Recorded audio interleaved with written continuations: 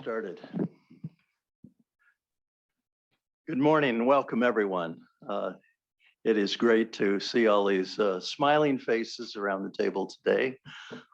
Even with the weather, we had at least one cancellation of an individual that had a flight canceled, and that was Mike Fritz. I don't know that we had anybody else that canceled. I'd like to welcome personally our great chairwoman, Gabriela Diaz, seated to my right.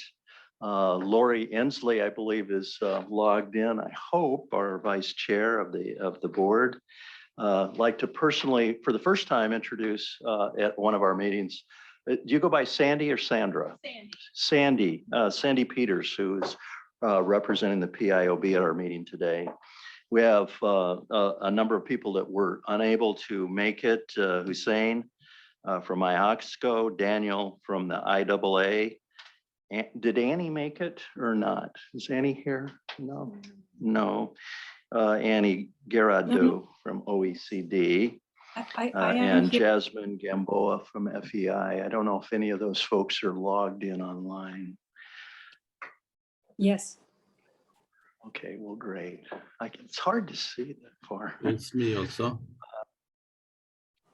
I will introduce the various sections that we'll go through, or the agenda items. I'll introduce the tasks, usually the task force chair that will be making those presentations as we go along.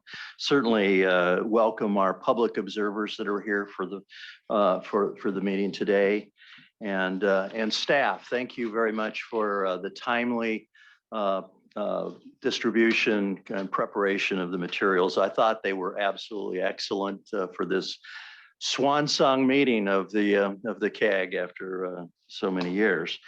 Just a reminder, bit of a protocol for the meeting.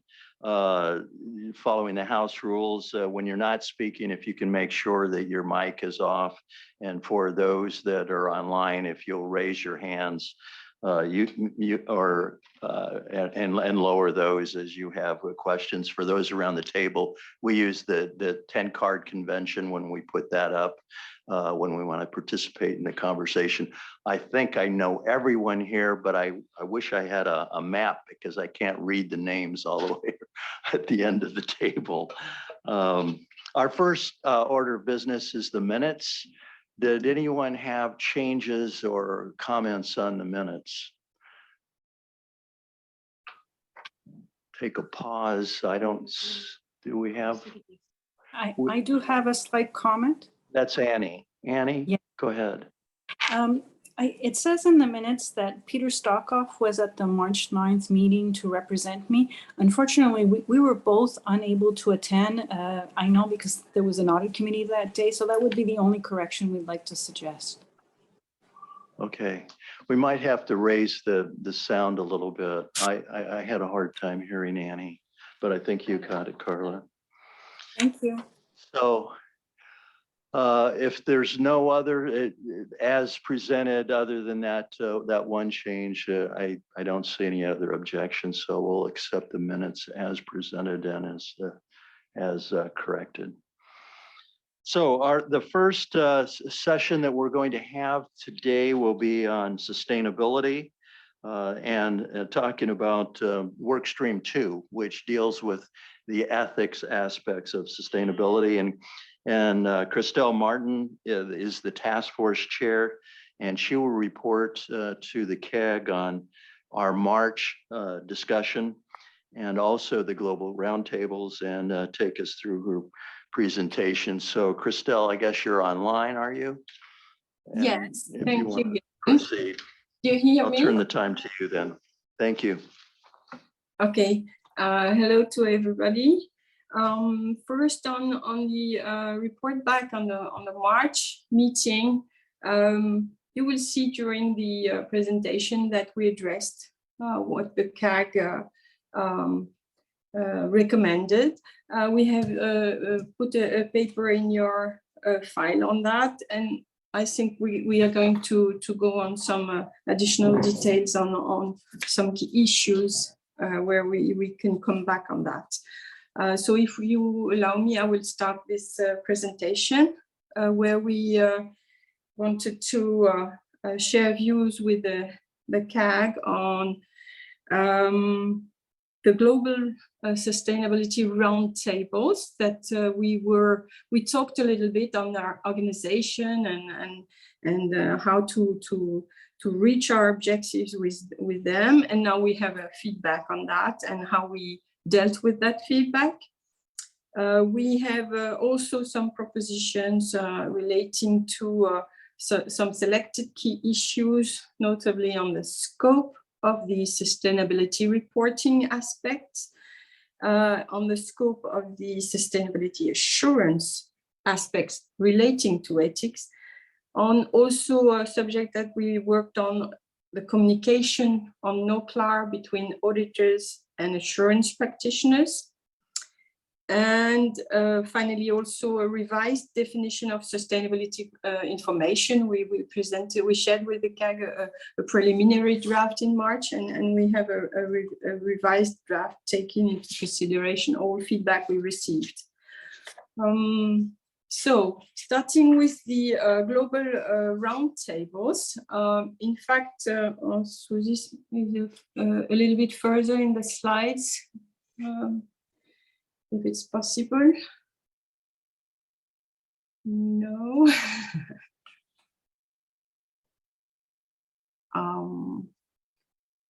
Is it working? Because I'm still stuck with the first slide and I don't hear you. We're seeing it here, Christelle. Oh, okay. No, and the next one. So in March and April, we had those 4 roundtables in Paris, Sydney, Singapore, and New York.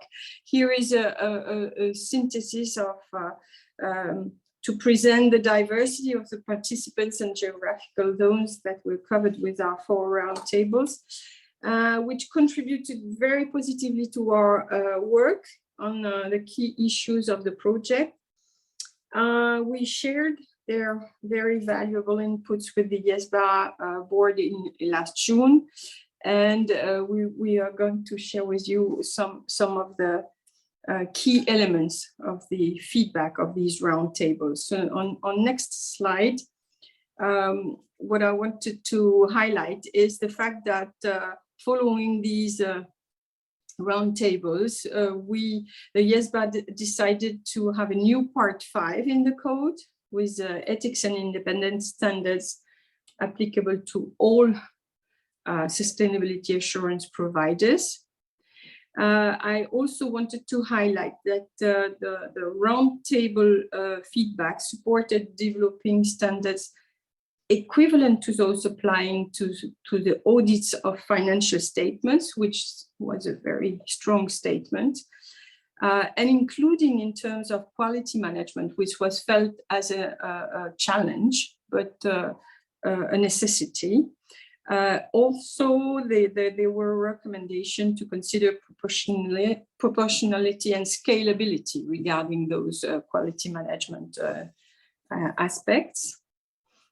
On next slide, we also had we made decision at the board following the roundtable feedback on the fact that revising part 2 of the code on the sustainable reporting to include standards for preparing and presenting sustainability information.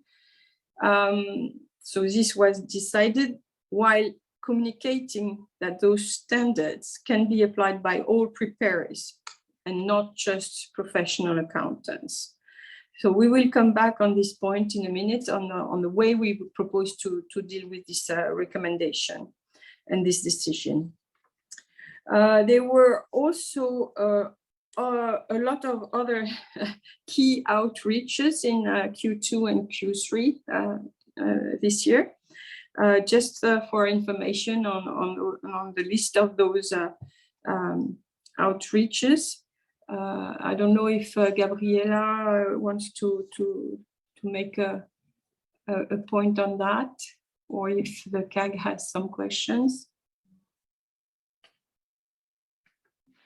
Thank you very much, Christelle. I think that I can do it a little bit later so that you can be Okay. more fluid in your presentation. Okay, thank you very much. Okay. Another point was also to some extent linked to the roundtables is that on next slide we as you may know, we created the sustainability reference group. We sought expression of interest during the roundtables.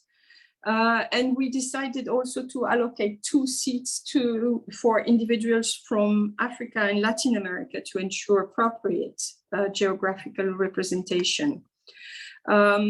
This reference group was established finally in June 2023, so a few weeks ago. And the task force has been liaising with their members through virtual meetings, via email also, about key matters relating to the sustainability reporting and assurance matters. And this includes the proposed definition, such as the sustainability information that we are going to come back on, but also other services provided by sustainability assurance practitioners, and also adapting and replacing the existing examples in the code with examples that better suit the provision of sustainability assurance. I see that the name of the African representative is still not disclosed, meaning maybe that we did not have a final confirmation by the targeted candidate. But I think we will finalize this in a few days, unless Jon can confirm that the candidate has got received the consent of his employing organization. I don't know if Jon is here. Yeah, go ahead, John. Yes, thanks, Christelle. No, unfortunately, we don't have final confirmation. We're just waiting for clearance from the particular organisation that person works at. I contacted them just late last week, so yeah, unfortunately, no, we don't have that final confirmation. Yeah, so I think that both staff and task force members can testimony that there were very valuable inputs to our work since June, and it helped us tremendously to deliver what we can deliver to the board in September. Maybe here we can make a first pause if you have a question or comments on this first part.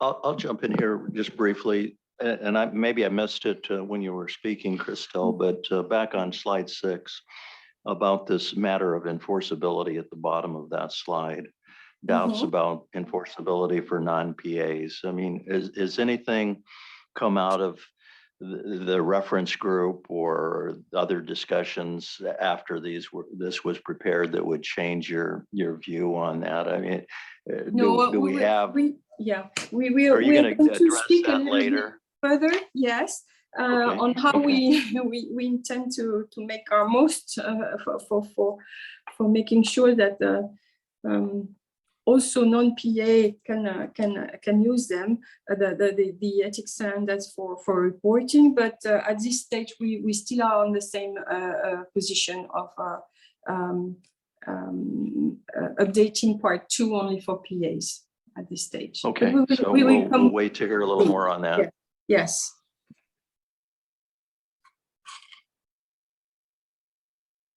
Christelle, I don't see any other hands raised at this point. I don't know if anyone online. So we jump in your question, Gillian, on the scope of reporting standards. So our project, next slide, please, is including revising the code to address the ethics for sustainability reporting. because of course we recognize that preparers are the first line of defense against greenwashing, and that ethics is a critical part of the infrastructure to support transparent, relevant, and trustworthy reporting. And as Gabriela reminded us last June, it would have been extremely restrictive not to cover the reporting issues. So we covered the reporting issues, but not in a professional agnostic way at this time. And the next slide is explaining a little bit why.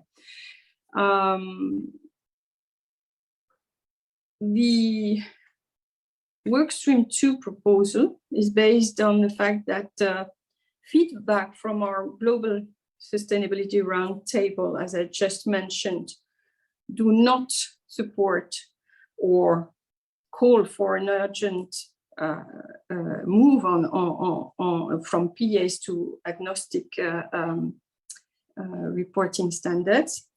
Also, there was no urgent international regulatory call for these professional agnostic ethics standards at this time. And finally, the need to expand the scope of the extent part 2 to all preparers of sustainability reporting is a much broader strategic matter, which will require the board's consideration over a longer period of time and discussions with a broad range of stakeholders. So the IESBA in June also discussed how best to encourage non-professional accountants to apply the IESBA code and to communicate the message that this code contains ethics standards that are already relevant to all preparers of financial and non-financial information.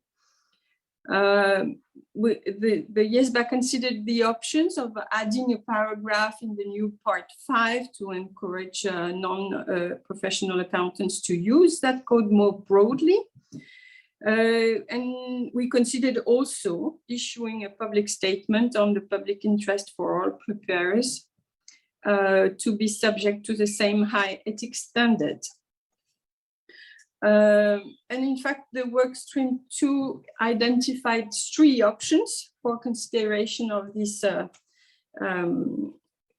how IESBA should convey the message of the relevance of the code and to encourage the non-PAs to use this code. We finally recommend a hybrid approach on next slide, which is incorporating all options that we studied. First, to include an encouragement in the purpose of the code, which is a specific part in the code, the purpose of the code section, to the effect that the code can be applied by everyone. So it would be at the beginning, very beginning of the code, an important statement. Second is to expand the encouragement in the introduction part of part 5 to make it more explicit that the code can be applied voluntarily by non-PAs.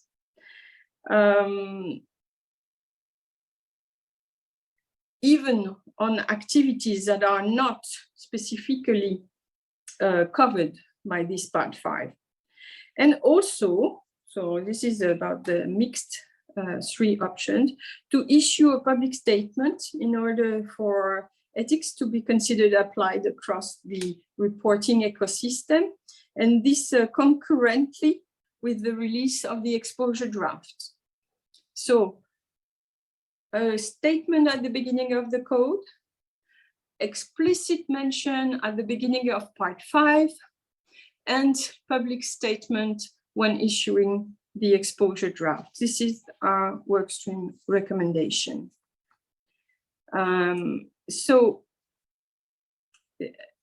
Interested in the CAG representative view on this scoping and our proposal for communicating that the IESBA code can be applied by all preparers of information, be it financial or non-financial, and specifically sustainability matters. Next slide, please. Okay, folks, this is your chance to weigh in, and we have to have some feedback on what Christelle just went through. So I'd hope to see some cards go up, and I see Paul, always Paul, can count on you.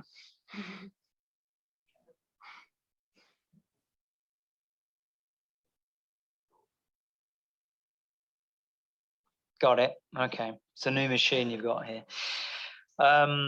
Yeah, just, I mean, supportive of the proposed approach. But before talking about the proposed approach, I mean, I'd just like to express congratulations around the roundtables, which I participated in. They were very well organized, and I think you got the right outcomes from it. The outcomes being a fair reflection, I think, of what most people thought about the issues. I think that, you know, IESBA's in a position to have, if you like, first mover advantage in this space. So it's good to see that you've moved very quickly to progress this project. And I think in, yeah, I generally think things are going in the right direction. I guess where I have a question is, so this reporting provisions, if down the road you had non-professional accountants or representatives of non-professional accountants wanting in some shape or form to adopt those provisions, how would you imagine them doing so? Would you, for example, have in mind that they would take those provisions and co-brand them to promote them to their own constituents? Because that would certainly, I guess, encourage their take up. Oh, I see this as a very strategic question. If I answer to it, but I think Gabriela, for sure, she wants to answer fully to that. But intuitively, I would say for ethics and public interest, you want to go for it, go for it. You want to use it, right?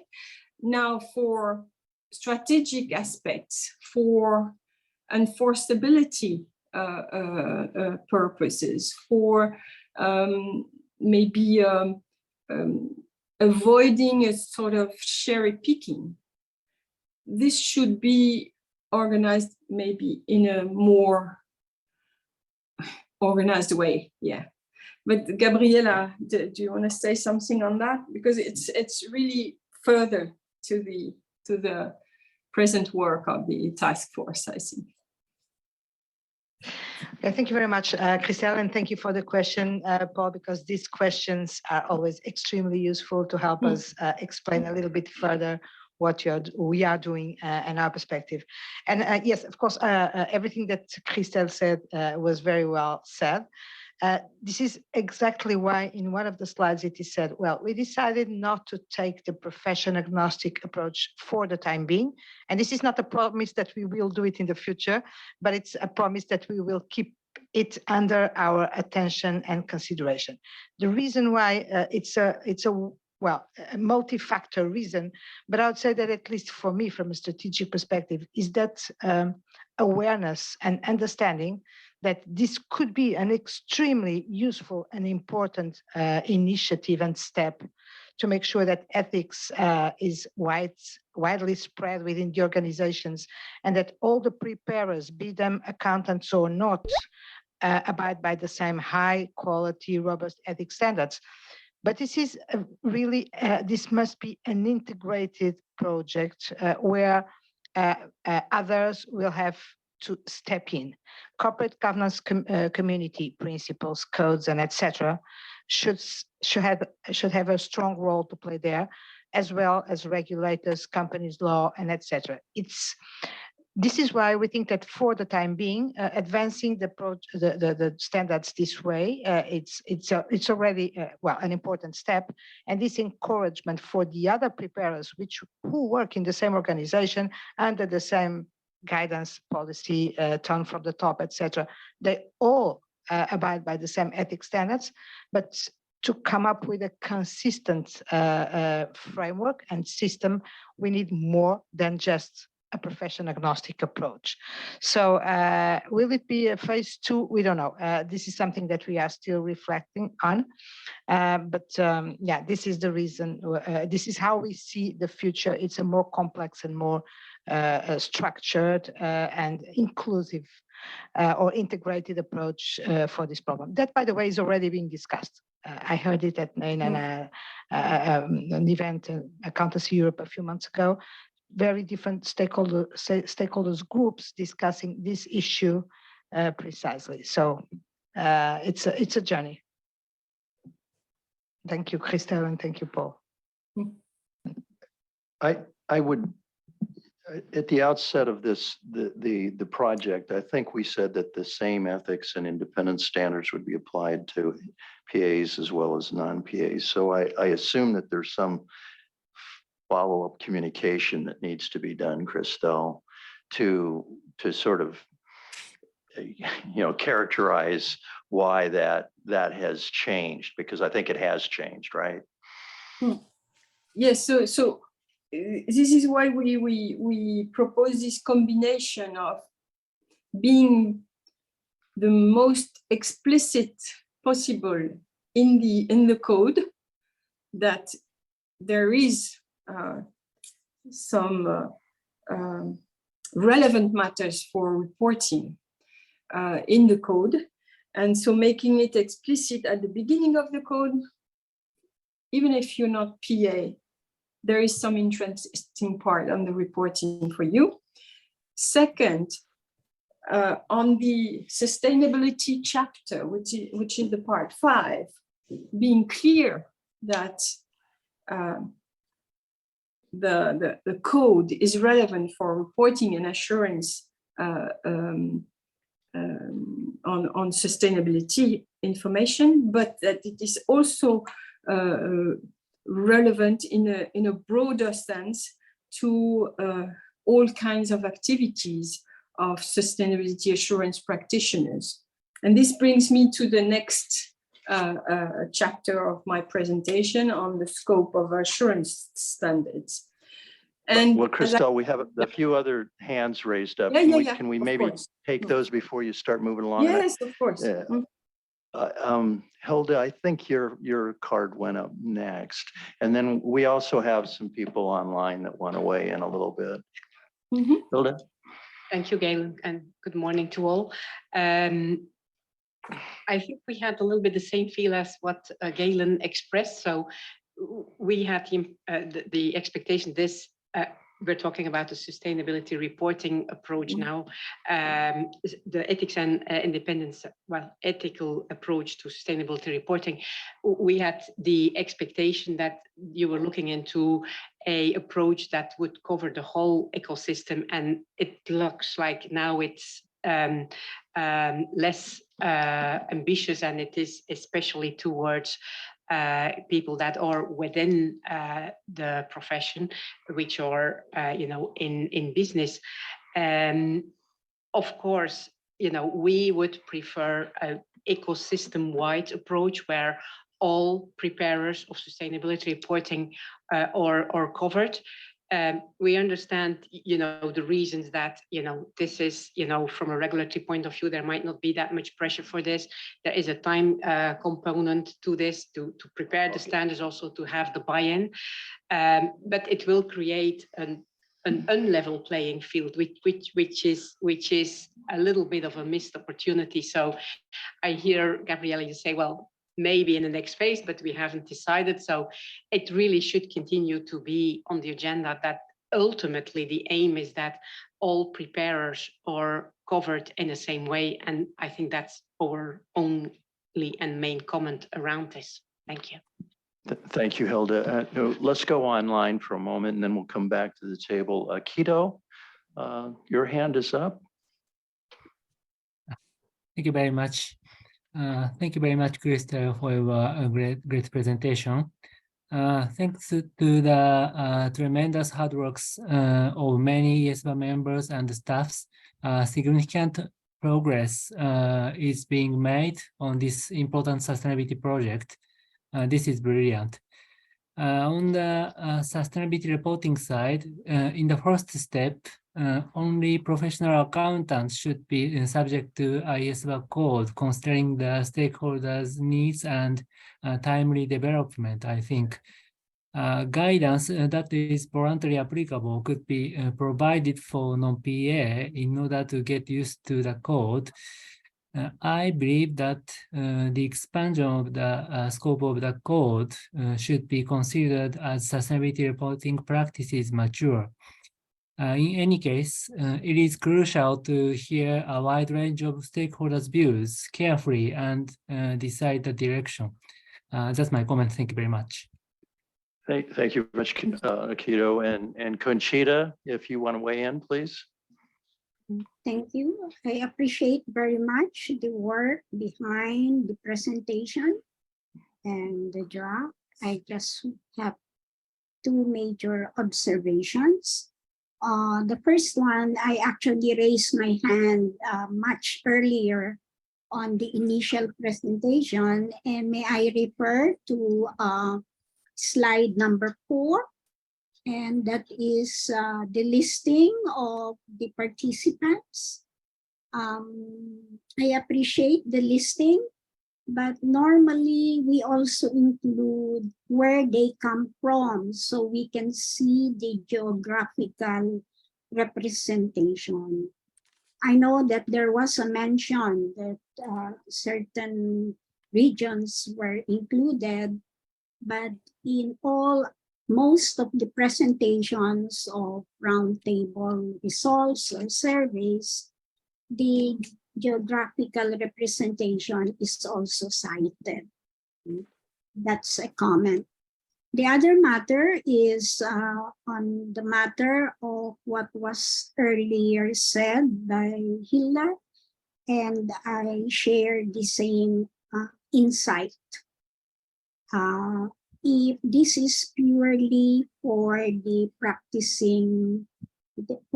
professional accountants, I thought that the aspiration before was for all practitioners that do sustainability reporting or even assurance. Again, it will impact on leveling the playing field if you only have standards or ethical norms specifically for professional accountants. As to how to overcome the challenges of including the other professionals, it may be part 2, but it should already be part of the plan, that there be consultations with international organizations representing the other professionals that provide these services as well. That way, there is an exposure, but to just specifically center it to professional accountants and the like may be not meeting the aspirations earlier expressed before when we started discussing this matter. That's all, and thank you very much. Okay. Thank you, Conchita. Yeah. Any other comments, or you want Galen me to start to answer a little bit?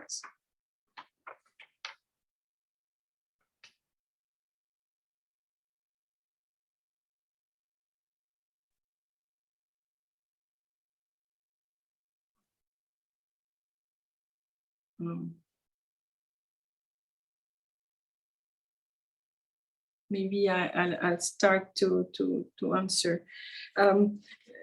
Maybe on this last point. So the geographical representation on roundtables, this was ensured by the fact that we were able to organize 4 roundtables in very different geographical zones. And as we called for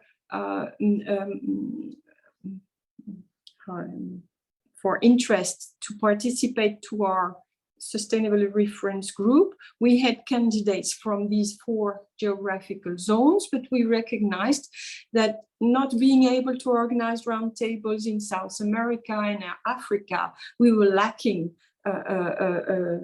full representation. So we tried to have representatives from these 2 zones, and in the SRG we have one from Latin America, and we are waiting for confirmation from the African representative. So there is a good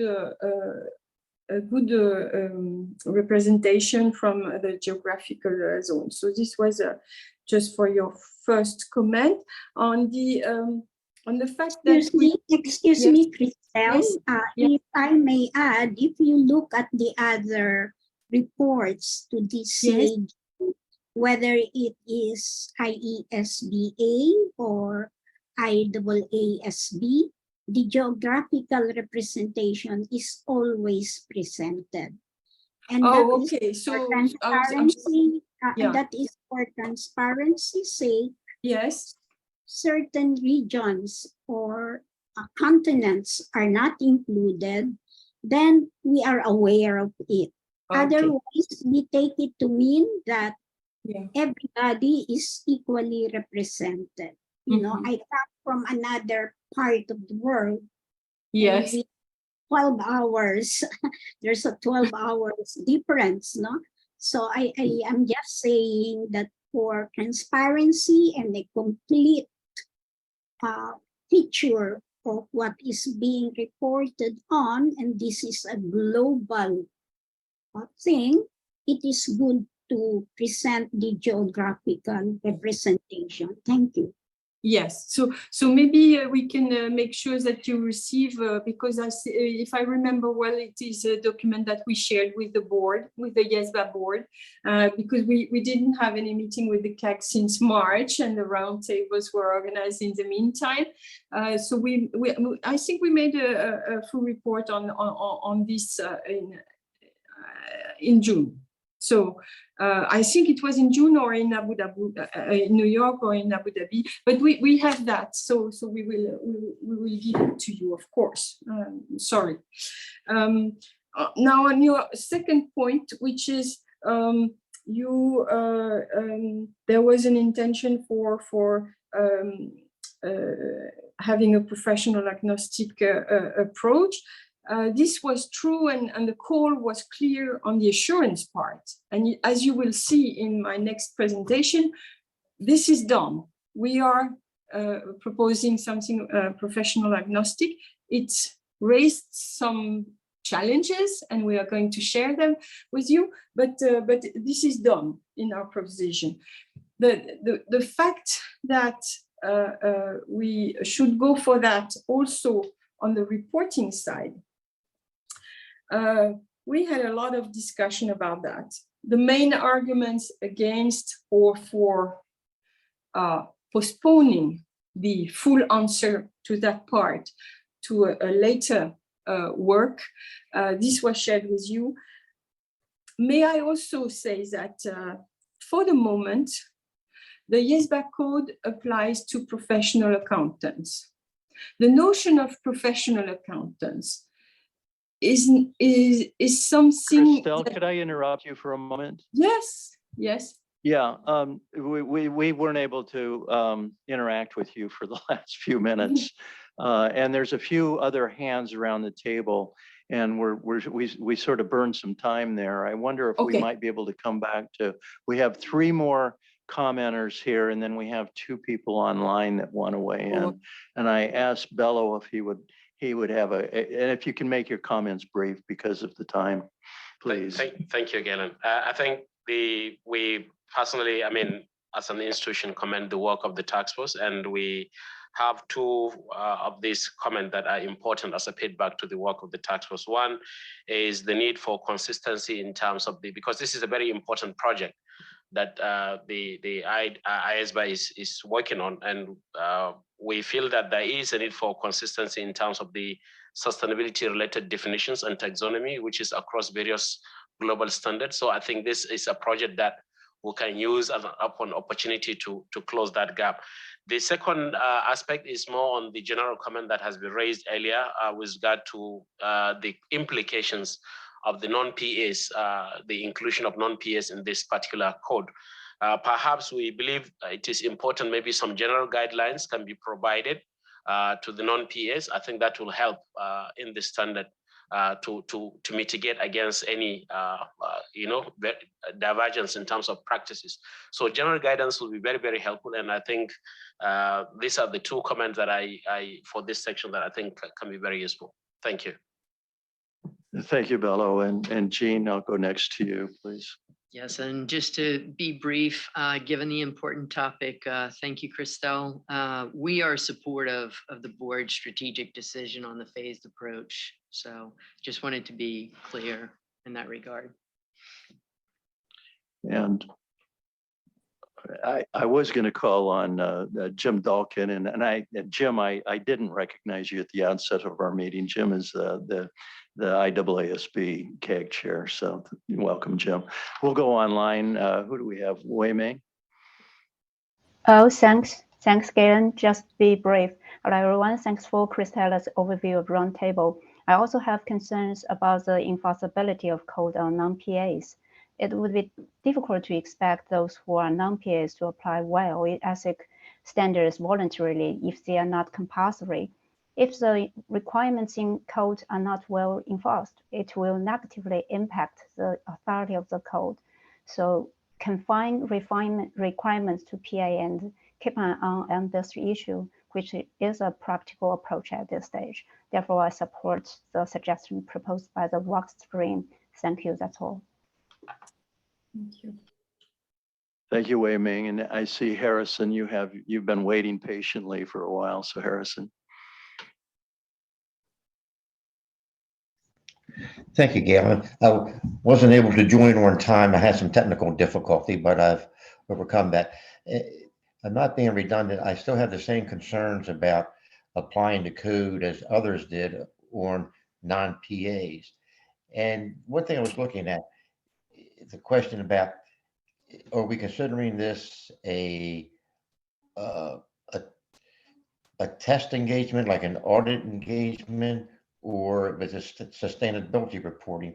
Are there going to be accounting regulations or standards regarding the sustainability reporting? Is that going to be in the subject to the part of the financial statement audit?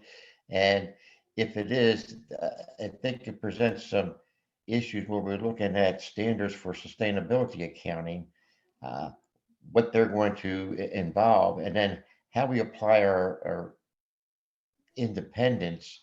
I think we need to break it down between those who are in public practice versus just being a professional accountant, say, in the industry, because I think in the US code, it's broken down by that way, those in public practice and those that are in the industry, and there are certain differences in how you apply the requirements.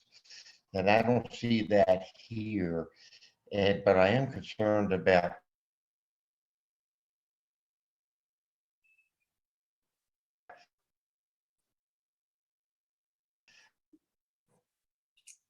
Harrison, I think we're losing your sound. how we're considering whether this is are these audit engagements, or are they something else where, okay, maybe I'll need to come back if you're are you still, can you hear me now?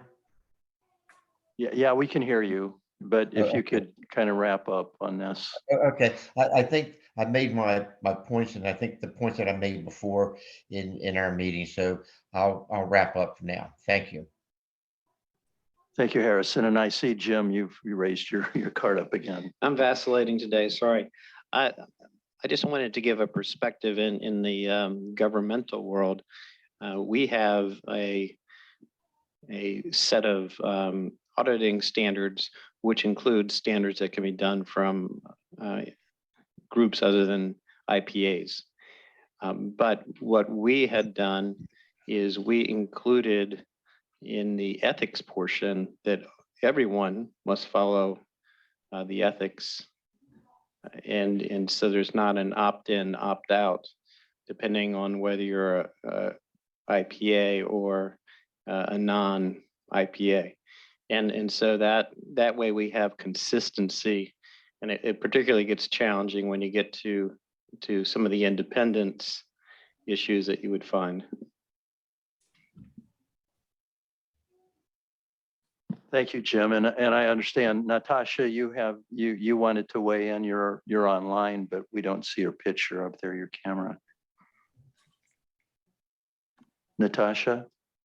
Yeah, hopefully you can see me now. Hopefully it's not too dark. Thank you, Gail.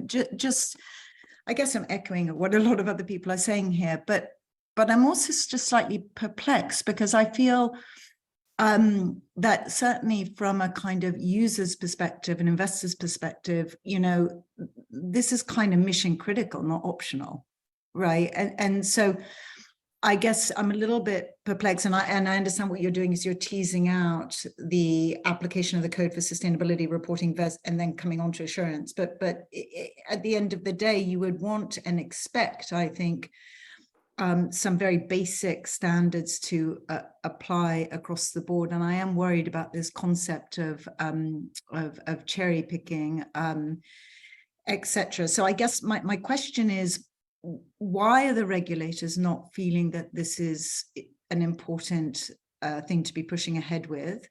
Number one. And number two, I do feel that the investor voice can also be a powerful helpful catalyst in terms of setting out very clear expectations. And I know ICGN is thinking about this. So, clear expectations about what we expect as an investment community with regards to sustainability reporting and assurance. Thank you. Thank you, Natasha. I don't see any other hands up. Christelle, if you want to respond to any of that, or otherwise, if you could please move forward. I think there are some key commonalities on the comments saying that it is critical to have the same ethical bar for reporting, be it reporting done by or prepared by PAs or non-PAs. We recognize fully this is true. Just if I can mention that already now, there are some jurisdictions where it is not only PAs in the sense of the PA defined as such by the code that prepare financial information. Okay, you even have some CFOs in Europe, for example, which are not PAs, right? So the question for us is more about how to make sure that we raise attention, we share all the good we think we have in the code for reporting, for a strong reporting framework. But there are a lot of enforceability issues that need to be dealt with when you want to have a code enforceable, whatever your background is, whatever your credentials are, etc., etc. So this is why we are now presenting that for reporting. We will enhance and make things clearer for PAs on part 2 of the code, but we will include in the code everything necessary, and we will do besides a lot of communication to make it well known that there is good material for non-PAs on reporting side.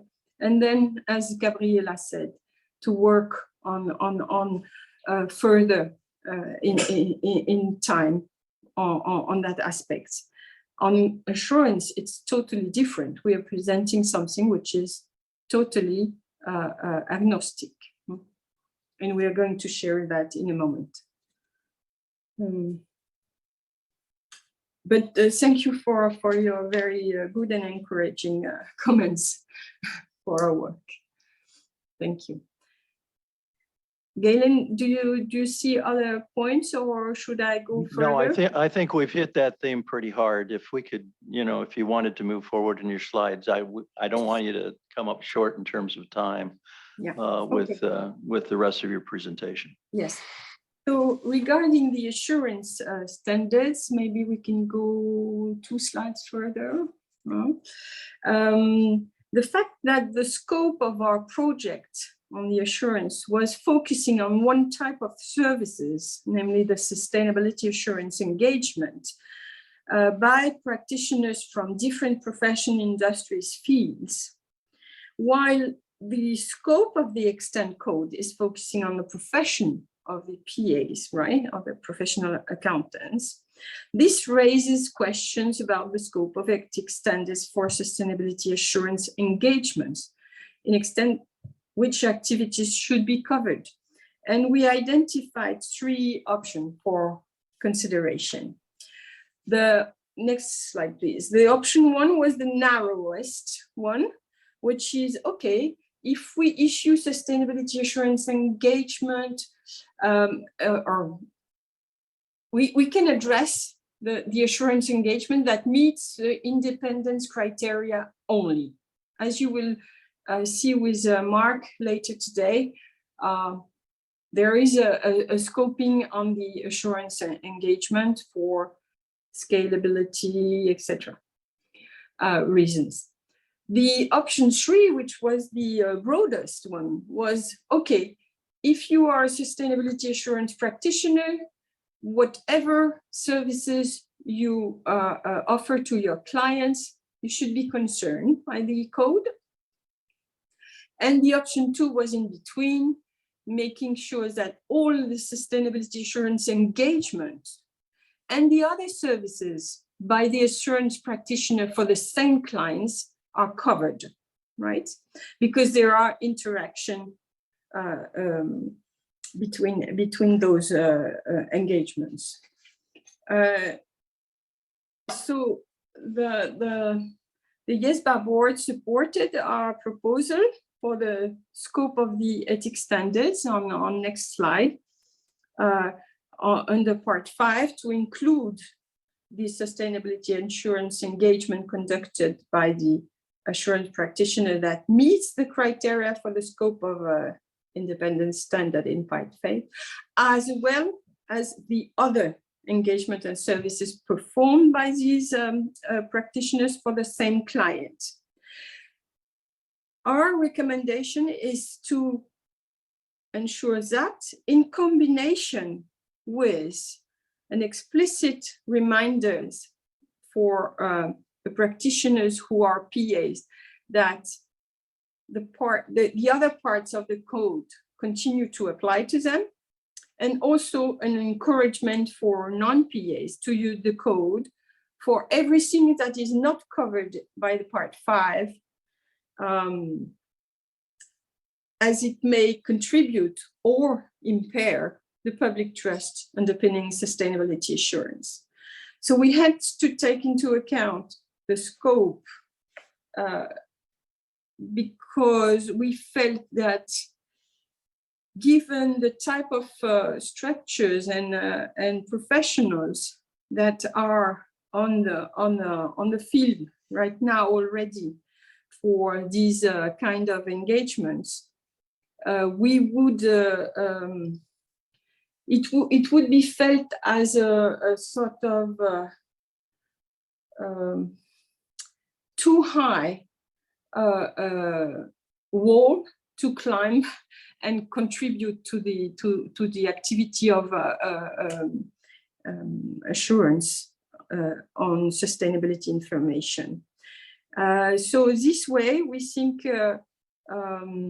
we found a sort of equilibrium between the scope of the engagement, the scope of the relationship with the client, versus the scope of the ethics applying to whatever other activities they can, that some of part of their organization, of those non-PA organizations, can provide to customers. On next slide, we also present some tricky distinction. On ethics, we propose that on part 5, this covers all sustainability assurance engagement and the other services for the same clients, as I just said. While for the independence on part 5, this is going to be targeting the engagement that meets certain criteria, which are going to be shared with you this afternoon, later today. Why did we, are we proposing this? It is because the extant code presently has one set of ethics and then 2 sets of independence standards. One is in part 4A for audit, and the other one is in part 4B for other services.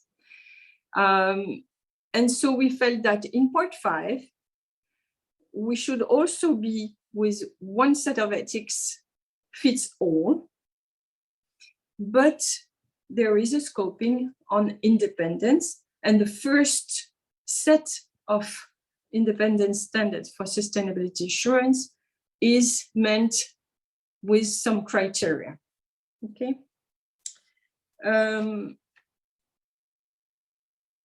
There is also another rationale that I wanted to share with the CAG, which is on the other side, on the other slide, next slide, on other services. We analyzed, and we are convinced that potential lack of compliance with the fundamental principles in other services that sustainability assurance practitioners might provide to their clients, to their sustainability assurance clients, this may have a direct impact on the public trust underpinning sustainability assurance. And so, aligned with the PIF characteristics of consistency, coherence, and appropriate scope and relevance, we are proposing to include not only the sustainability assurance engagement, but also the other services provided by a practitioner to the same client. The next slide is a sort of a summary of what I just said to present that part 5 is going to address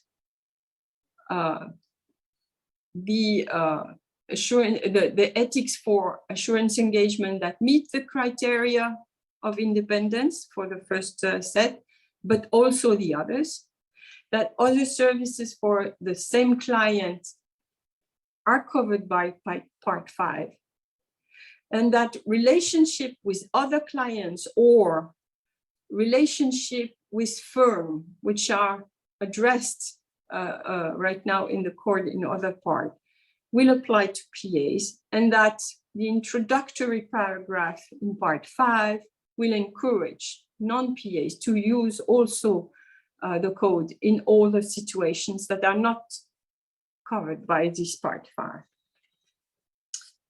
So if we can, well, if CAG representatives can share their views on our proposition for a scope of ethics standard for sustainability assurance. Waiting for your comments and recommendations. Thank you, Christelle. So I gather we're looking for input on the selection of the option 1, 2, or 3, and then also this question about relationship with other clients and with the firm itself that's on slide 22.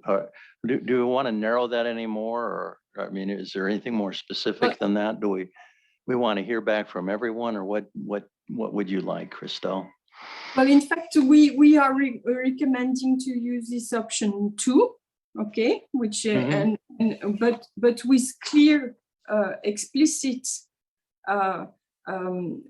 reminders or encouragement that they also might be used in other types of services. But our recommendation is that the ethics for sustainability assurance engagement or practitioners should be scoped on their assurance engagement and on all other engagements they provide to the same client.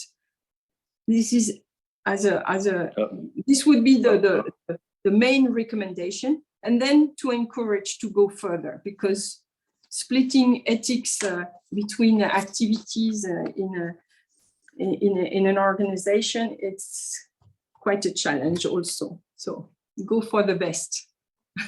Okay, thank you, Christelle. So we do have Christian, you've raised your card. You had some. Yes, thank you. So first of all, Christelle, thank you for explaining the sustainability assurance. I think it is a well-described scope you have selected, and I think the reasons are well explained as well. So we understand them, and I think it is supportable. Allow me some practical angles and ask some questions, because what we are struggling with is still that you do carve out some non-PAs from the rules, because we really strongly encourage you, similar to what we heard earlier on preparers, to have a level playing field, which is essential. The reason I would like to bring to the table as well, looking at group reporting and having assurance on group reports, where you might look at the value chain, where we might look at interoperability amongst frameworks, where we might look at integrated reporting, so we have connectivity to the financial statements, where we have another assurance provider, whether it's an PA or non-PA, delivering an opinion conclusion and the connectivity to the financial statement audit. How can an auditor rely on the conclusion on the opinion? So using the work of an expert, using the work of another auditor might become an issue. So in a few words, looking in the direction of Jim as well, I think it's really important to have a close alignment with the IESBA and their standards with respect to the code we're discussing here, to make sure that auditors or non-PAs can rely on the work they might take into consideration with respect to their own work and opinion and conclusions. So that said, I think this is really an essential point to make sure that we get a level playing field on this part of the work. Thank you. Thank you, Christian. I don't see any other cards raised, but Christelle, would you like to respond to Christian?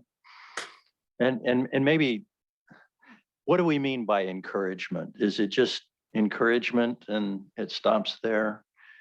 That would be what I would ask. Yes, encouragement means that we don't see how it would be workable now to ask for a non-PA organization to apply the same ethics standards in all of their activities. Some of them which have nothing to do with assurance or even certification or other types of related activities, okay? There are some organizations that have very much broader services. So we consider that stating that you cannot be a valid sustainability assurance provider if in some part of your organization, which as a professional you may not have any relation to, but in terms of organization, it is included in your firm, this would be a too high wall and would exclude from the assurance engagement field some actors which can be valuable. Valuable because we heard from some markets that there are lack of professionals available. We heard from some professionals that the combination also of financial auditors and non-financial or other than PA's organization can be very powerful to raise the maturity of the market. But if you have some part of the market that is out from scratch, you do not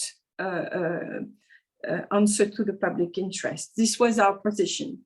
So we were asked to be professional agnostic for assurance engagement. We go a little bit further, but because we think that everything done by a professional for the same clients should obey to the same ethic framework. You cannot cut your head or your heart like that. But that going the step further would be very difficult to enforce and would exclude a lot of market actors from this activity. Jeff? Christian, I think perhaps if you wait until when we have the workstream 1 presentation, Yes. because that's when the workstream 1 will talk about the scope of independence, which is probably what you're addressing, more close to, particularly when you're talking about group audit as well, and they'll have some proposals there as well. So maybe if you park that one, and we'll come back to that if that's okay with you. Yes, that would be fine with respect to independence.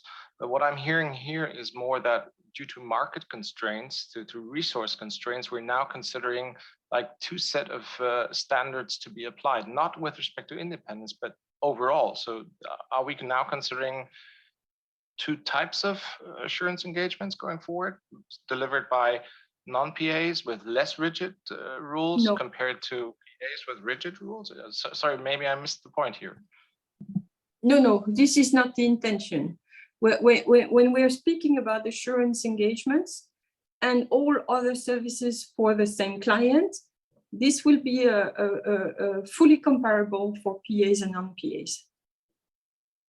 It's just that if you look at the organizations that are involved presently or that are announcing that they are interested and willing to contribute to the assurance and engagement world, they have a lot of, in the notion of a firm which is controlled by and controlling, you have groups of or organizations that are not pure player, that are not only assurance providers or certification providers or such group. And so going further would be this is our analysis, very difficult to implement in fact. Christelle, we have, I want to go to Sandy and get her input. Sandy from the PIOB wanted to weigh in.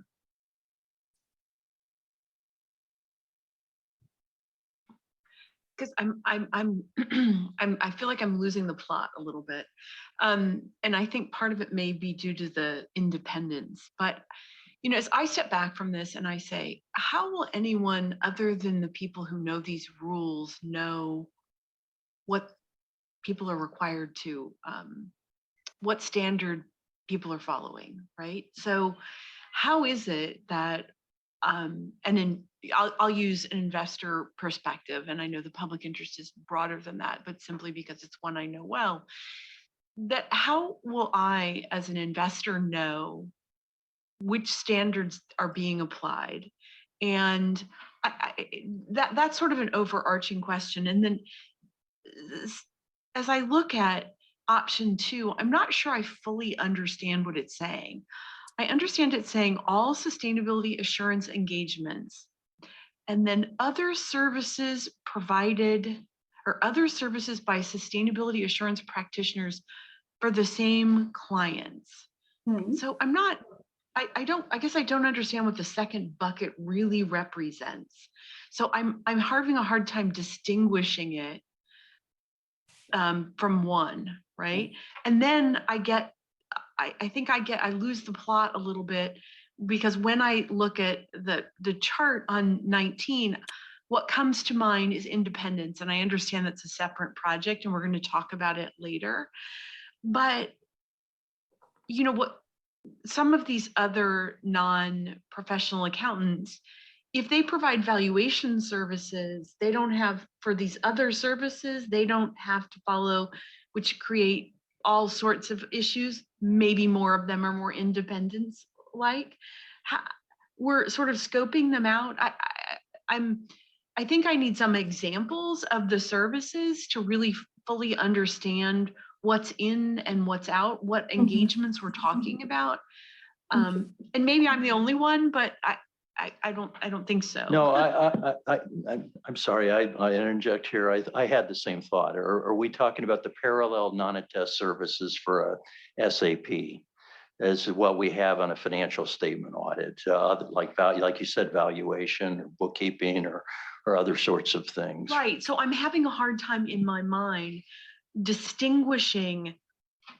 I need to be able to distinguish the service, to be able to distinguish the ethics versus independence, particularly the independence in my mind. And then I overall ask the question, because I mean, I know in my day job, not as a PIOB member, we have said we want all assurance providers to be held to the same standards, right? But we've also said, how will we know this? Will it be communicated? Will it say independent at the top, right? I mean, you know, it says the independent auditors report in most places. So how will that be communicated, right? So that we know that. So anyway, I'm having a hard time making an observation because I have some questions. Okay, well, let's not duplicate what Sandy just said, but I see a number of other cards up. Jim, would you like to go next? I think I'm going to have the broken record theme here today. I apologize for that, but I do think the importance of having that level playing field, that if you're going to change the standards for one, it should be for everyone, including PAs. And also, I think I'm very concerned with some of the words I've heard. I've heard things like there's encouragement, and we don't have the ability to enforce. So it makes it sound like we're going to reduce the requirements because we don't have control over it. And that isn't a way you would approach a standard. And so what I'm hearing is very concerning to me. Thank you, Jim. Let's go online. Hyson has had his hand up for a while. Thank you, Christelle, for the presentation. Of course, when it is spoken about the proposed scope, this is very interesting, and the option 2 that is selected or just suggested is a good one, because it is a scope related with the client, which means that other services that one provider will provide to the client, they may create threats, and these threats need to be addressed in order to get this quality of the service for the engagement. But the main concerns will, as the previous speaker said, is how could other than professionals be enforced to follow the same set of standards, because still you say a kind of encouragement or doing something like this, but still they may create kind of double standards in practical point of view, because those are not following the requirements. There is not a regulatory authority to enforce them. This will be the issue. But besides this, I think the way working on this, considering the importance of sustainable information, is a very good one. And this should be, of course, treated from the standard point of view, but then the other issues must be addressed. Thank you very much. Thank you, Hyson. And I'll go to Bello. Did you have something? Yes. You wanted to add? Yeah, I think option 2 is quite reasonable, but with the same requirement for the PAs, I think extended to non-PAs, I think that will be more workable, better option. Simply for the fact that the PAs, especially for other services, have to rely on the assurance provided by the other non-PAs in such kind of services. So I think option 2, yeah, but with same requirement being specified for the non-PAs.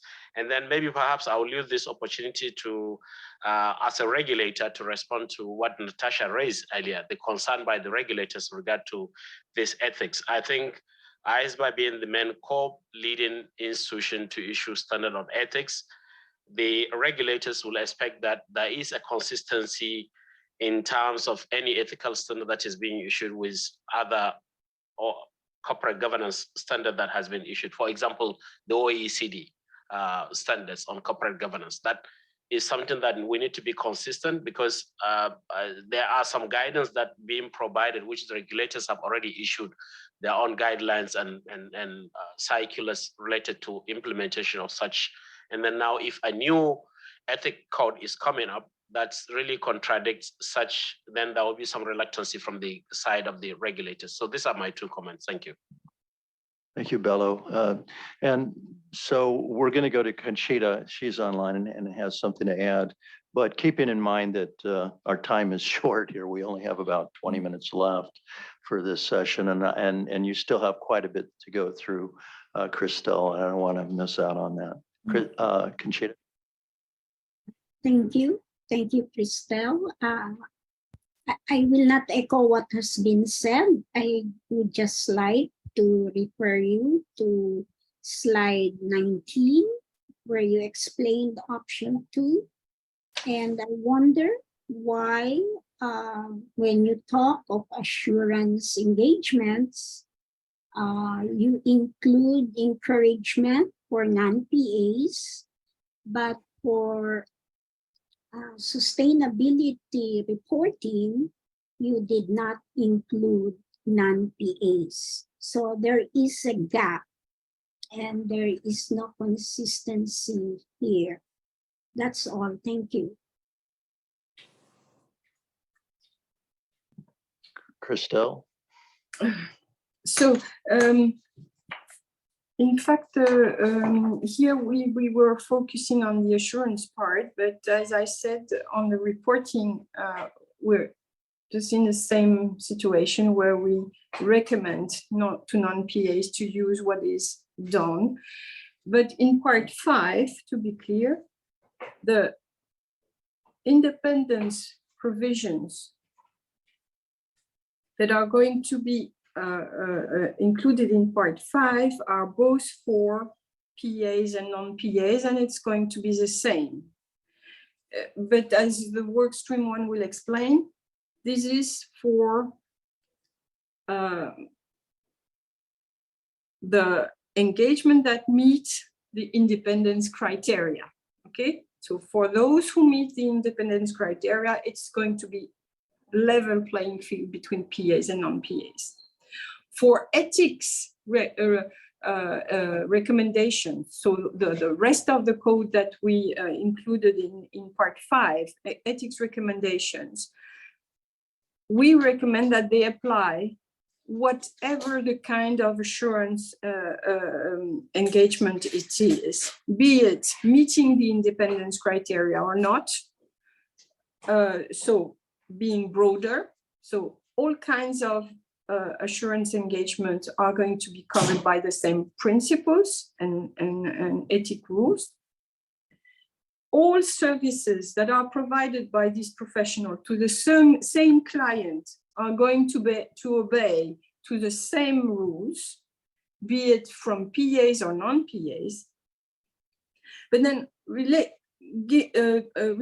to the relationship with other clients that may exist, which, by the way, given the type of organization, cannot be, these are not pure player, for example.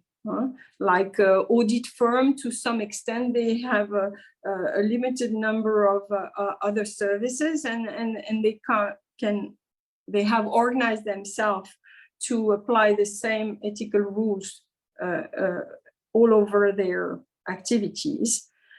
And they also have some principles that are guiding their relationship with the firm. And this we are going to recommend to use the same principles, but we felt it was not going to be enforceable at this stage. So I understand the comments. I think we will need to come back to you with some more explanation or flesh, or but I propose to park those recommendation and issues and go for the next point, which should be presented by Laura, our staff principal, who, by the way, I thank very much for the very hard work she has been delivering for the last few months. Is it okay with you, Galen, if we go further a little bit? Yeah, absolutely. And again, we're a bit short on time. Yeah. Laura?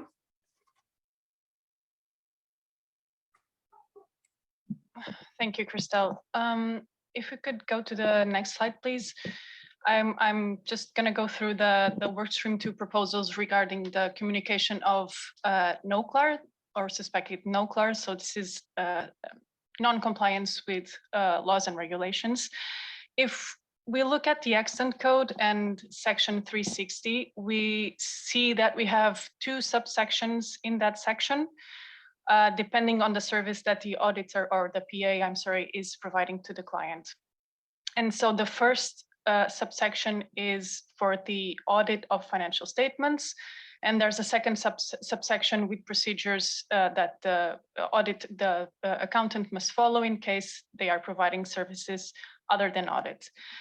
Both these subsections include provisions on obtaining an understanding of the matter, on addressing this matter, on determining if additional steps are required, and also documenting the whole process.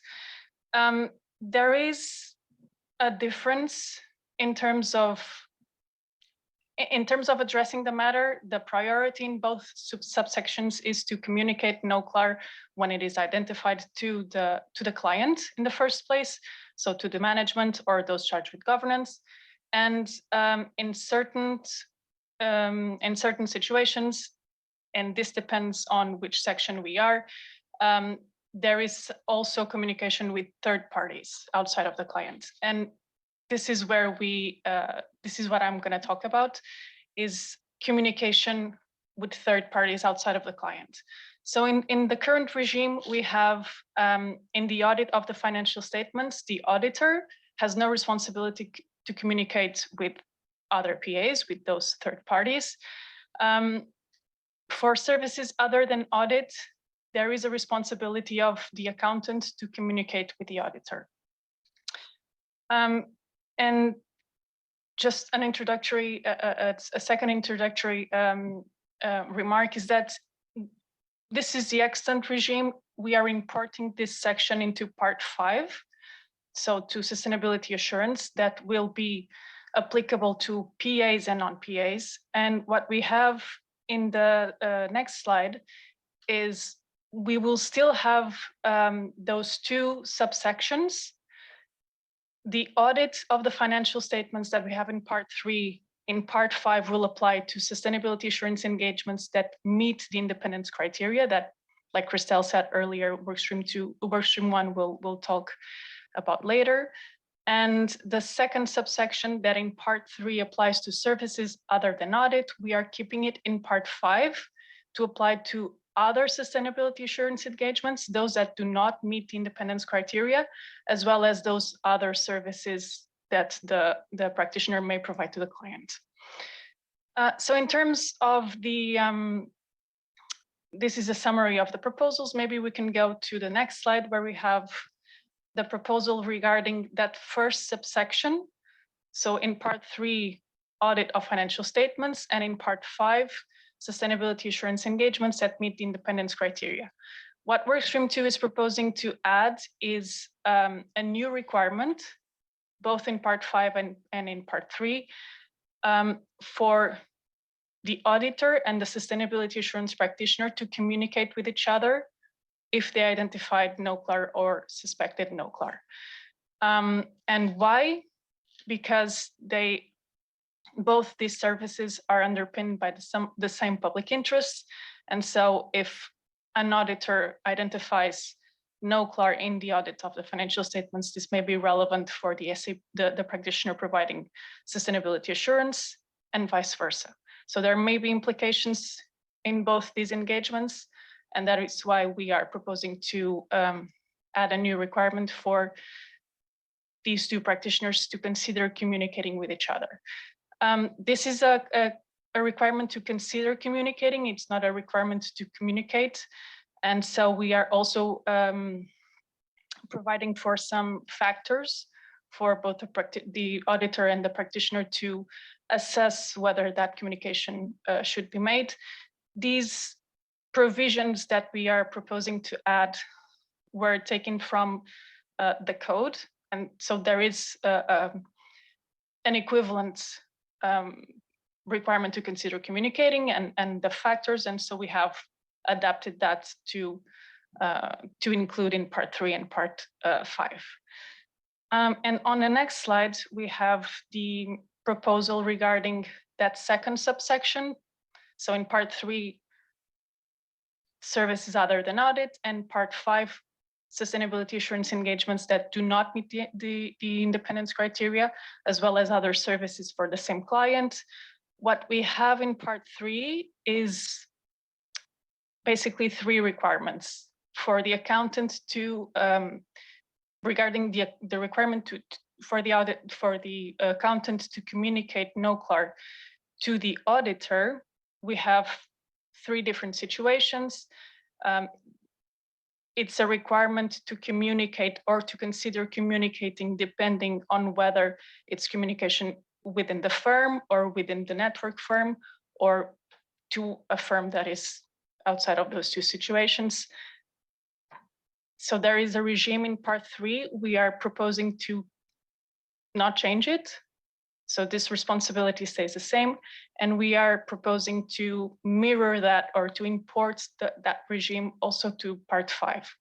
So when the practitioner, the sustainability assurance practitioner identifies no-CLAR, they should also communicate it or consider communicate it to the firm or the network firm that is providing audit to the client.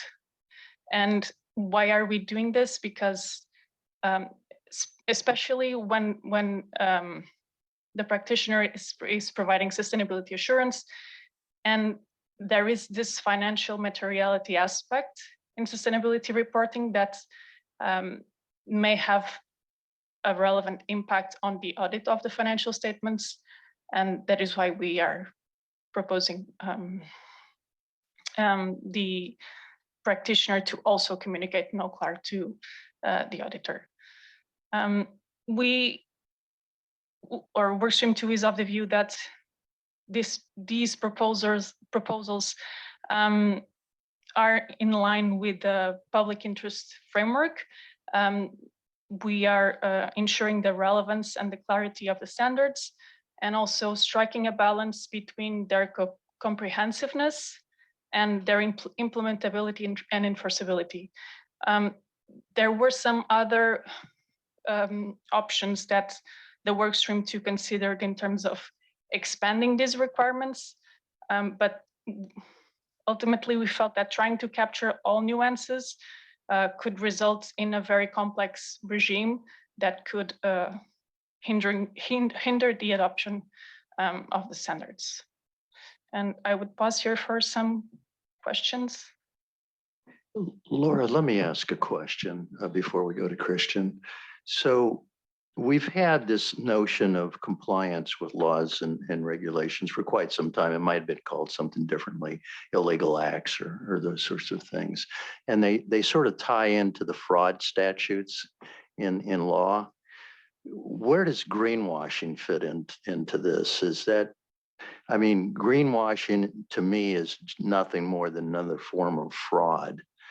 And so when you're talking about greenwashing, does that, would the NOCLAR in a sustainability engagement incorporate the idea of greenwashing? So that's my question. And maybe you want to hold that, come back to it. Christian, did you have something? Thank you very much. So Laura, first of all, thank you for presenting this. I think I now do understand where you're coming from, because I think everybody caught the idea of considering versus require to consider. And that was where I was struggling with. If we have a NOCLAR situation, I would always expect that this is being communicated. So there's a requirement. I was a bit struggling with the word considering or consideration of communication. I think if it is required, it has to be reported towards the auditor. So that's the one part on part 3, where I would say consideration is too weak. It needs to be required if permissible, because I did a deep dive on this, because in some countries it's prohibited to communicate. So I understand where the concept is coming from. But if I would say the word determination of communication is maybe a better way to approach this, to say, if I identify this, I have to report, if not prohibited. So it's not, I may consider to report. That's the point I really would like to stress here, to avoid any kind of optional report towards one or the other. With respect to your point, the greenwashing, I think looking at sustainability assurance engagements going forward, it is clearly public expectations, especially with respect to double materiality. Under the concept of GRI or the European CSRD ESRSs, that the impact materiality, any material aspect from an impact materiality which is related on a NOCLAR breach would have to be reported to those providing the sustainability assurance engagements. So that said, I think it's the same concept which we should apply with respect to part 5 as well. Thank you. Laura, we have one other commenter. Mike Fritz would like to join us. 2, and then followed by Natasha. Thanks, Galen. I just want to echo what Christian just said. I also agree that I think it should be required when permissible versus just consideration. I just find that very hard to enforce as a regulator.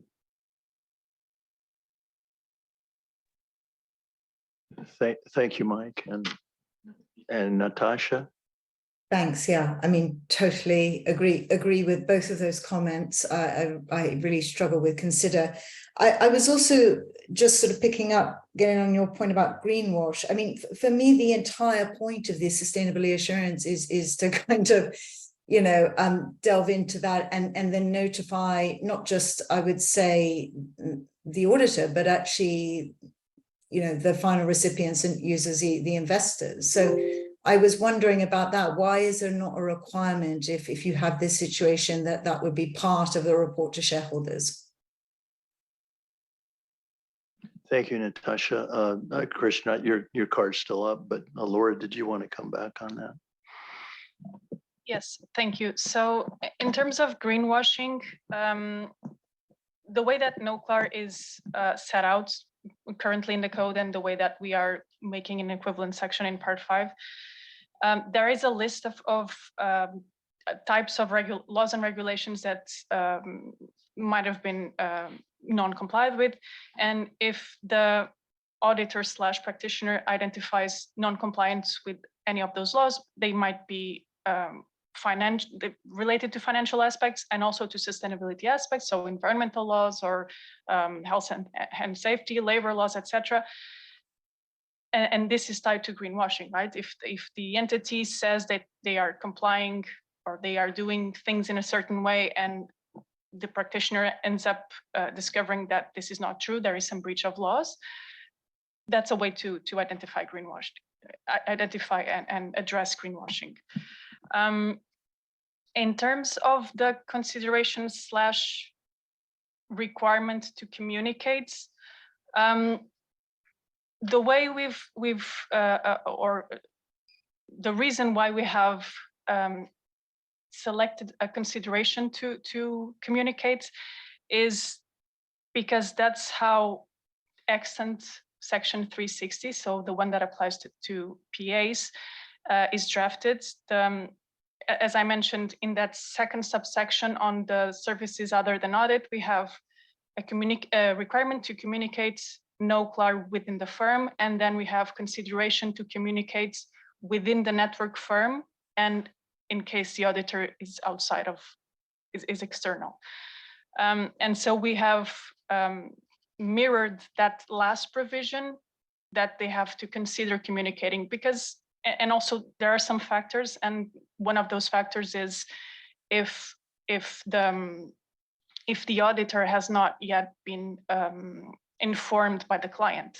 So because that's the first priority of the PA under no CLAR should be to communicate that problem to the entity, to management and those charged with governance. And management and those charged with governance should take the reasonable steps and to address no CLAR, to resolve no CLAR, and to communicate it with external parties such as the auditor, for instance, or regulatory authorities, etc. And so in case the client has not taken those steps, that is a factor in that consideration to communicate. And then the PA or the practitioner should communicate directly with those third parties. And I think those were the two. Thank you, Laura. We're going to need to borrow some time from our break, and I would say 10 minutes, only about 10 minutes, but and then Jeff, did you have something? Thank you, Galen. I was just going to quickly add what we have chosen to discuss with you this morning is just this new requirement about communicating no CLAR or suspected no CLAR between the auditor and the sustainability assurance practitioner. But within the no CLAR provisions itself, there are requirements for the practitioner to inform management of those chartered governance when they come across no CLAR, suspected no CLAR. So we can understand that within that context is more than just one form of communication. I think that's important. But we'll definitely take your feedback back to the board in terms of the need perhaps to increase that from a consideration to a requirement. Okay, if we could revert back then to Christelle to try to pick up other things that you need some input in from the CAG.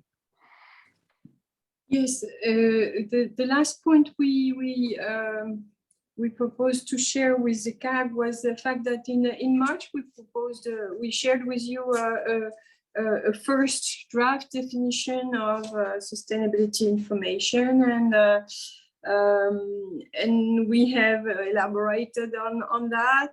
We had valuable input from CAG, then also by the board, and also by the sustainability reference group, etc. So taking into consideration all that and the wide support we had on the fact that we needed a definition, and also taking into consideration the definitions that were issued by other organizations like the UN, IESBA, the EFRAG, Accountability, ISO, or the GRI. We all factored that into our proposition, and I propose that we jump to, I don't know the number of the slide, maybe it's 34 or around that, the revised draft definition, further, this way, yeah. So now we have, we developed this revised definition where we propose to define the sustainability information as an information expressed in financial or non-financial terms, historical or forward-looking, about the opportunities, risk, or impacts of economic, environmental, social, governance, or other sustainability factors on an entities. Also, the entity's activities, services, or products impact on the economy, the environment, or the public. It might be also an information defined by law, regulation, or relevant reporting or assurance framework. But we added also in italic capture some sort of description items to help understand better the definition, where we make additions to the fact that this information may include information prepared for internal purpose or for mandatory or voluntary disclosure, obtained from an entity or its value chain, such as customers and suppliers, related to the quantitative or qualitative evaluation of an entity's past or expected performance, and described in an entity's policies, plans, goals, commitments, or representations. So our definition on next slide is it includes a definition and a description part. The definition part was amended to be more explicit to the opportunities, risk, and impacts. It was also amended to expand the reference to ESG, allowing not only consideration of financial impact, but also other impacts and other sustainability factors. This in order to be more resilient over time. And the second part of this definition, the little b, was moved from the explanation to this definition part following the June IESBA boards and the comments from the board members. And it was also expanded to make the IESBA standards interoperable with the IEESB standards, as well as other standards, as we need to be framework neutral. The illustration part, the description part of this definition was amended to take the board's view on the fact that we should explicitly mention information that are not disclosed or disclosed by law or voluntarily, to explain also a little bit and expand the notion of value chain, which might be unclear to some readers, and to make reference to past and future performance using more neutral terms than the terms of forecasts, etc., which have too much of a financial connotation.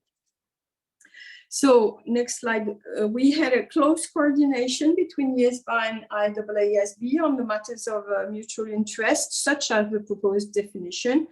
And so the concepts used by both boards are aligned to the greatest extent possible. That alignment does not mean having the same definition. And of course, the two boards continue to coordinate. But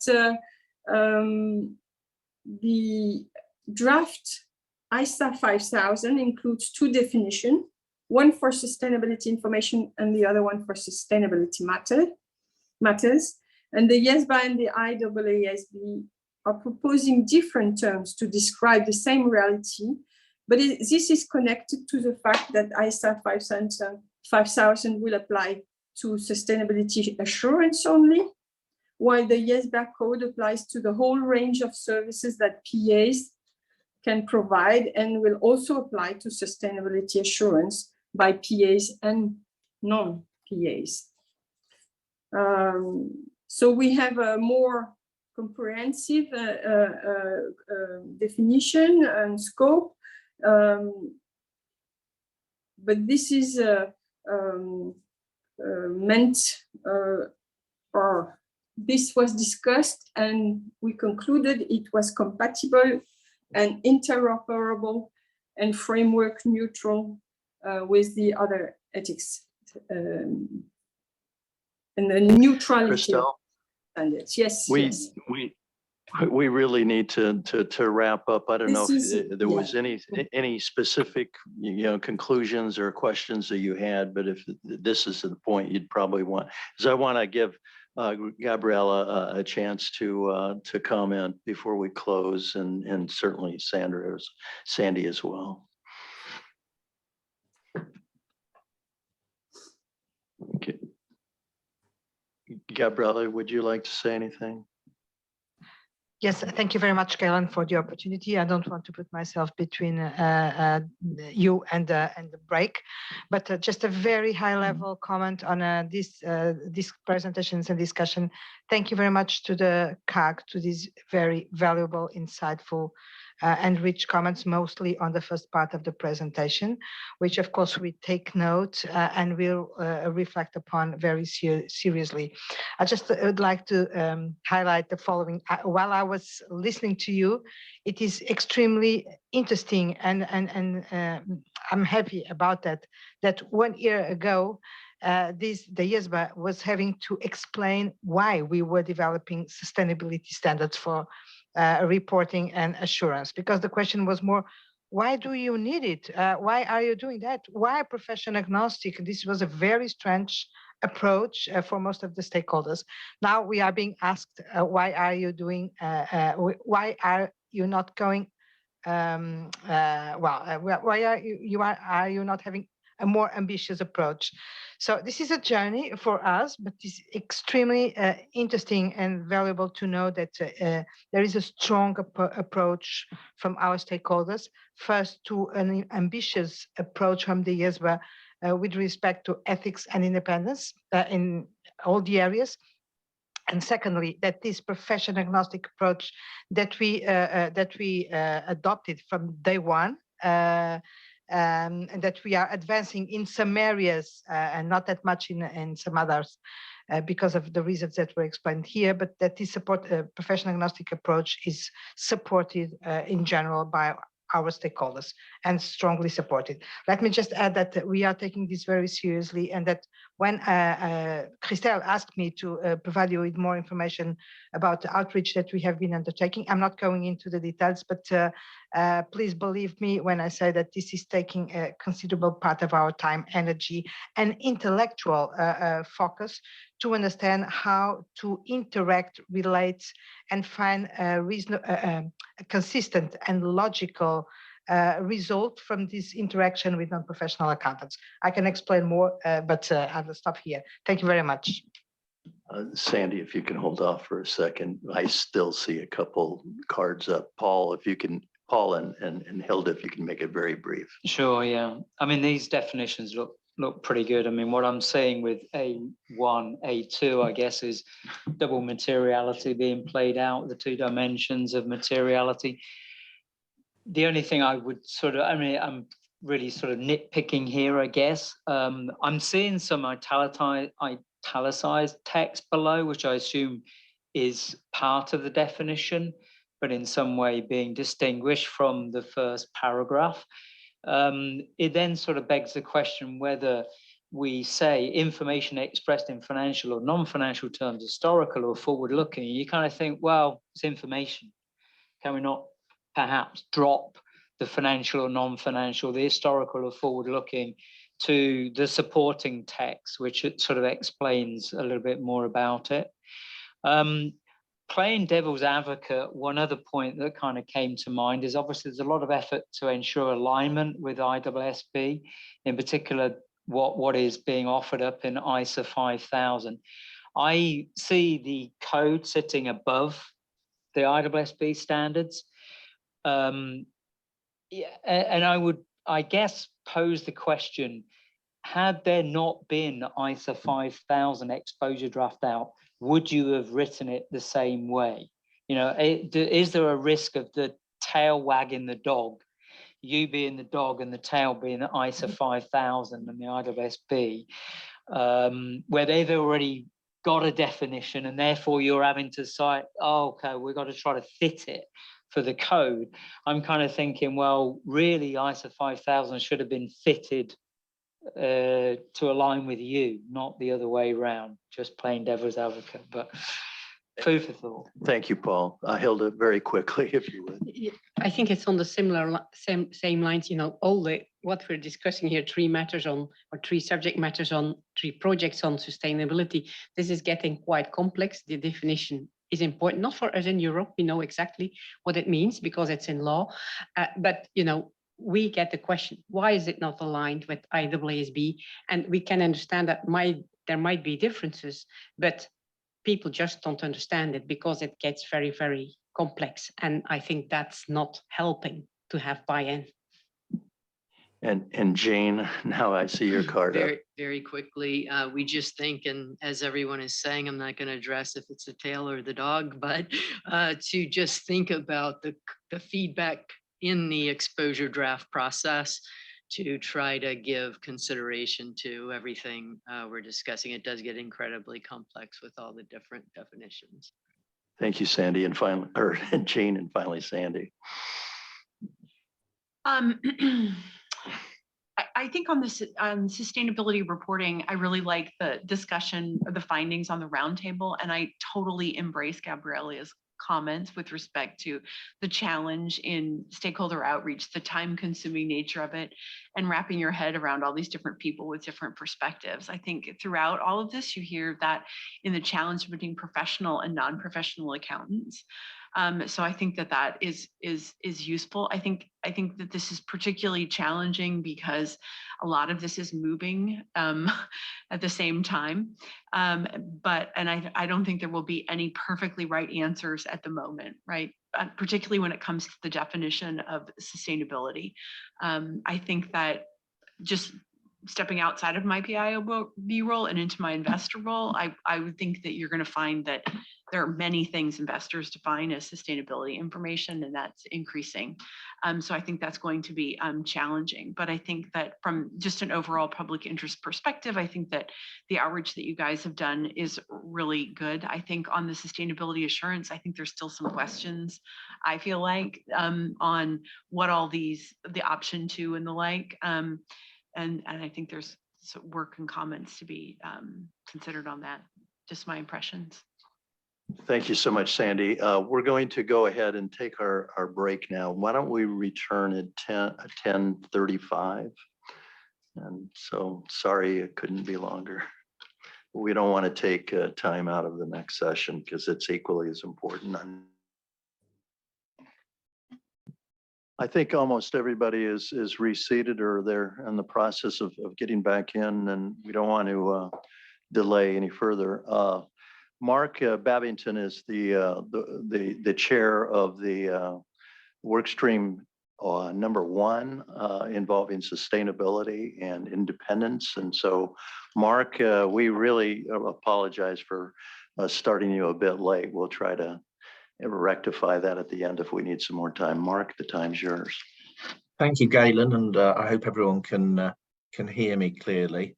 In a way, I'm not surprised because there's always a lot to discuss with sustainability. It's a big agenda item, and it's something that is of huge interest. And I think one of the things that struck me most is that when we last attended the CAG to discuss the proposals that were being worked up, we were of course just about to go out and engage with stakeholders through the roundtables that Christelle's told you all about, and indeed also start to put together a reference group to support our work.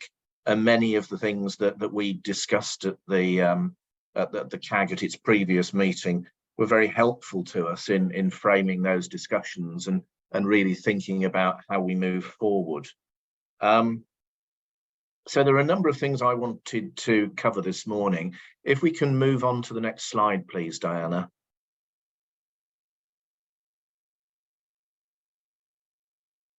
We'll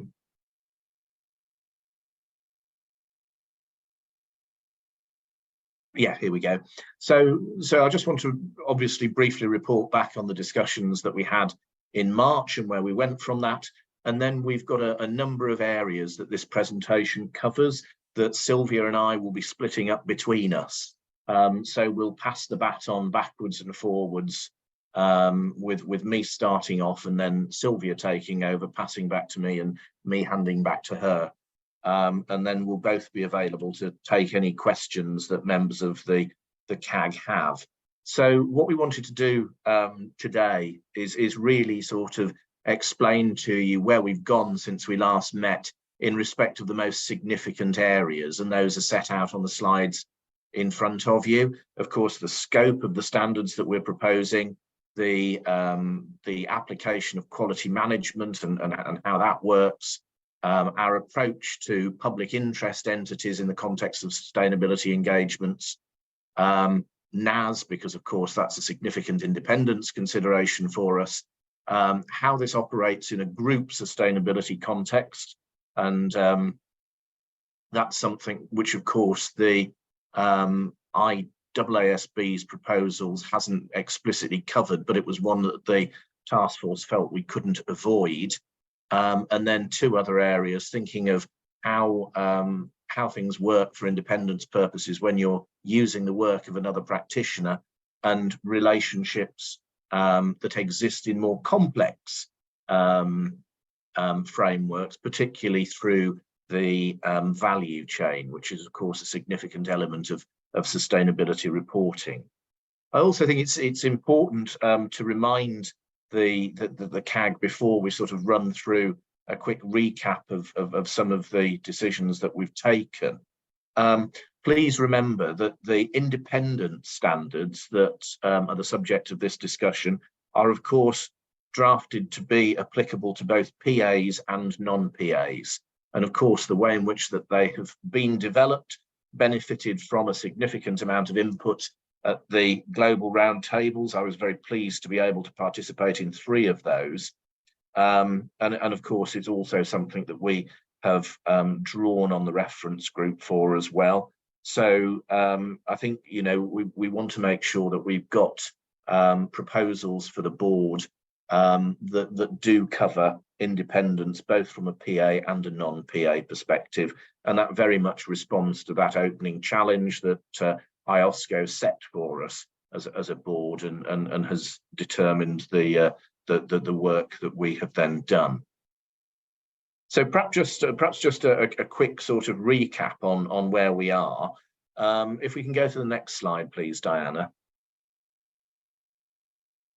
The sort of jumping off point for what we actually have been looking at is, of course, our proposals have been about developing a part 5 to the code that covers, in our context, independent standards, focusing on sustainability assurance engagements.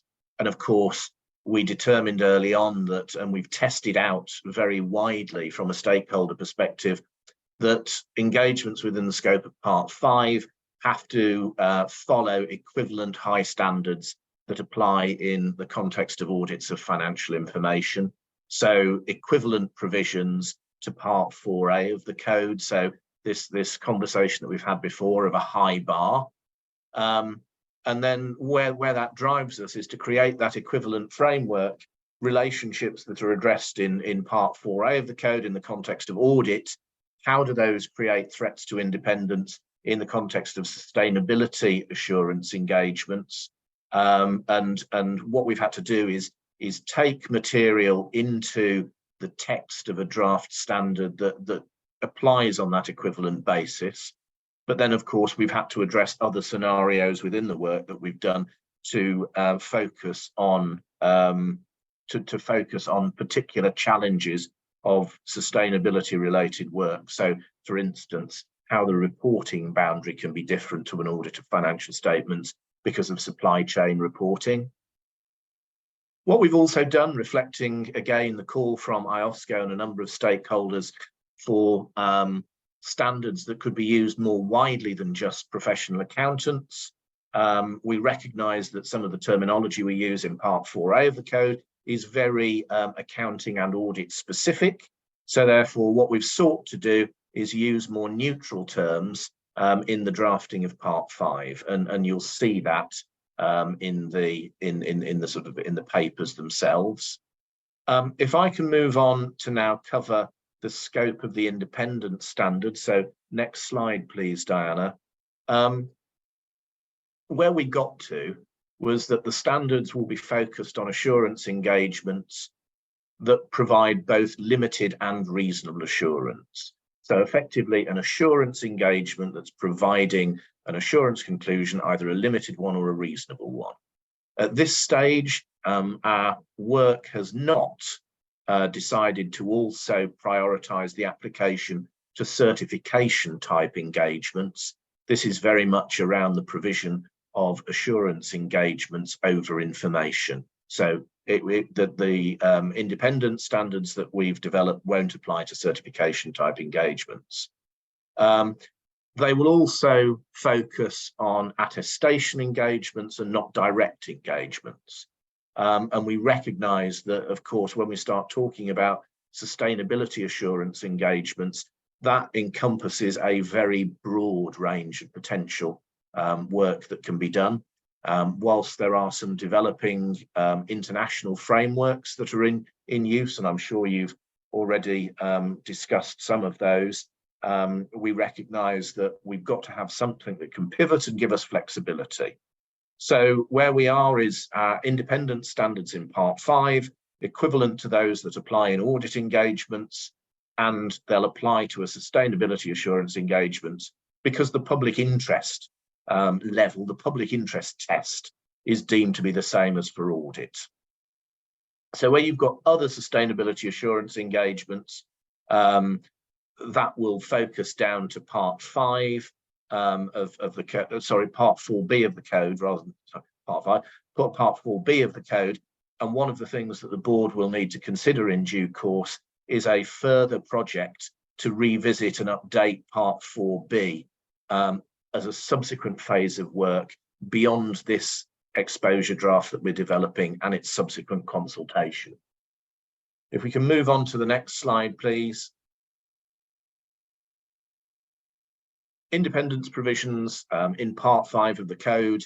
So how is it going to apply in the context of reporting on sustainability information and what it means? So the independence provisions will apply where the firm is expressing an opinion or reporting a conclusion where the information has been reported in accordance with a general purpose framework. So we obviously expect by that that includes the international frameworks that are developing, but it has to actually reflect a general purpose framework. And what we're also saying is that where the sustainability assurance engagements will use these independence provisions, it will also be because that information is provided to meet a legal or regulatory need, or that it's publicly disclosed to support decision-making by investors and other stakeholders. And of course, we recognise that there is flexibility in law or regulation, which may, in individual jurisdictions, require the application of Part 5 to other sustainability assurance engagements that we haven't covered. But that is where we determined the priority was most immediate, and we thought that that should be how we used our resources to move forward. If we can just go on to the next slide, which is a neat schematic as a way of showing how this actually works in practice. So on the next slide, we've got something that allows you to see how the independence requirements will apply for sustainability assurance engagements where the provider of those assurance engagements is either a PA or a non-PA. So what you've got there are for the engagements that fall within the scope of our Part 5 as we've defined it, and as I've just explained, Part 5 will apply. For other assurance engagements not within the scope of Part 5, for a professional accountant, they would apply Part 4B. For a non-PA, there might be voluntary application of the code or other standards as demanding as the code. And one of the things that we are having ongoing discussions with is a number of the stakeholders that we met with as part of the global roundtables, and a number of those that we've been in contact with have been very interested to talk to us about how some of the requirements that they have at the moment in their work, which is not carried out in accordance with the framework of standards that obviously we develop and adapt, how can they map across to what we do?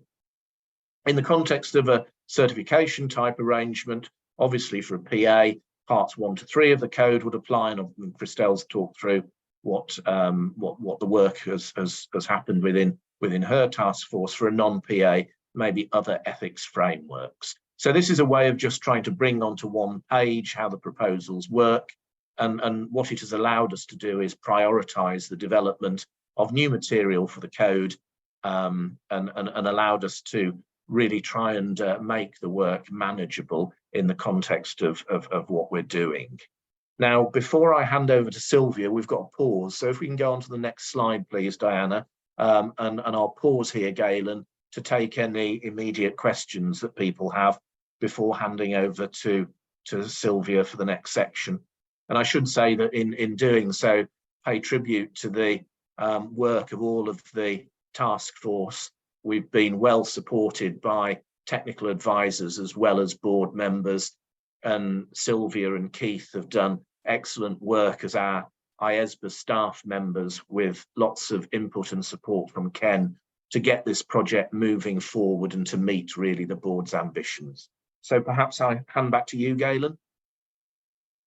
Thank you. So thank you, and thank you very much, Mark, for the presentation, and the progress is remarkable. I think it's really moved forward.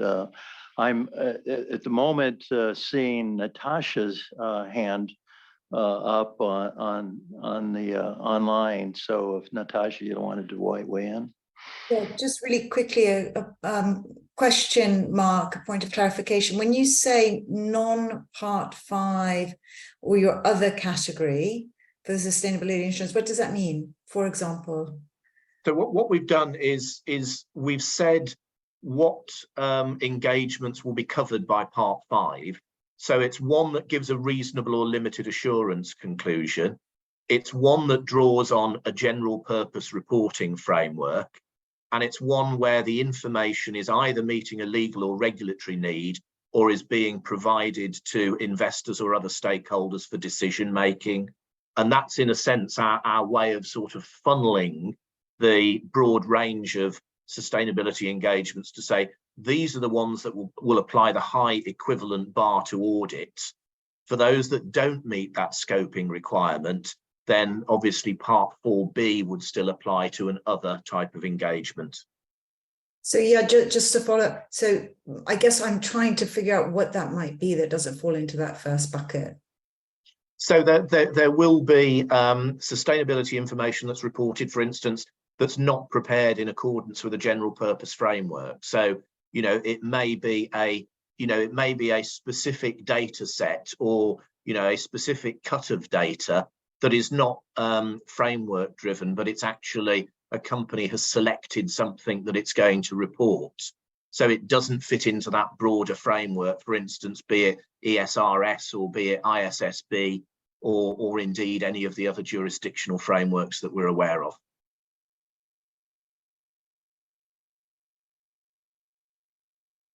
Thank you, Mark. Christian? Yes, thank you, Mark. Quick question from my side, referring to slide number 4, because I'm struggling with the reference that Part 5 is not applicable to certification type engagements, which is a typical area where we see non-PAs providing services. Have you considered, if this is the case, that they provide certification services and are subject then also to providing services subject to Part 5, would that cause any independence conflicts? First question. And second question, if we look at the certification engagements, which are taken into consideration by the auditor or other sustainability assurance providers, engagement providers, is that something that needs to be taken into consideration with respect to the independence rules as well, or is that scoped out as well? Just looking into the value chain discussions or using the work of an expert, etc. Is that completely taken out? So I won't answer that question at the moment because Sylvia is going to come on and actually refer to how this will work more widely in a group type context, or where you are placing reliance on the work of another practitioner, be it a professional accountant or someone who is not a professional accountant. So Sylvia will cover that later. But the idea is that it's not applicable to a certification type arrangement, because this is almost like looking at things from a compliance framework perspective rather than looking at it from a general purpose reporting framework perspective. But we will specifically come back in one of the later sections and Sylvia will explain, at least I hope I haven't promised you to explain, Sylvia, when it's actually me, but one of us will make sure we explain in the context of the presentation slightly later on how it will work. Thank you, Mark.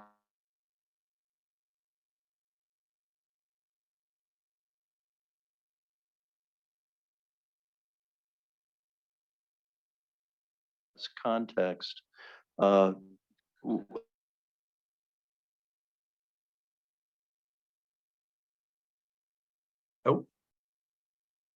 off on that for a second because I see Klaus's. Yes, good afternoon, everyone. And thank you, Mark and Sylvia, for this excellent job, and also to all the members of the team. I would just want to express my support for the approach that you have provided as detailed out in slide 5. So I think that's a very sensible idea that you have made in approach. I just wanted to express my support for that approach. Thanks. Thank you. Go back to, I guess, to Sylvia. Did you want to say something? No, I just meant to, because we have some Zoom issues and I wasn't sure if Mark could hear your question, Galen, but I'm happy to respond to that in case Mark couldn't hear it. But regarding it did just black out. So please, Sylvia, if you would. Yes. So the question was that regarding the certification type of engagement, and our approach is that regarding the scoping, that we would provide a positive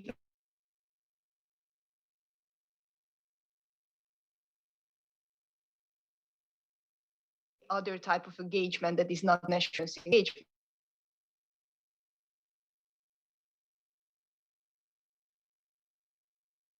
The certification type of engagement that wouldn't fall within the scope of Part 5.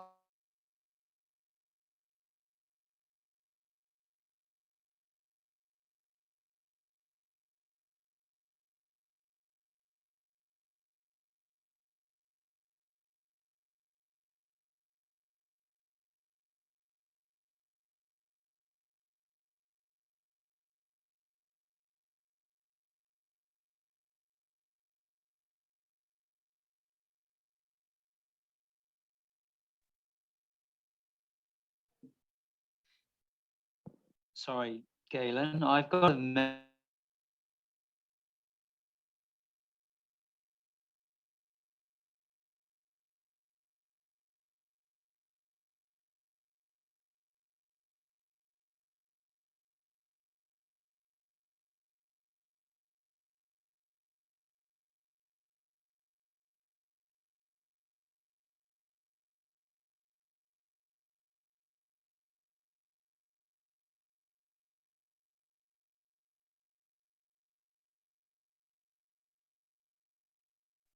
Yeah, that's fine. That's fine. Thank you.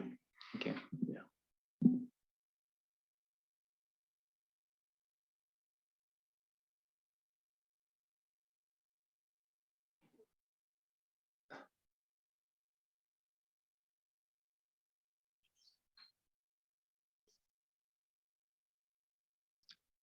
So Diana, I see people back online, so are we able to continue or not?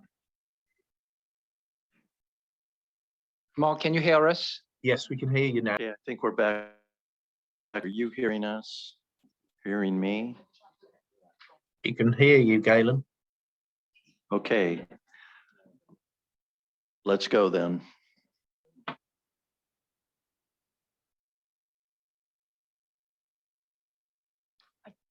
think if there are no other questions, Galen, then we would continue. Okay, sorry. And then I would go on, and I'm not sure where we are. Can we go to the next slide, please, Diana? So in this next block, we would like to talk about some key independence matters that the IESBA has already considered.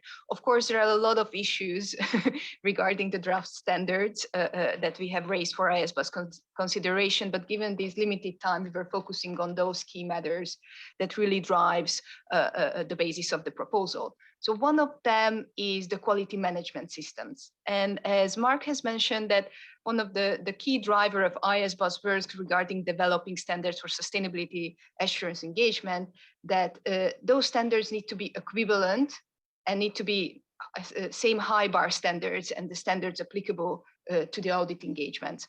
So one of the key elements to comply with the high bar ethics and independence requirements that the firm of the sustainability assurance practitioner needs to have a robust and effective quality management systems in place.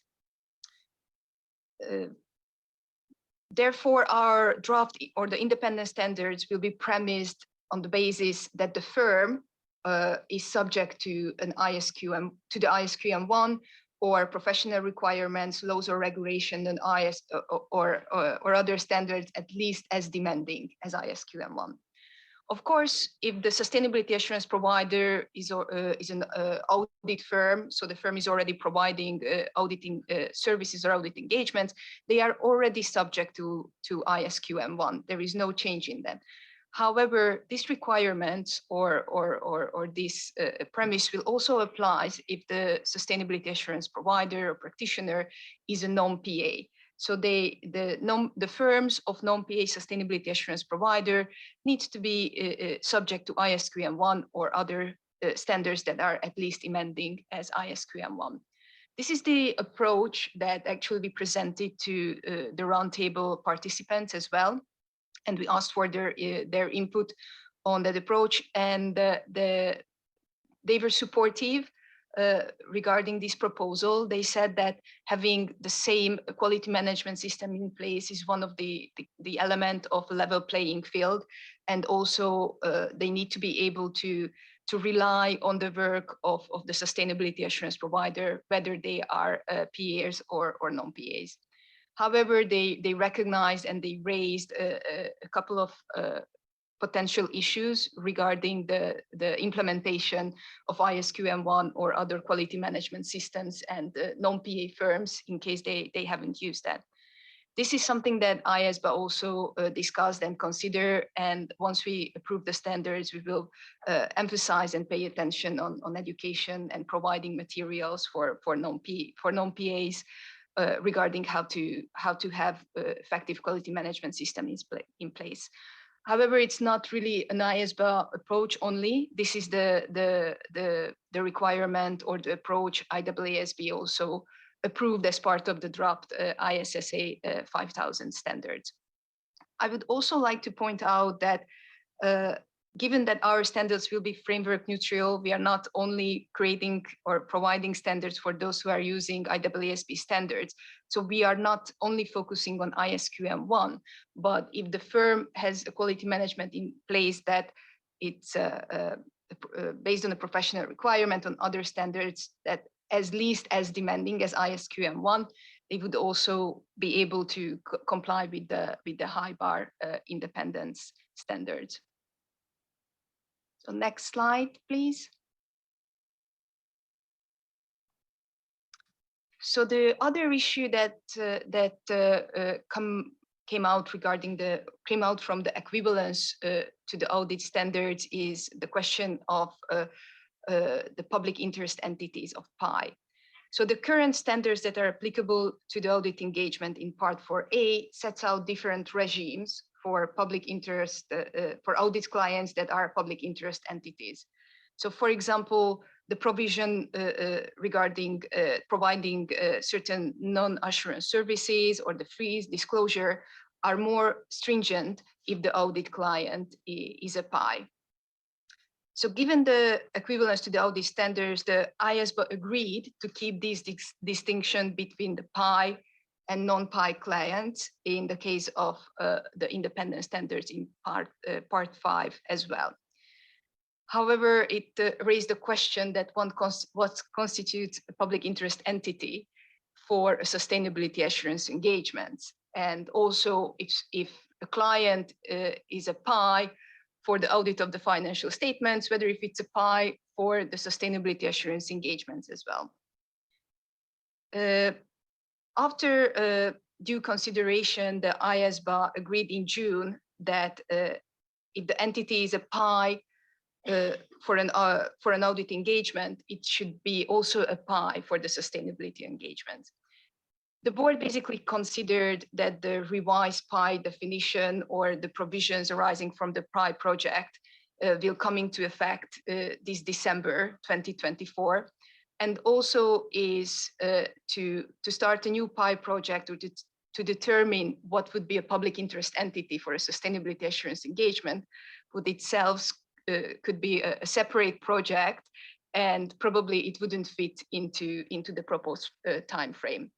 So at the moment, the board agreed that part 5 will not propose or to specifically determine what's a PI in the context of the sustainability assurance engagement.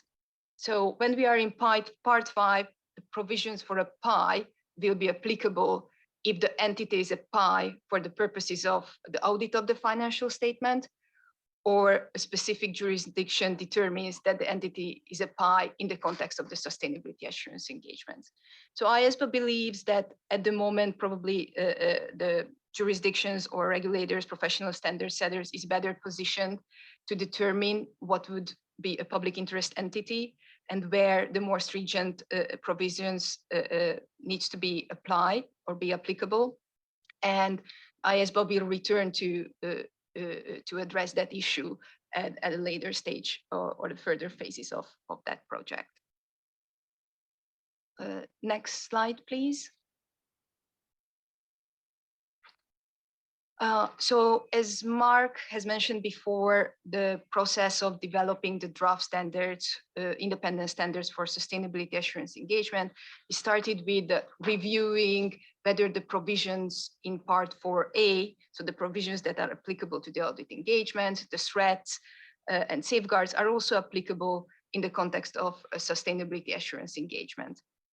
Basically, we went through the part 4A and see whether the relationships and the services and the different scenarios would be applicable in sustainability assurance engagement, and whether we need to consider other relationships, sustainability specific relationship and services that part 5 should address.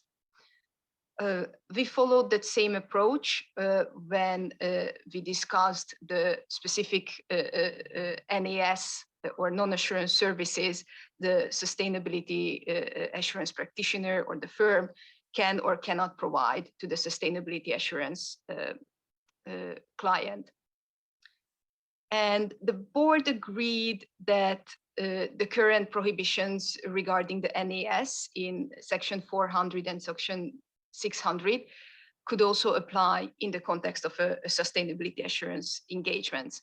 For example, we believe that the prohibition from assuming management responsibility or the self-review threat prohibition should be in place in the context of sustainability assurance engagements as well.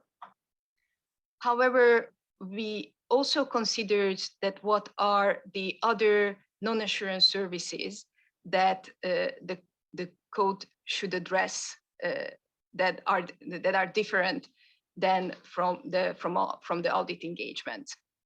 So, in part 4A of the code, there are general requirements in section 600. We believe those are still also applicable in the context of sustainability assurance engagement. And there are specific subsections for certain services.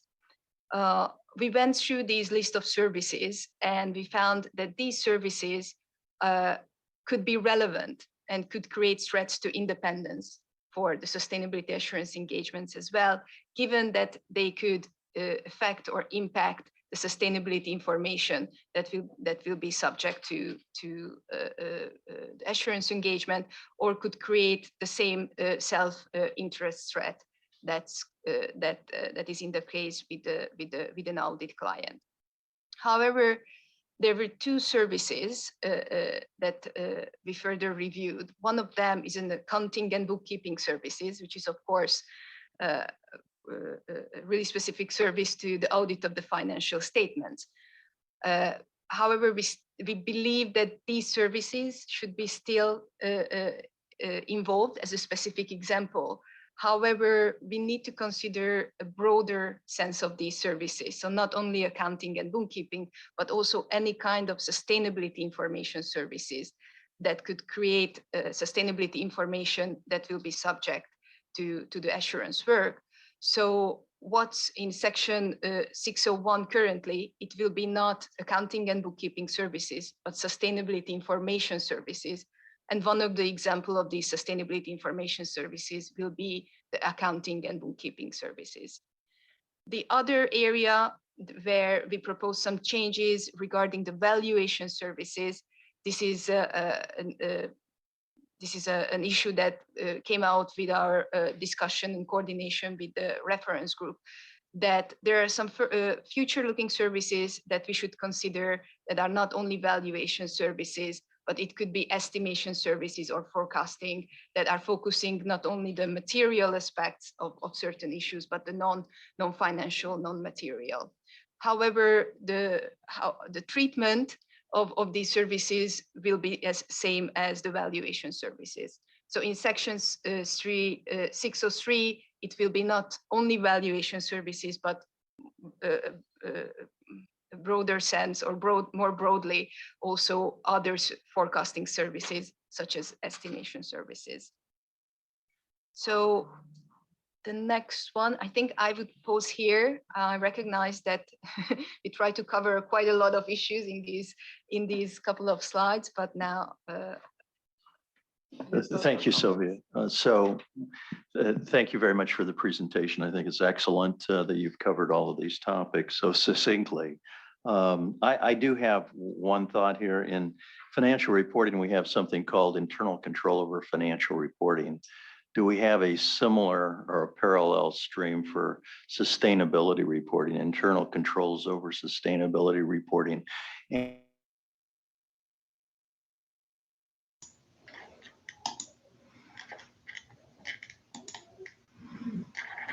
non-attest service, if you're providing those sorts of services, is be like.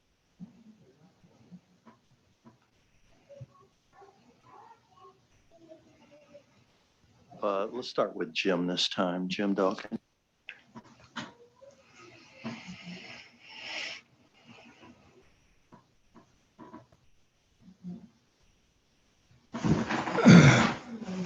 Unique as well, in the sense that we have the non-IPAs that are allowed to do. And one of our biggest challenges was discussing the idea of quality management, quality control, and what to accept and what not to accept. And one of the first questions that we, or one of the typical questions we would receive is, okay, I see what, and by the way, we do have a QM standard. So the non-IPAs will say, well, we looked at your QM standard. We have our own QM standard. Are you going to accept that? And what we found when you start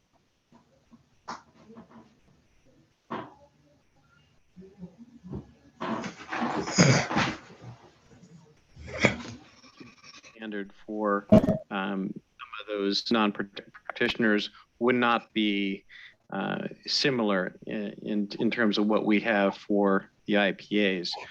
So I think the board is going to have to think about, is there a framework that they're going to have to develop for what an acceptable QM standard, if they're not going to really, how are we going to know if they're really following a QM standard that is substantially equivalent?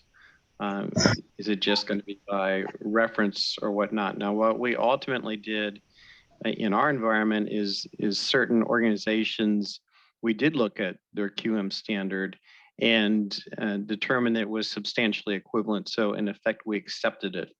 And so that might be, I don't know if there's an organization of sustainability assurance providers or not, but that might be.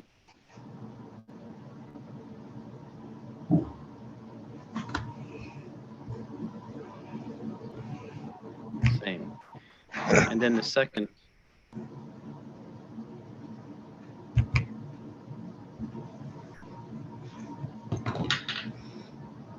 So, well, what if we help, and I'm going to use the word client, what if we help the client prepare, put together a process so they know how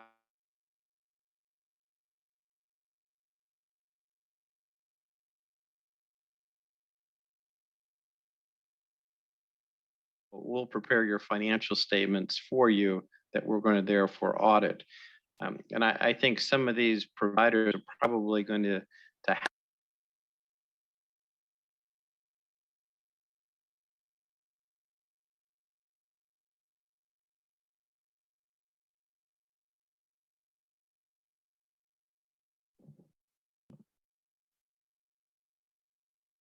Paul Thompson. Yeah, I'd like to echo the concern that Jim has just raised.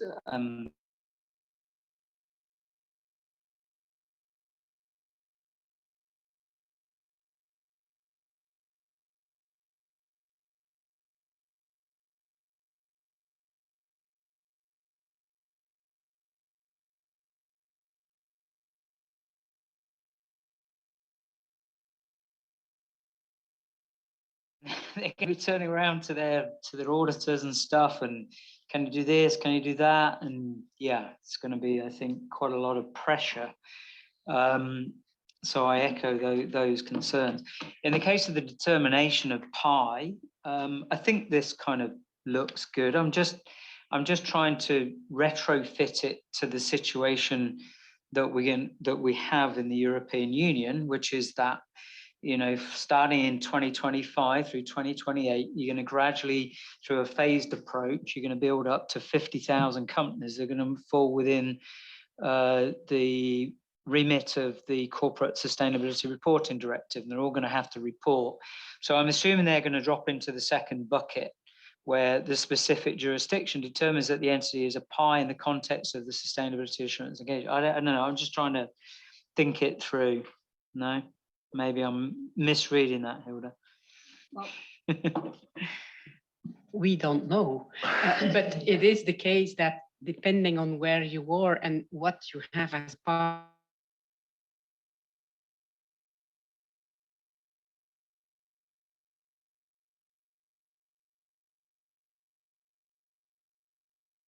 requirements and for others, the non-pi requirements, I think that's what we will have in Europe, which is we're talking about level playing field here this morning all the time. We will not have a level playing field between the providers, the practitioners that work with them, because there will be different requirements, but the reports that will come out of this will be considered to have the same value. So there is from that perspective, there might be an issue with that, because you might start from the assumption sustainability reporting, sustainability assurance, that's only for PIs. We are already over this in Europe, and so we create issues around this. So okay, it's an observation, but that will be a consequence. Thank you, Hilda. I think Natasha, if you wanted to speak.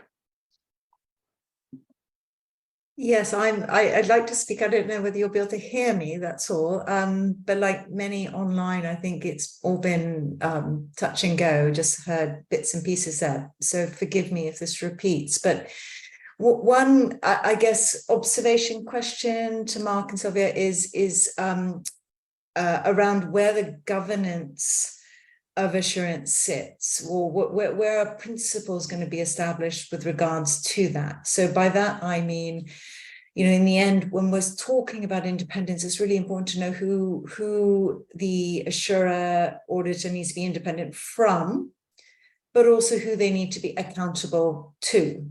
And I think you need to have both sides of that. Now, I think we're all clear that they need to be independent of the executives or you know, whoever they're assuring. But then my question is, who are we expecting them to be accountable to? I would vote very strongly for PIEs that are listed, that should be to shareholders. And right now, shareholders normally, depending on the jurisdictions, get a vote, not just on the audit committee directors, but also on the auditor themselves, as well as the remuneration of the auditor. And I'm just wondering where that will sit. I think it is an important element of this point on independence. Thank you. Thank you, Natasha, for that insight. And Harrison?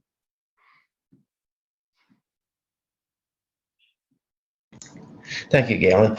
Yeah, I'm still having a hard time with applying the codes and with if there's a monitoring or enforcement mechanism for non-PAs, and or is the working group expecting the individual jurisdictions or regulators to write rules and regulations about who can provide these types of services for the entities under their jurisdiction?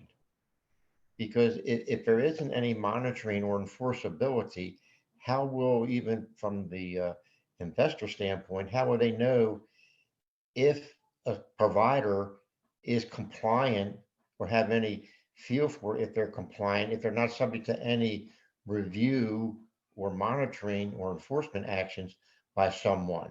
And that seems to be a sticking point for me, because if they're providing these services, is the working group looking for the individual regulators to each write their own rules regarding who can provide these types of services to entities under their jurisdiction? Thank you. Well, Mark.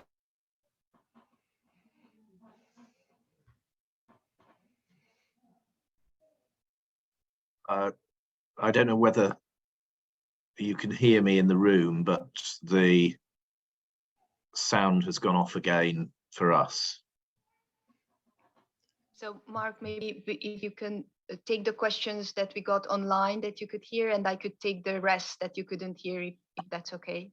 Yeah, so I think I can take the two most recent ones, Sylvia. I hope you can hear me in the room. So I think on that final question about, you know, who does monitoring and who does enforcement, that is indeed a matter for jurisdictions, not for IESBA.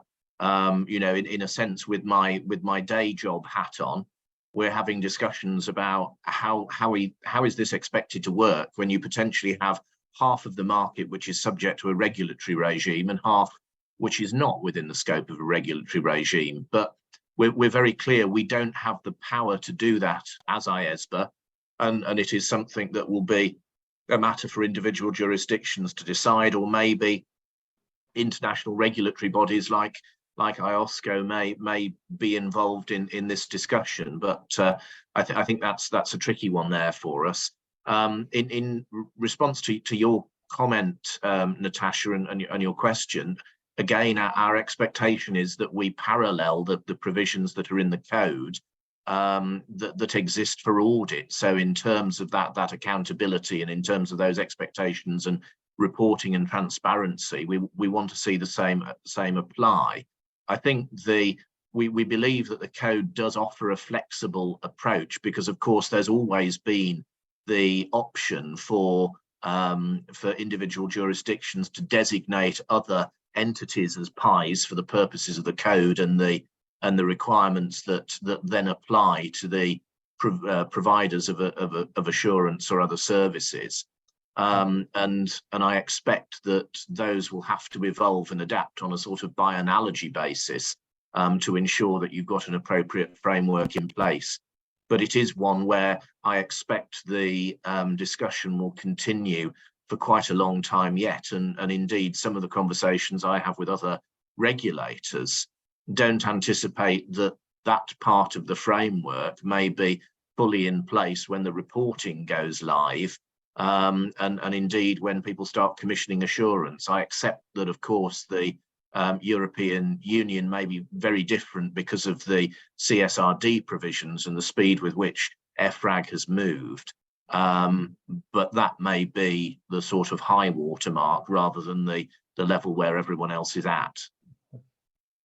Okay, well, thank you for that. But it seems to me that if the code doesn't really explain that about the enforceability and monitoring everything with the non-PAs, that if somebody just looks at the standard, they could get a false sense of security as to the requirements regarding independence and ethics over non-PAs.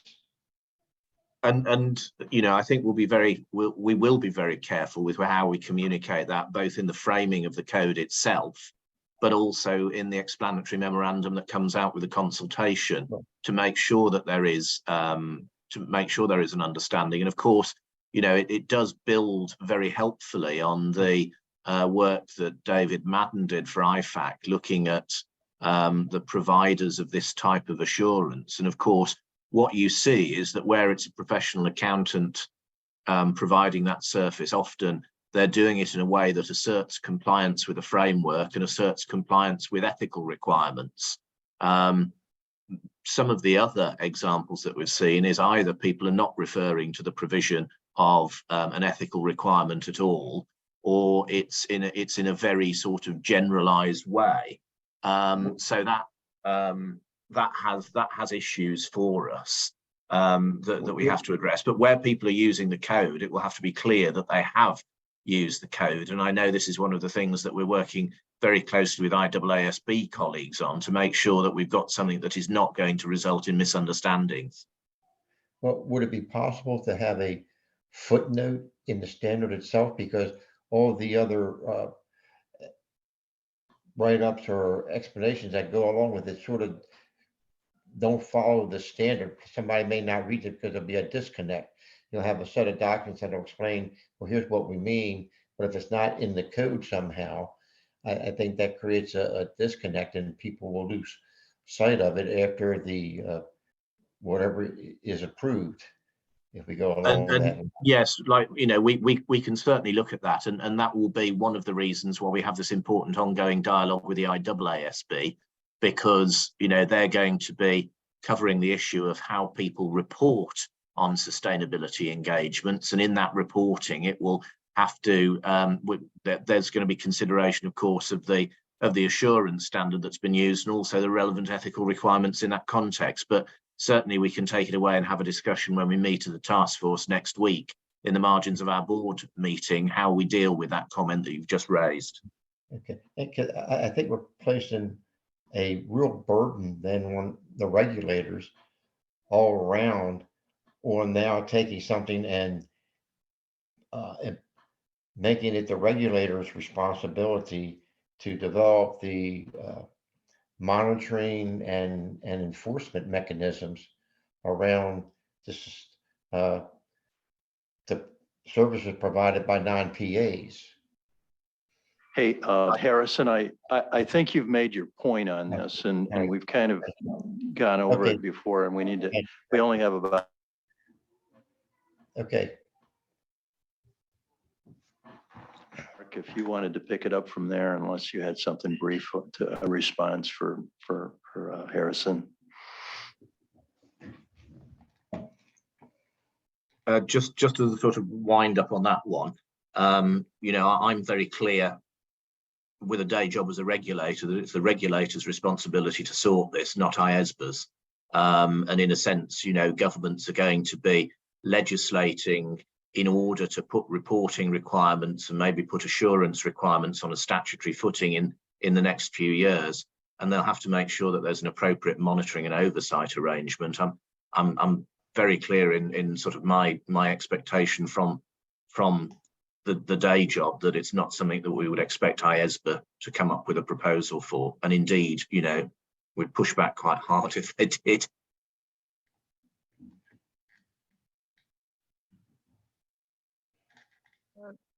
I think I will just respond to the rest of the questions, Galen. Mark, is it okay? Or if we respond to the rest of the questions?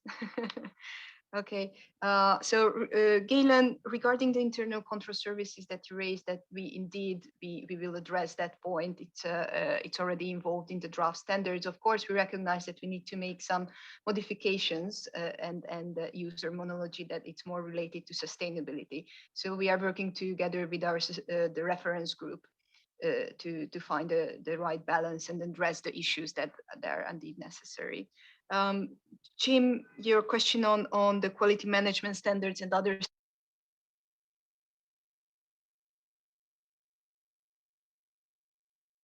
We will provide a guidance in our code how we can recognize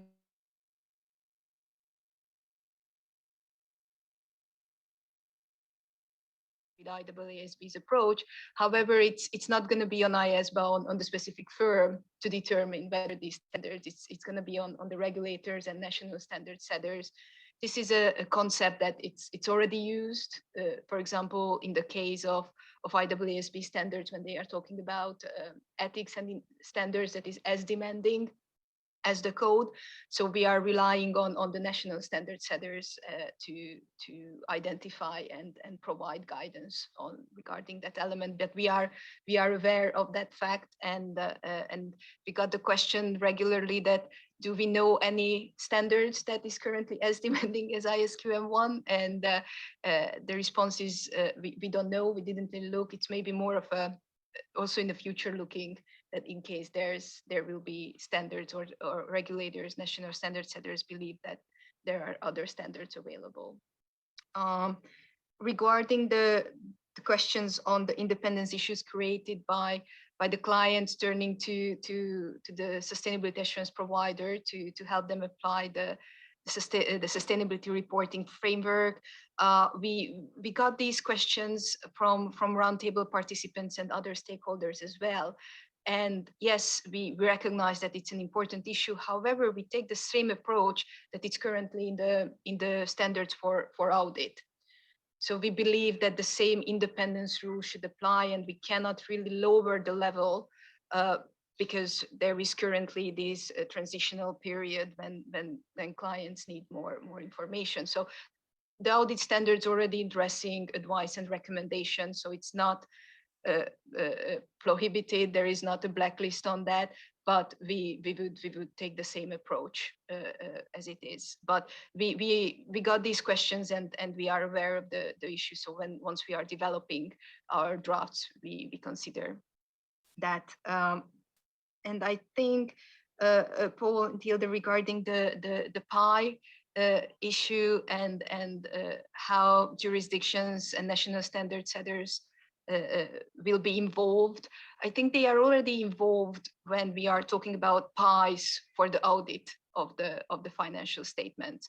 So when a sustainability assurance provider would determine whether an entity is a PI or not, they need to use the recently adopted PI rules that also shows back to the national laws and regulation. So in that sense, there is already a coordination, or there is a role for national standard setters to determine the PIs.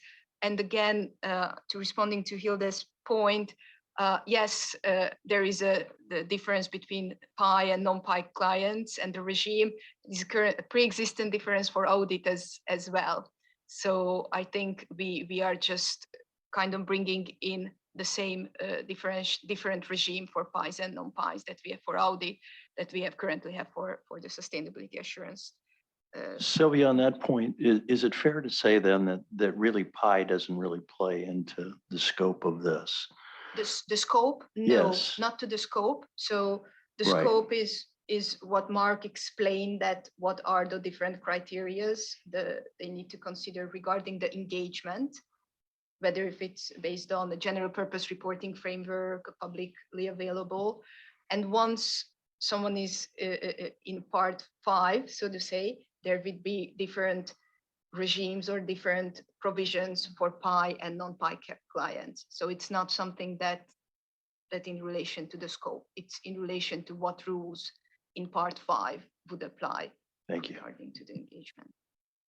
I think, apologies for that. I hope we could cover Mark and myself both all the questions. And if there's anything I forgot to add, please, Mark, Ken. Yes, thank you. Thank you, Sylvia. Just for the CAG's information, we have been in discussion with the International Accreditation Forum. In fact, last week, we just had a conversation with them precisely for the purposes of supporting the non-PA part of the sustainability assurance practitioner. Consider our standards for purposes of potentially aligning with our standards in support of services that practitioners in the non-PA area might undertake in relation to sustainability assurance. The thinking on their side is that if at least within the context of the CSRD in the EU, if the European Commission is going to proceed to eventually require the use of ISA 5000, the assurance standard that IESBA is developing, for all mandatory sustainability assurance engagements in the EU, clearly the non-PA assurance practitioners, for example, the ISO practitioners, will have to use ISA 5000. And because ISA 5000 is anchored to a baseline of the code, as well as a baseline of ISQM1, they are actively thinking what they need to do on their side in order to be able to support their practitioner community perform sustainability assurance engagements under the SRD. So this is very, very much sort of hot off the press. They are really thinking about it. We have teed up an in-person meeting in October with them to assist them in a mapping exercise, a very comprehensive mapping exercise that they are doing to compare, first of all, the ethics and independence independent standards they have in their system of standards and mandatory documents to our part 5.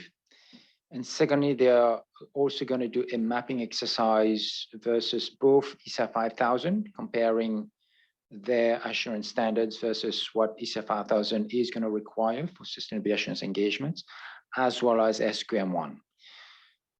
This is going to be very challenging for them because not that they don't have, for example, on quality management, not that they don't have quality management standards, they do have certain requirements for quality management, but it is going to be a challenge in terms of aligning their standards versus what's in ISQM1, which is a very comprehensive standard, as I think all of you appreciate, as well as our standards on ethics and independence. So that's really all to say that they understand what they need to do if indeed the requirement is, at least as I say in the context of the CSRD, if the requirement is to use ISA 5000 for sustainability assurance engagements, no matter who's doing the work, they will have to have a baseline of the ethics and independence standards that are aligned to IESBA code, as well as for ISQM1 quality management standards that are also aligned to the standard that's been issued by IESBA. So it is a very challenging task on their hand, and but they understand that at least within the EU, the market is open to practitioners that are outside of the accounting profession. Thank you, Ken.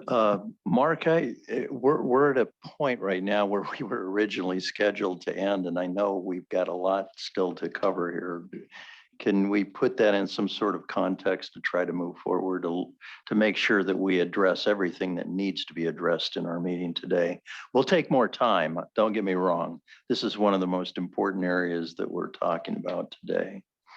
Well, I think maybe what we'll try and do, Galen, sort of recognizing the constraints on the timetable, is perhaps I will very briefly run through our approach to the group engagement. So if we can move on to the next slide, please, Diana.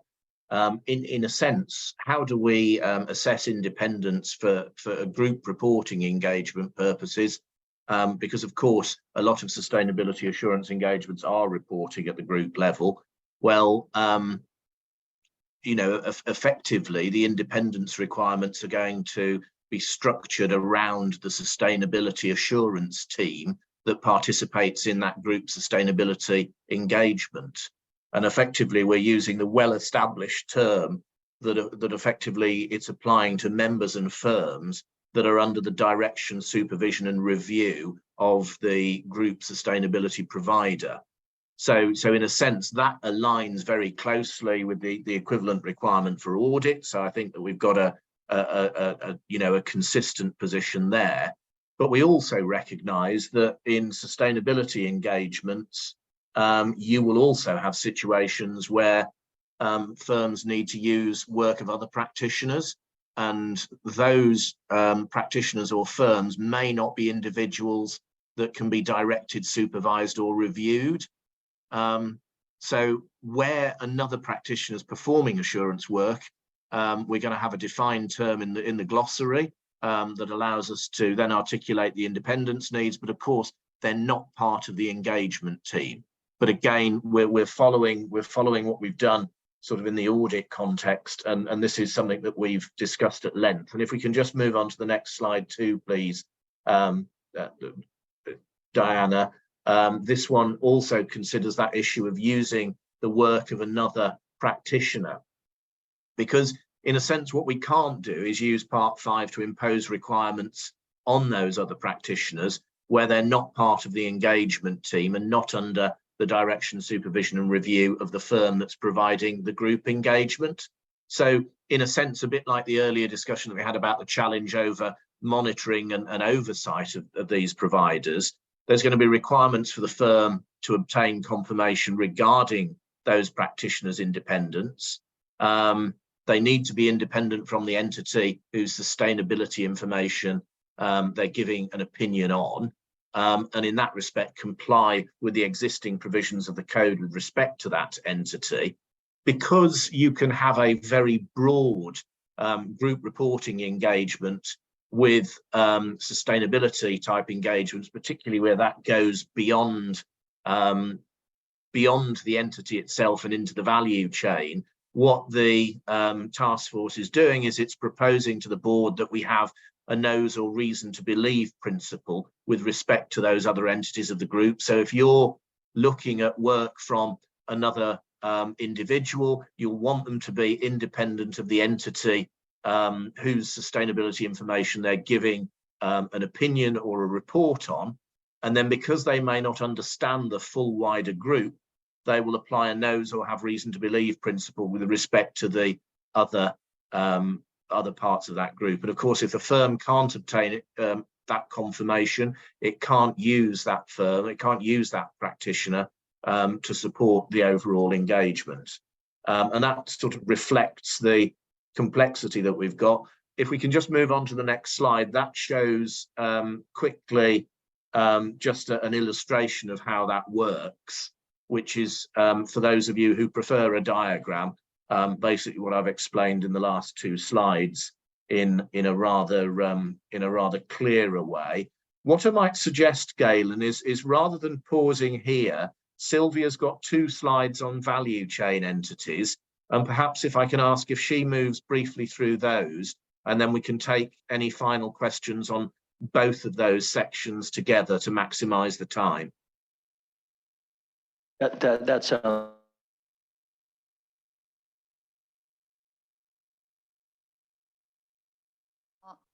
Yes. So the next issue we would like to talk about is the relationship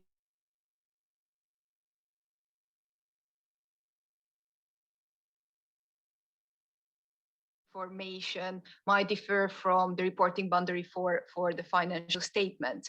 So the sustainability information could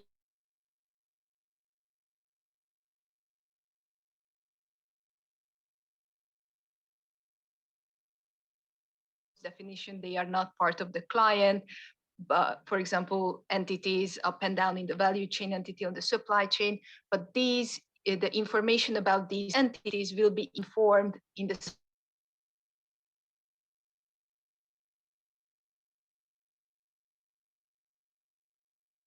So we believe that given that the involvement of these entities is sustainability information, some relationships with such entities or provision of certain services could create a self-interest or self-review threat that is currently not addressed under the code. However, we recognize that these entities are indeed not part of the organizational boundary. There's a distance from the value chain entities. These value chain entities provide information to a bunch of other companies. So it's real, therefore, the task or the work stream one recognized that we need to provide a really balanced approach in that sense. So what we propose that we should only consider any kind of material financial interest or business relationship between the firm and the value chain entities whose information is involved in the sustainability information that could create self-interest threat, or also the provision of NAS or non-assurance services that might create a self-review threat if the information about of that entity impacts the sustainability information. So as I mentioned, we recognize that it's not necessary, or it's not necessary in the public interest to provide certain prohibitions or requirements. So we propose that the firm applies the knows or reason to believe principle to identify these kind of relationship and circumstances. So if the firm or the sustainability assurance team knows that there is a material financial interest, for example, or a close relationship with this entity, that could create a threat.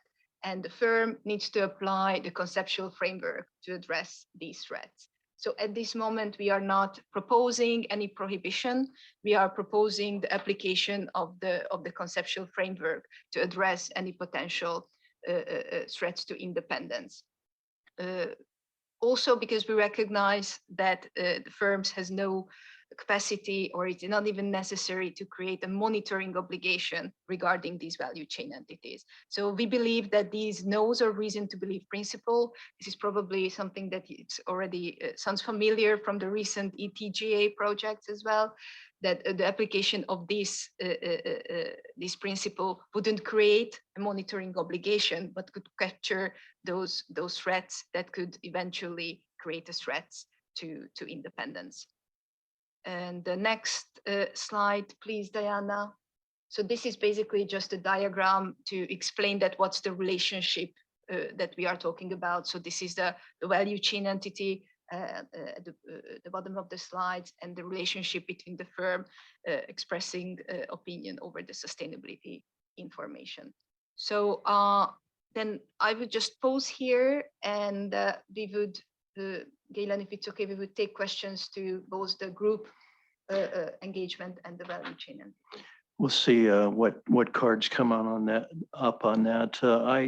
My initial reaction to the, I guess I'm a little bit troubled by the knows or reason to believe. It seems to me like in the financial reporting, we have very similar situations of other auditors that are part of the standards and contract staff, and they're required to be independent.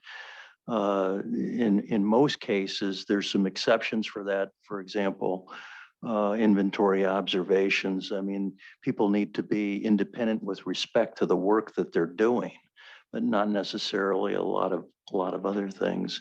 So I guess I'm a little bit concerned that we would deviate from the model that we see on the financial reporting side of things.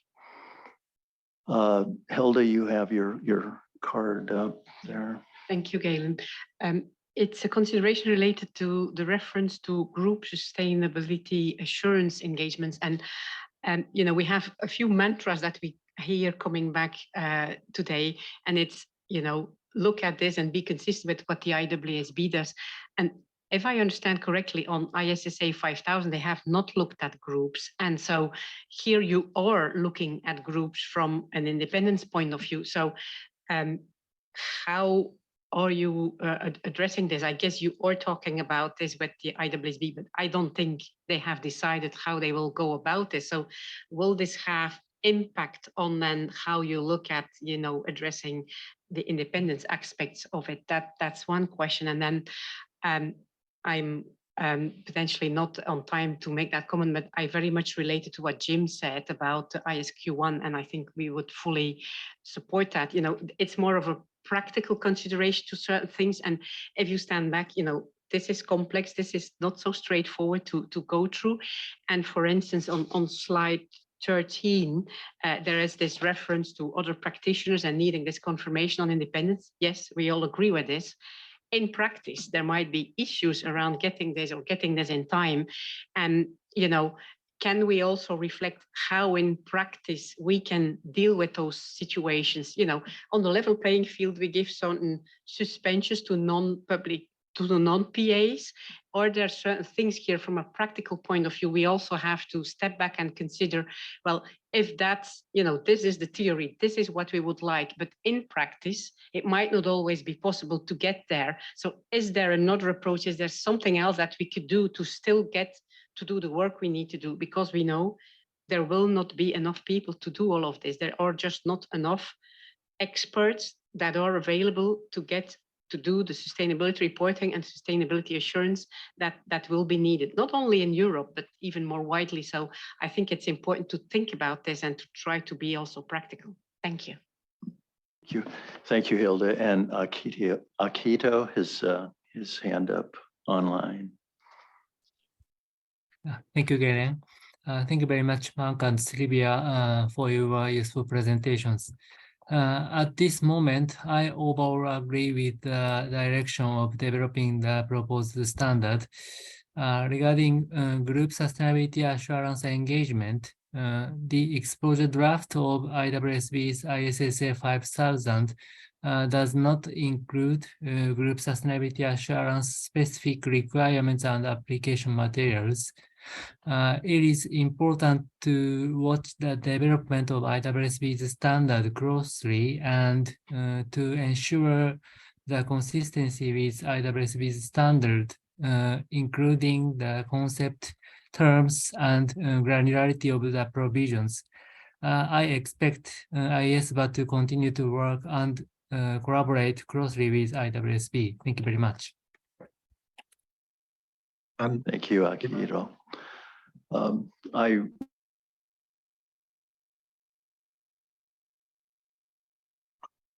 And followed by Gabriel, if you want.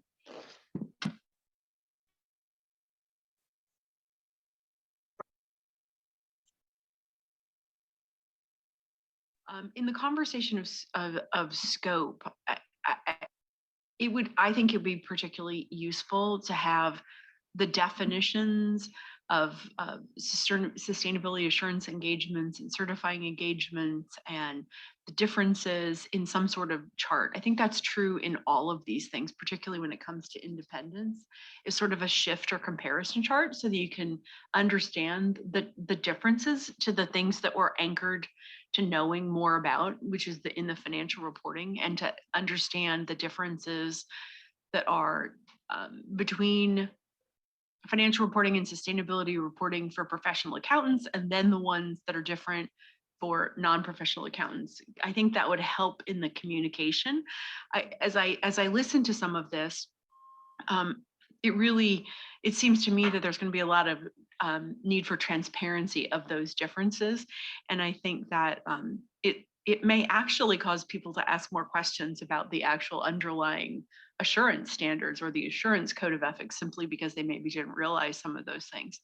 I think that, I guess that's my overall comment. I had some things on scope and quality management and the like, but I think a shift chart and just the notion that there's going to need to be a lot of discussion and transparency around what those things are. And I also wonder too, I liked Hilda's comment about the public interest and what's actually requiring in the perception that may be the difference. I think that that's an actually interesting question. I also think that just as I said here, that the sustainability information begs the question of what public interest actually represents, which we may talk about in the tax one, right? So, and that's a particularly contentious one politically in different parts of the world. So anyway, just some overall observations, but I think that all the key.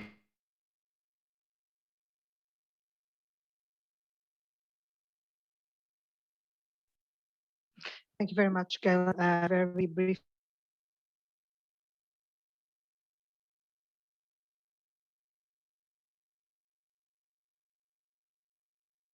I will pick up on the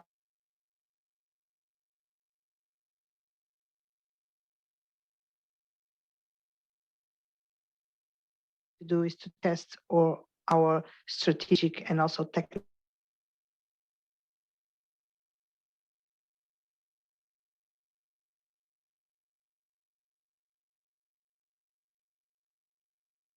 It's not only what I take, but one of the important things that I take.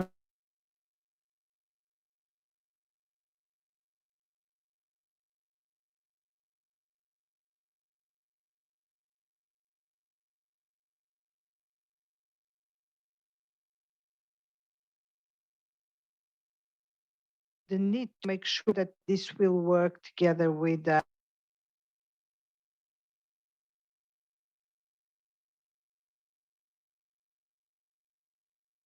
assurance providers and etc. We are aware of that need. Ken just gave you an example of how strongly and deeply we are interacting and connecting with other stakeholders. But thank you again for raising that point, because it's a critical point for the system at the end to work. This is meant to be a global well, these are meant to be global standards, and the final product is meant to be a global structure for sustainability reporting and assurance. And so it's important to keep that in mind, that you have to keep coordinated with all other stakeholders. Thank you for bringing that again and for raising it again. That's very important.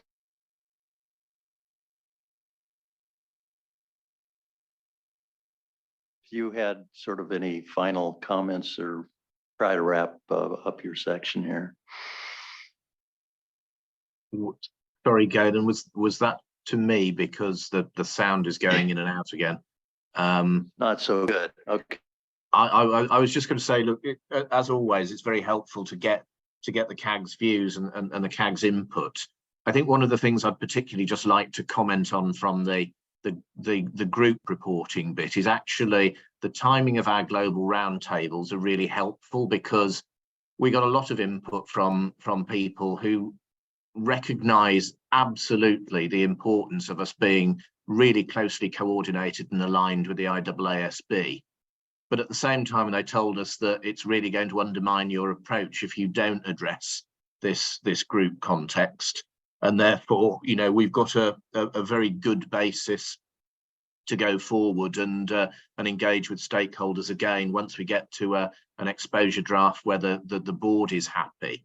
And we will, of course, continue to do that, and absolutely agree, you know, that the task force fully is focused on the importance of appropriate transparency and appropriate, you know, the ability to use this information to good effect. And it's something that we'll continue to focus on. So this has been very helpful and well timed, and we take the CAG's input along with the work of the task force to our discussions at the board next week. We'll also be having a coordinated session with the IAASB too. So I can assure you that we're continuing to listen to all parts, and we're very focused on meeting our deadline of getting an exposure draft ready by the end of this year.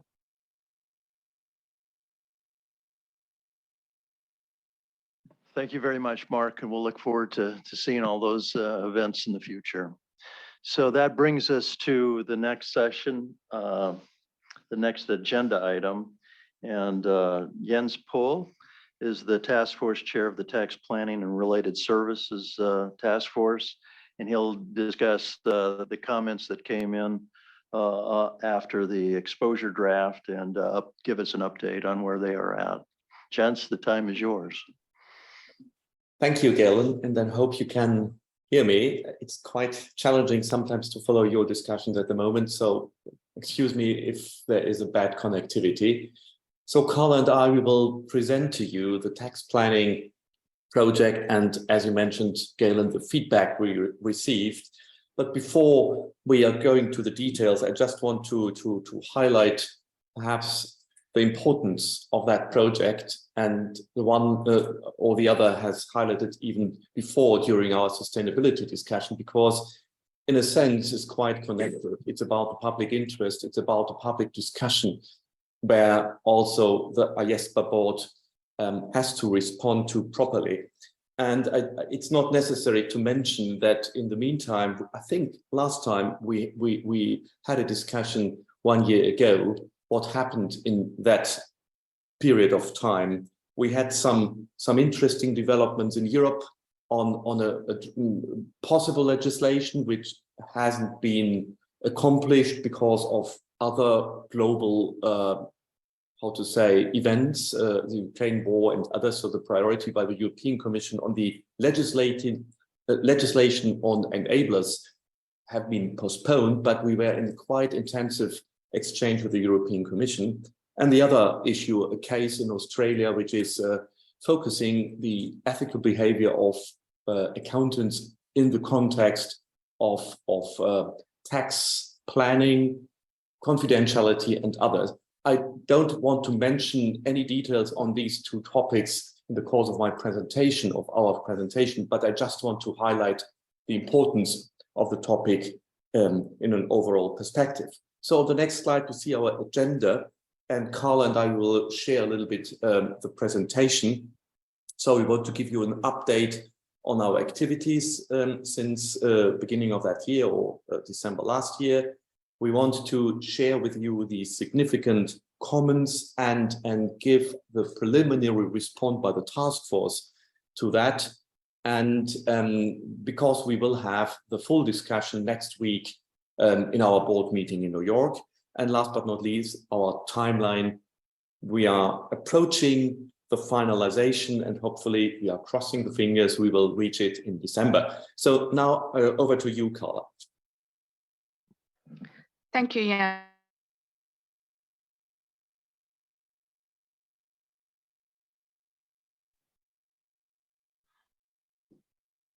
Thank you.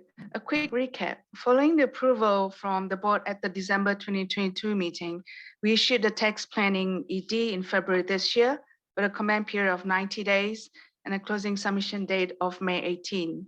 Before we start the exciting task of unpacking those themes, I would like to mention that since the issuance of the ED, we held 3 global webinars targeting 3 different regions: Europe, Asia Pacific, and North America.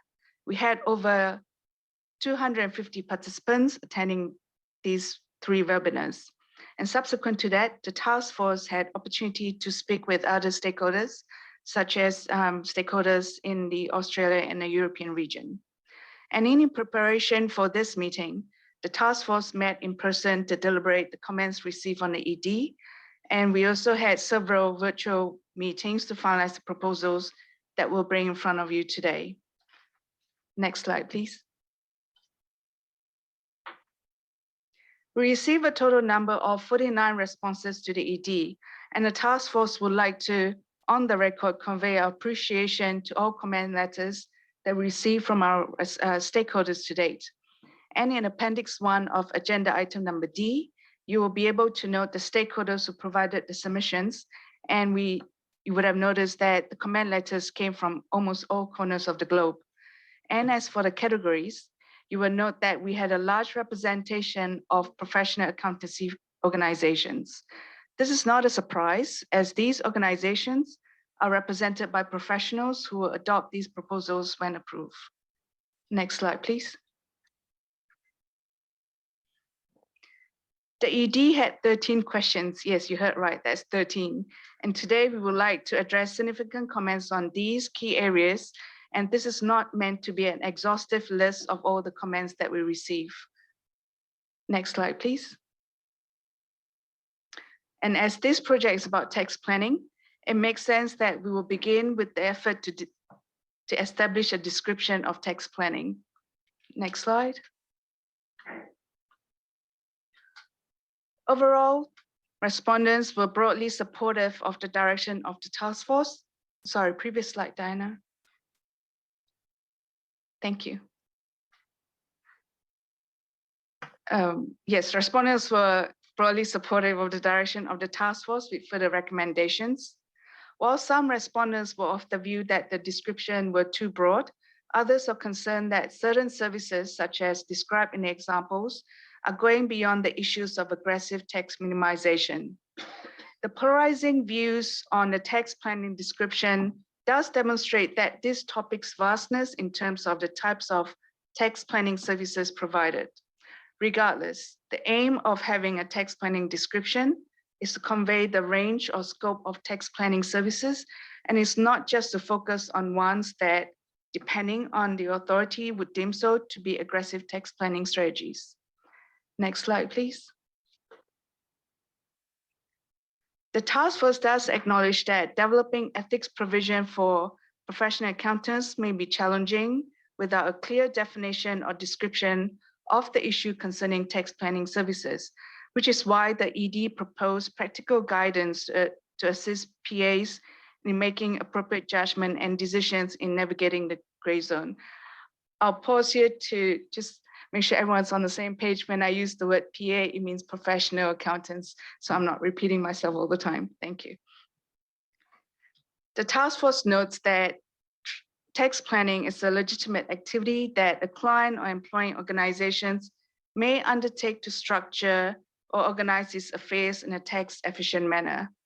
And the task force also believes that tax efficiency is the appropriate term to use in the code in describing tax planning, as it speaks to the general purpose of tax planning without being overly prescriptive or focusing on specific desired outcomes, such as whether it is to optimize tax benefits or minimize tax liabilities. Respondents are largely supportive of the proposed description, the task force does not propose that the board substantively change it. However, in response to other suggestions for respondents, the task force proposes to clarify the description of tax planning to refer to advisory services that you see in front of you, and it can also be for planning the client's tax affairs. So you see that we made the revision, we're proposing the revision to paragraph 385A1 as you see in front of you, and a similar revision will be reflected in section 280 in a similar paragraph. Regarding the comments about transfer pricing arrangement in the examples that we provided in front of you, the task force accepted that the reference to transfer pricing might inadvertently suggest that PAs design transfer pricing related arrangements without regard to prevailing transfer pricing guidance or standards. The task force accordingly then proposed to clarify this example and the examples that it's laid out in paragraph 385A2. The task force notes that the board's intent in referring to transfer pricing arrangement in the example was to refer to the PA's role in recommending or advising on the arrangement and not implementing it or ensuring that it is in compliance with the relevant laws and regulation. In this regard, the task force believes that the amendment it is proposing to description of tax planning, which is to refer to advisory services, will assist in making this clear. I'll pause here to see if members have any other comments in the revisions that we're proposing on the description of tax planning.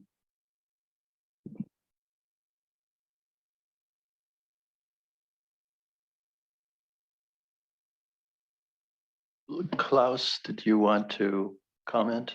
Yes, please. Yes, thank you. Good afternoon. Carla and Jens, and also congratulations for the work you have done. Some general comments on the scope of here and the definition of tax planning. Some of you might know that I have a tax background.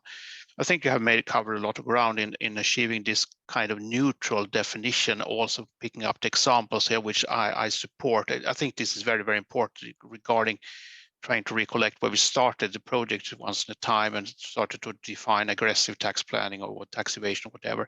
Because the whole thing here is that thinking about alternatives, how to so narrowing the scope, so to say, it is not very helpful. I saw that some comments also in the outreach said, can we not go for the OECD definition instead? But the thing is that this has had to be have to be applied globally in different jurisdictions. So this means that there is a need to have this kind of neutral definition, and also picking up what I would say is commonly known examples of what is total normal advisory services that are provided. So in general, I'm supportive of this approach, and I also support the proposed amendments that you have touched upon here. Thanks.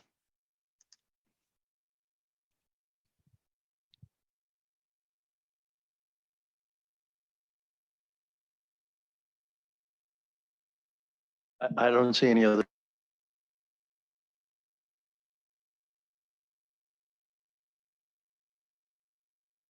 Wait a second. Yu Ming has, you may speak. Did she hear me? Wei Ming, the floor is yours. Wei Ming, the floor is yours. Oh, thank you. Yeah, just very quick comment, just to want to express my support to the more neutral word tax efficiency instead of tax minimization or maximization, this kind of words to define the term. That's all. Thank you. Thank you.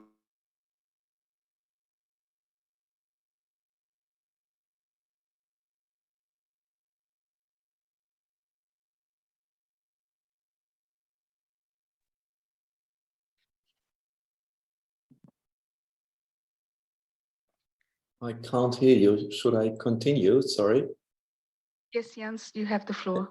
Okay, sorry, I couldn't hear you. So thank you for these comments. I would like to touch on the next slide, the related services. On the next slide, you see that the overview, an overview of comments.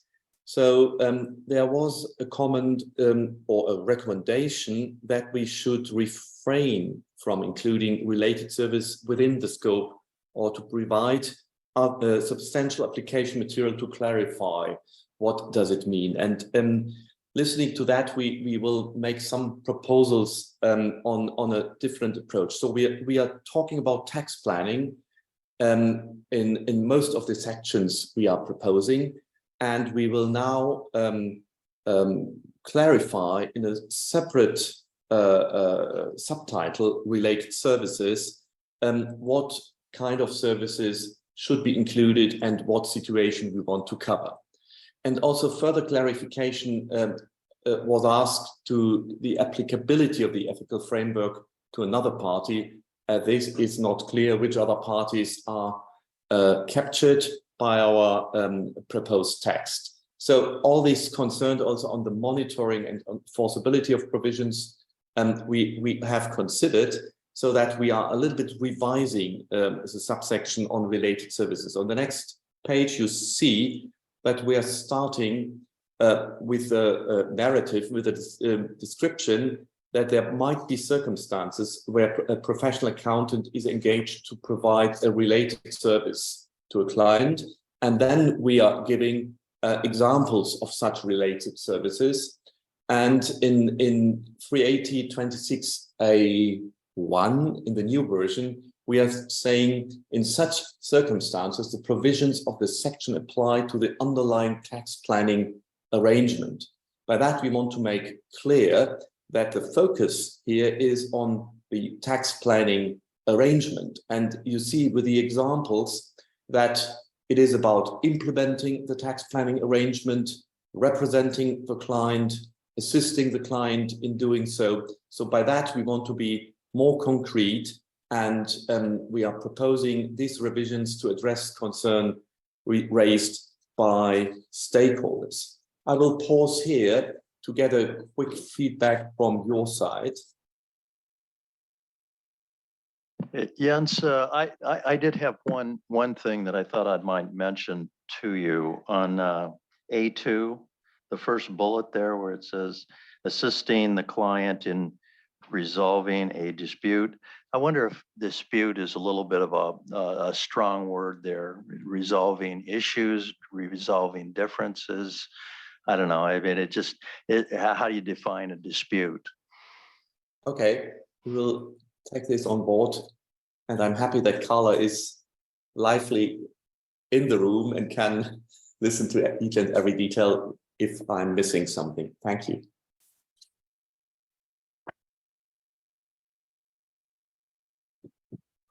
I'll pause for a second to see if there's any other comments on these proposed revisions. And I don't see any other hands up or 10 cards raised. So Jens, I guess we can move forward. Thank you. We're coming to another very important point. It's the role of the PA in acting in the public interest. So we can report back from these comments, and on the next slide we have an overview of the comments, that we get an overall supportive reaction in principle to the proposals, but there were some comments raised, and the general views are that it is a PA's responsibility to determine public interest when necessary, and it's dependent on the jurisdiction where a professional accountant is acting. There were views that it would be challenging to ascertain in cross-border transaction who is the public interest and whose interest is being upheld. I think this is not a new comment, and as Carla mentioned earlier, we had round tables where we especially discussed this topic from a global perspective. And a stakeholder noted also that public opinion is fluid and social media is unpredictable and not necessarily representative of public acceptance. I think there we are fully agreeing with. And in our approach, and we are coming back later to that, we are making a difference between acting in the public interest on the one side and on the other side to recognize there is a public at large and there are ongoing discussions which might have impact on an overall view or perception of the work of the professional accountant. But that is a different topic. Concerns were raised that it would place PAs in an unfair competitive advantage compared to other professions, for example, the legal profession. And I just want to highlight that we also received comments from the legal profession. And there was asked for further clarification of these public interest considerations, especially whether a PA has the necessary skill set to consider global public interest considerations. And we want to clarify which work effort we are expecting here, and recommendation not to refer to the term tax evasion in this section. And that is something I will come back now on the next slide, please. And there you see some conforming changes with developing changes the task force on expert, where Laurie will report to you later this day. So we changed the term knowledge, skills, and experience to expertise and experience, but that is only a conforming change. And you see the same in the application material A2, use the expertise and experience to assist. But you see also that we have deleted the term evasion, because evasion is something which is under NOCLAR, non-compliance with laws and regulation, and we are here on tax planning and perhaps on the ethical dimension of tax planning. So we changed the wording in achieving their tax planning goals and meeting their tax obligations. So that is something we have taken on board. And I'm pausing here to listen to any comments, questions from your side. Thank you.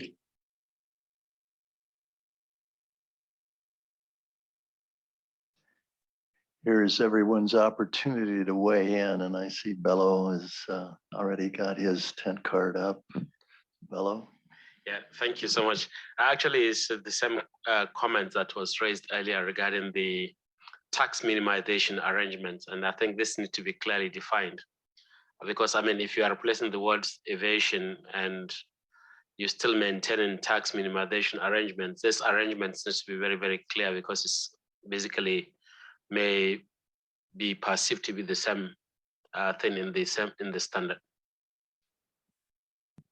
Yeah, that was sort of my reaction, Bello. I maybe you don't want to use the words tax evasion, but maybe there's a different phraseology to convey what the concern would be, and that is circumvention of the standards, or circumventions of, I should say, the tax laws, because that seems to be a big part of what this project is all about, is to try to thwart that sort of mentality. Any others? Oh, I see Klaus's hand is up. Yes, thank you. I think this is a very important part of the development of the code here. I would say I support the approach here with the amendments that you have drafted here. The issue here, I totally agree what Bello said, and also what you said, Galen. The tricky thing here is that the dimension between what is in law in a jurisdiction in the end is recognized as acceptable and non-acceptable is something for the law to decide, and that is well, you get the final outcome in the end, so to say, in a dispute, or settle in another way between the client and the tax authority. The problem we try to address here is the behavior of the PA, and so that is before you have the final answer to it. But I think that using tax evasion or aggressive tax planning, use these kind of terms, is I don't think it's very helpful, because the problem always comes back that from a legal standpoint, some will be acceptable, not acceptable in a jurisdiction, but also the perception within the jurisdiction will be different, and it's very, very difficult to catch on a global scale or a global approach to say that you use the term tax evasion, because it will not be understood in the same way within the different jurisdictions. So on one hand, I can have sympathy to trying to say, trying to define it. We always try to define everything in order to help the PAs to apply it in a good way. But I think we should be very careful not to use these kinds of terms, because, well, that's my experience. It will only add to confusion. So I do understand that it could be an alternative way of drafting this very, very crucial part of it, but I would tend to support the approach that's been drafted here for the reasons I have given. Thanks. Thank you, Klaus. I don't see any other hands up on this question. Oh, Hilda is coming forward now. I would agree with Klaus. That's all. Thank you. She agrees with you, Klaus. All right. So any thoughts on the public interest? Because that was this section, I guess.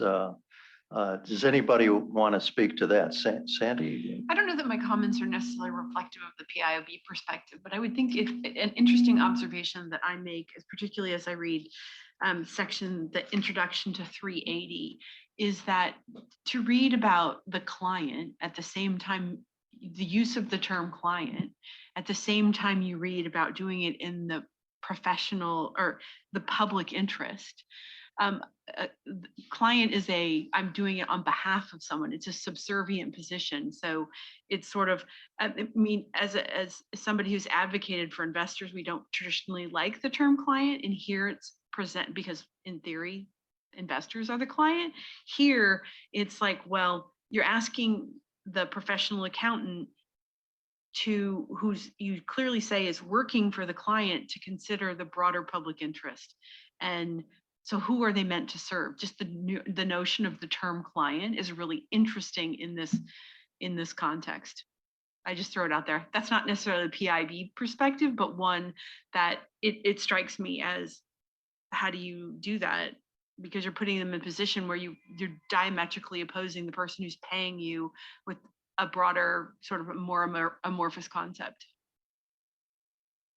Yeah, Jens, I don't know whether we'll get into it here or maybe in the stand back test where we talk more about the public interest, but it's always when we already talked about transfer pricing, and the public interest in one country might be different from the public interest in another country. So if we want to hold off on that until the stand back test, that's fine. Yes, perhaps a very brief. Otherwise. A very brief comment on that. And clarification. We are not in the situation that here an auditor is giving any tax advice. That's very important. We are talking of the real client relationship between a tax advisor, so to say, who is an accountant, but it's equivalent to a lawyer, to a non-professional providing tax services. So it's also here, in principle, neutral. We are not in a situation where we have, in a direct situation, investors reading a report which is prepared by an accountant and auditor. So we are in the other situation, in the advisory situation. But even there, we are saying there is a role to play to act in the public interest. And the first role is, and that we try to highlight in our introduction, that there are two aspects. One is, and we have to be aware, we are talking about advisory or tax advising services on the global level. So we are talking to each and every system and country and environment. And in some jurisdictions, and perhaps in most of the jurisdictions, the first task for an accountant is to make the client able to follow the law, to be also, in some jurisdictions, we listened to some input from accountants and also tax authorities. It is necessary that the accountant is supporting the client to navigate through a very complex system. So that is in the public interest, because on the other hand, that guarantees that tax authorities can build on tax declarations, tax concepts prepared by accountants. It has a certain level of quality, so to say. That's in the public interest, because resources from the tax authorities are not necessary to be spent in explaining, etc., the tax, the people who have to pay the taxes. But on the other hand, it's not only to support the client, it's also to see the wider economic impact. And that is something, and that's the point, Galen, you raised, we will consider in the next step when we are coming to the so-called stand-back test. If there are no further comments, I would go to the next point, and that is very connected to class comments, because as the accountant is giving an advice in a situation where the ultimate outcome is not yet clear, because the final say is by the courts. And the question is, on the next slide, the issue of establishing a credible basis. And that is our approach to handle the uncertainty in each, or not each, but in many situations where a tax accountant, the tax advisor is giving advice, because in the end, it is a situation where there is some kind of judgment necessary what the ultimate outcome will be. So on the credible basis, I will want to give you some overview of comments on the next slide. Also here, we got massive support in principle on our proposals, but there were some main comments, and I think most of them were not new, but it was very important to see them now in the context of a real drafting we presented. So generally, some people found the term subjective and presenting practical challenges. The consideration of credible basis should indeed include assessment of facts and circumstances to which the laws and regulations need to be applied.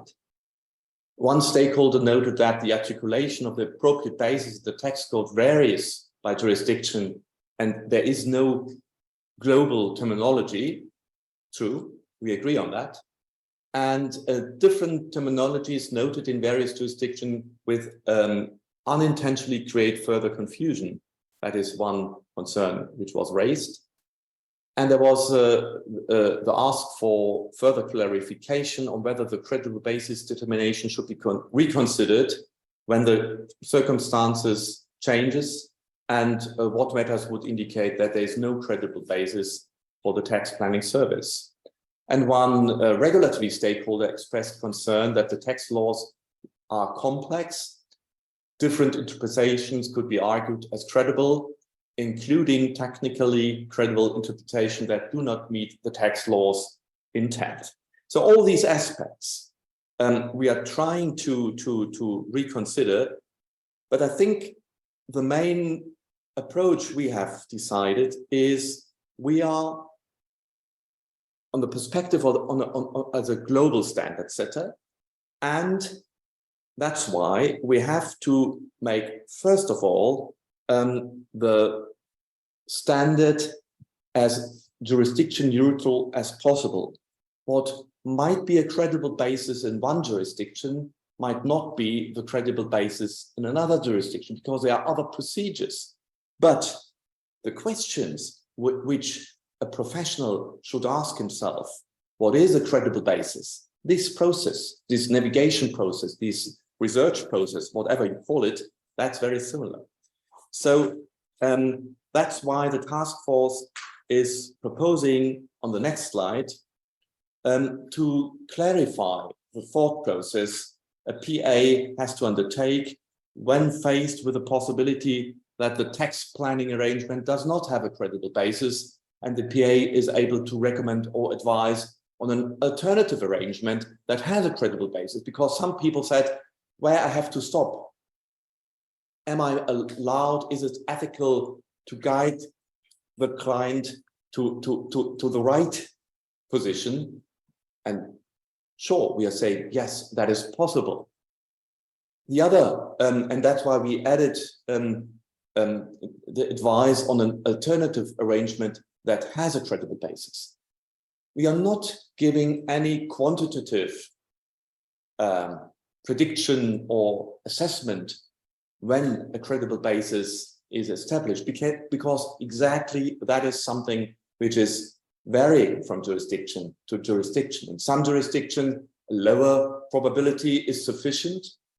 In other jurisdictions, it's different. And that's why it depends on the circumstances and the jurisdictions involved.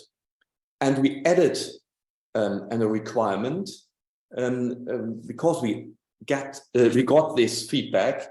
We are proposing that the PA is required to reconsider the previous credible basis determination if the circumstances have changed. So you see R38012, if during the course of the engagement, it's important in the course of the engagement, the professional accountant becomes aware of circumstances that might impact the previous determination of the credible basis, the accountant shall reassess the validity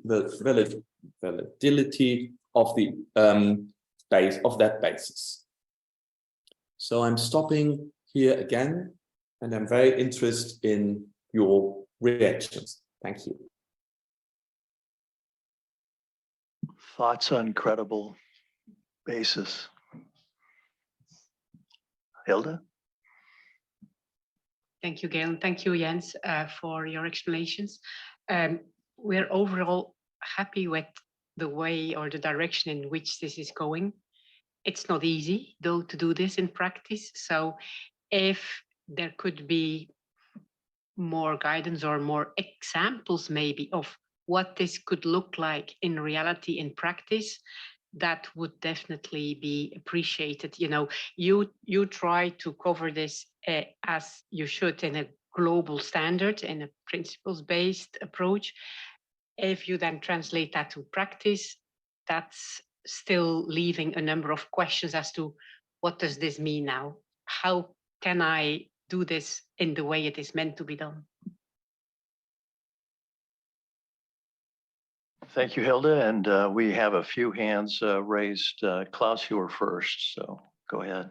Sure, I concur with what Hilda just said. And just to say that on 38012 that you have added now, one simple situation could be that if you in a jurisdiction have a kind of established position, how you view a transaction, and that has been accepted for many years, and the tax authority suddenly, or for whatever reason, comes to another conclusion through a ruling, say to say, it might be, I take a concrete example for European Union. If we have VAT taxation, for example, and you come to a well-established interpretation of European VAT law that's also applicable in the jurisdictions, then you suddenly say that, oh, we might have actually misread what was in the EU directive. Now we come to different conclusions. That could be that is a very simple example where you have to change the position, so say what's credible or not, to give advice to the client. So, but overall, I'm in the same line as Hilda. Thank you, Klaus. If we can go to Conchita and then let's see, Don. Thank you. I appreciate the work done by the team, and I am just wondering, talking of credible basis, let me cite a particular probably situation. If, let's say, the firm of the professional accountant is involved in crafting tax rules or tax provisions of a jurisdiction, then they have foreknowledge of what will be implemented. And then what if they market this knowledge to some clients when like structuring their organizations to force them to take advantage of the forthcoming provisions or regulations? Is there an issue there? Because that would be part of advising the client on tax planning. Wouldn't there be any impact on public interest? And how would the prospective standard probably address that? Thank you.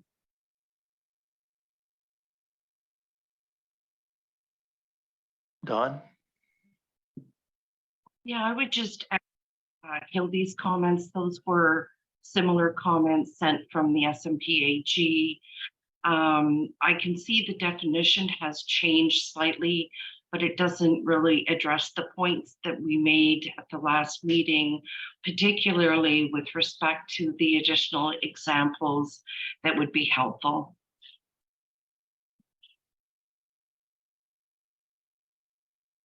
Okay, I don't know. Thank you, Don. Jens, I don't know, Yeah. Jens, I don't know if you caught all of those questions or comments, but if you'd like to respond.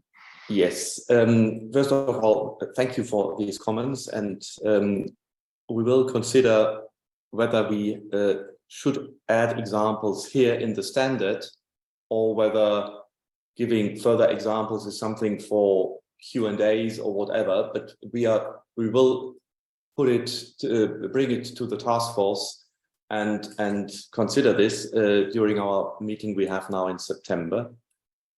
Conchita, your comments, if I understood it correctly, is quite an analogy to some situation which happened down under. And listening to you, I think it is nothing wrong to support governments in drafting tax provisions. But if there is a confidentiality agreement which has to be signed normally, it is not a question of the tax planning arrangement in itself, but it's a question of following the fundamental principles of the code, which is here confidentiality, which might be also in other areas, not only in tax planning, but it raised now here in this very hot topic and in this environment. So yes, that is something, that's why I mentioned it in the beginning when I started my presentation, that tax planning is always of high interest because it's about the question which role a government has in the taxation system, the parliament, but also the profession. On this specific circumstance, I would say it's not a really tax planning issue. It is about tax planning, yes, but it's about the ethical behavior and the other fundamental principles. And we are highlighting at the one or the other point in the draft that there might be other fundamental principles you should apply to, or the conceptual framework. And perhaps you have seen that the board has published an alert on the fundamental principles and the conceptual framework, especially in the context of ethical behavior, also in the context of tax advice. So I fully agree with you, but we have not yet discussed it on board level. But my first reaction would be, yes, it is an issue and we should highlight it in our communication, but perhaps it's not a specific issue which has to be addressed in the draft standard, but we have to discuss it further. I agree. I hesitated to mention the place or the jurisdiction, but you did. Yes, it's down under. Thank you. Thank you. If there are no other questions, I would hand over to Carla, to you. Thank you, Jens.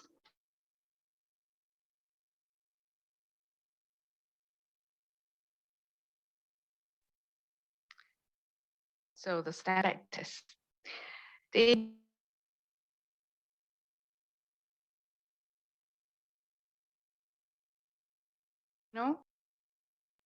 And wider economic consequences that could arise the way stakeholders might view the arrangement we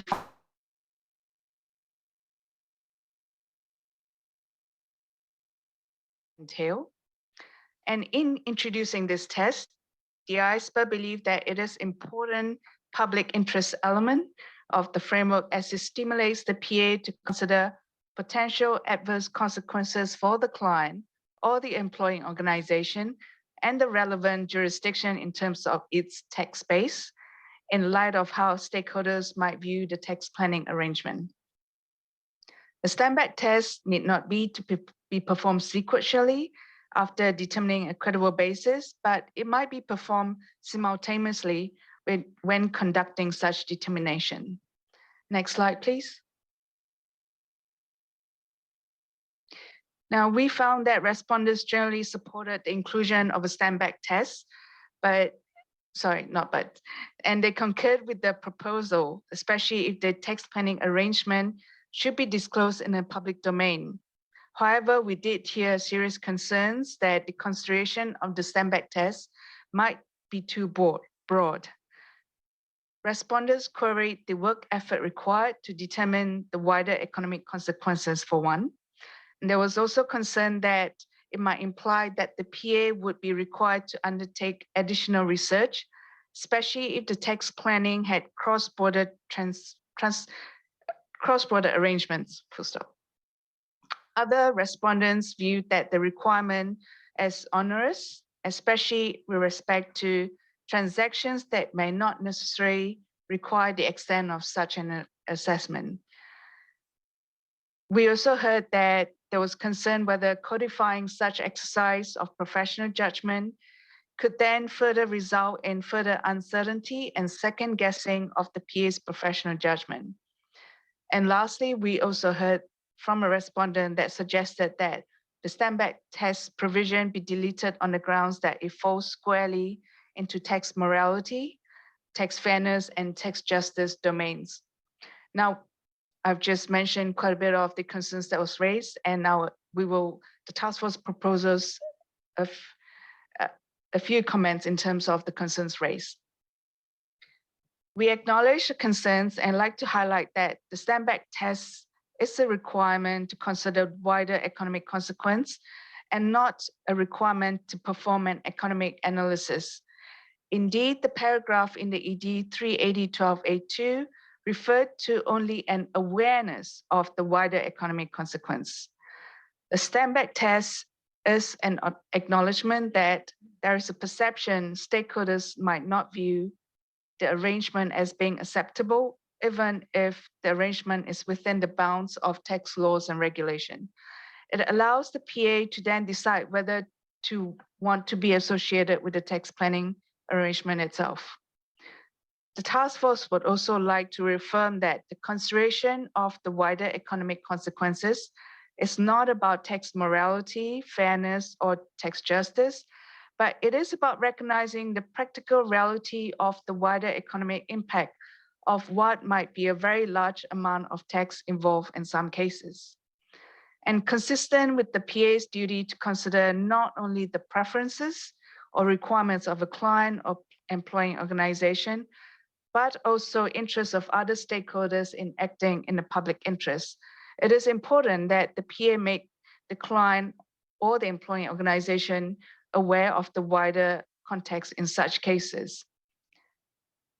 We also like to affirm that the stand-back test is not about risk management for the PA, but it is about informing the client or employing organization about the risk of adverse perception from the wider stakeholder community.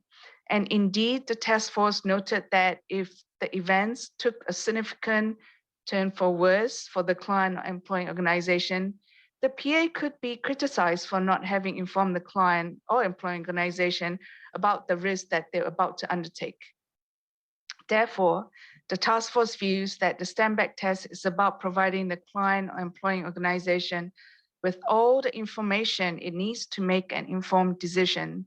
And for this reason, and it follows that it is the PA's duty to comply with the principles of professional competence and due care, and the PA's overarching responsibility to act in the public interest.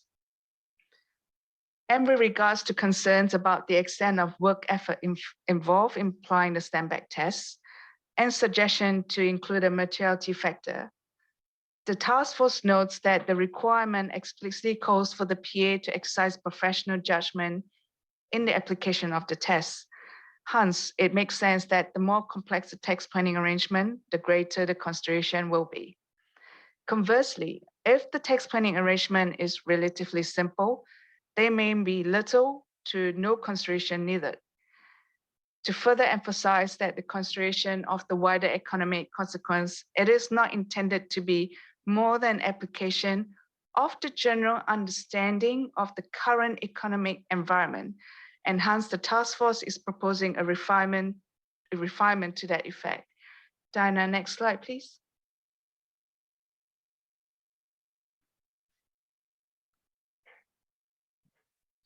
As you see in front of you, we make further refinements to paragraph 380, I think it's 12 or 13A2, where we've updated the wording to focus the PA's effort of the general understanding of the current economic environment. And I'll pause here to see if members have any comments on the proposed revisions.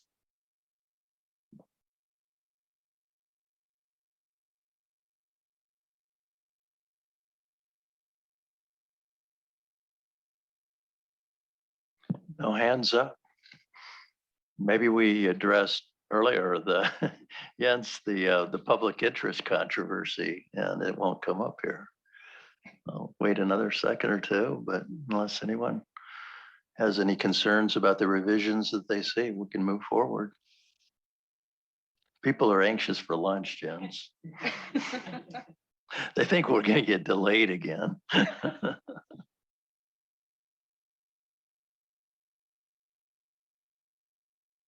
Carla or Jens? Yeah, okay, Carla. If there's no questions, we'll move along. Dinah, next slide, please.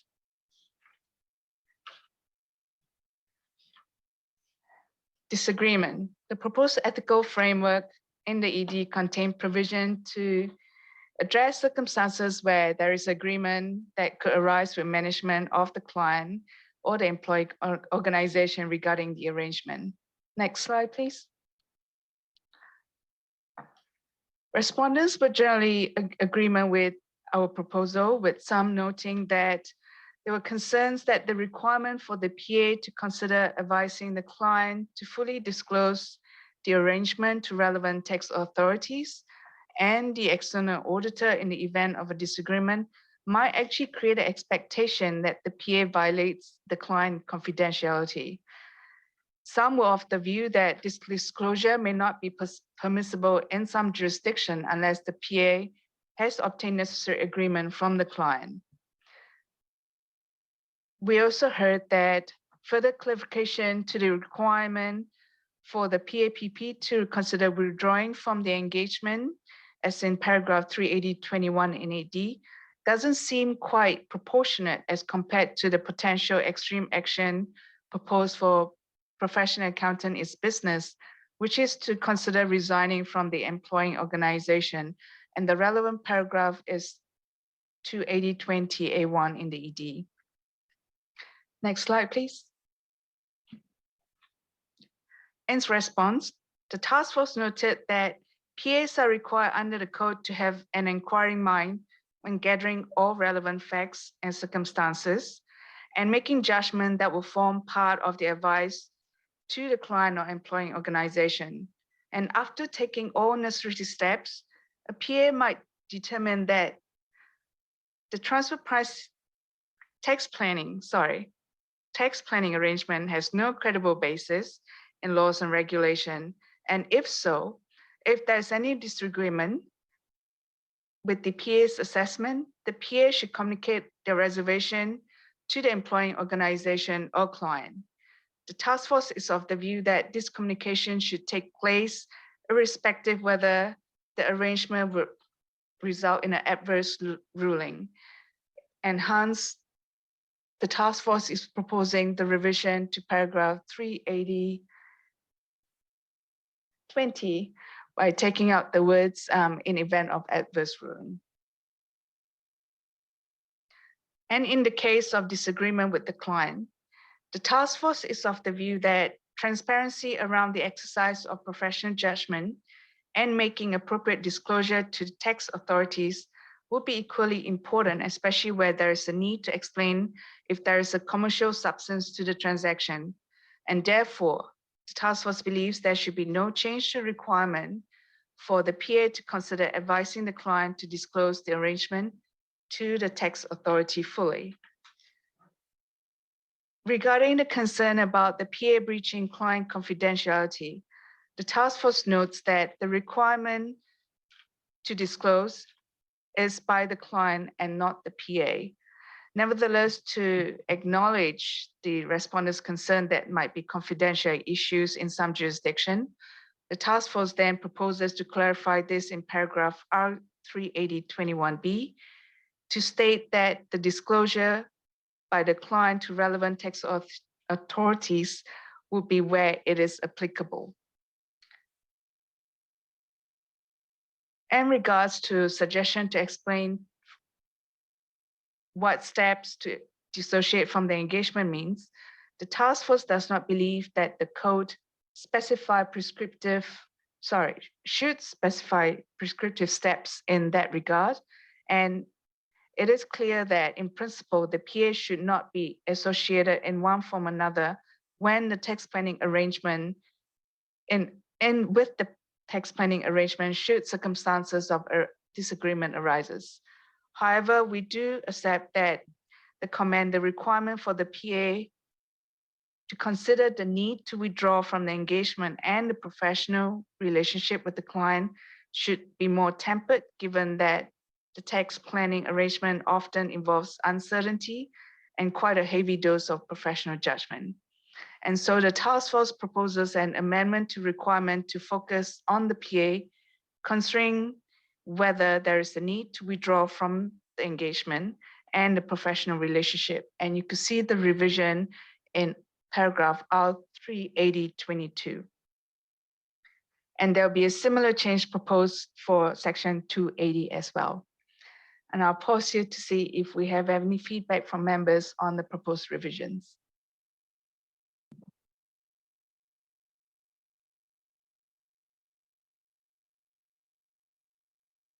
Carla, I think people are slacking off here. Either that or you're doing a great job. Not to say that not having comments is, never mind. Okay, no comments here. Okay. Excuse me. Oh, yeah. Klaus is going to save me. Yeah, no. But I think that the change 3 out to 20 B is important given the comments here about make full disclosure to the tax authorities. That is a key amendment you're proposing, which that's very, very important from an operations point of view. And overall, I support the proposed amendments. Thank you for that note of support. So, Carla, do you want to move forward then? Or? I think it's me to go back to. Yes. Okay. Yes, I'm now coming to one of the last points I want to discuss with you. It's about documentation. Please go to the next slide. Yes, documentation is a very important issue, not only in the context of tax planning. And as you do remember, we are proposing a recommendation for documentation, but not a requirement. On the next slide, you see now the feedback we received by our respondents. They are very positive on that, but the main comments which were raised are, and that is not a surprise, that given the public interest is so much in the center of tax planning, and the role of the accountant is so important that some of the stakeholders, especially regulators, are recommending that we are to change from a recommendation to a requirement. Other comments were that proper documentation is a useful tool, but especially as part of the process, and whether the advice has a credible basis, and also for the stand back test. The question, another recommendation was raised that documentation is introduced for at least circumstances where there's uncertainty or where the engagement should be regarded as a high risk. So further clarification where this documentation would be helpful. One stakeholder viewed that the encouragement is a little bit too broad, and because even for very simple transactions, such documentation probably is not proportionate. We have discussed this, and I will tell you now what we will discuss with the board next week. Is that our view is that changing it from a recommendation to a requirement has broader impact on the consistency in the code. And we think, but we will discuss it with the board, that introducing a requirement here would need the conforming change, for example, in NOCLAR and other parts of the code, where at that stage we have only recommendations. So it wouldn't be consistent. So our preferred approach would be to take a recommendation here and make a new project with a known scope on documentation, recommendations / requirements throughout the code, and come then to a more consistent approach. In the moment, in the extant code, a recommendation would be consistent. If there is a need for change, it should be reconsidered in the context of each and every situation where the code is recommending documentation or whether we should change for requirement. So these are the thoughts we had developed in the task force, and I'm happy to listen to your comments on that approach.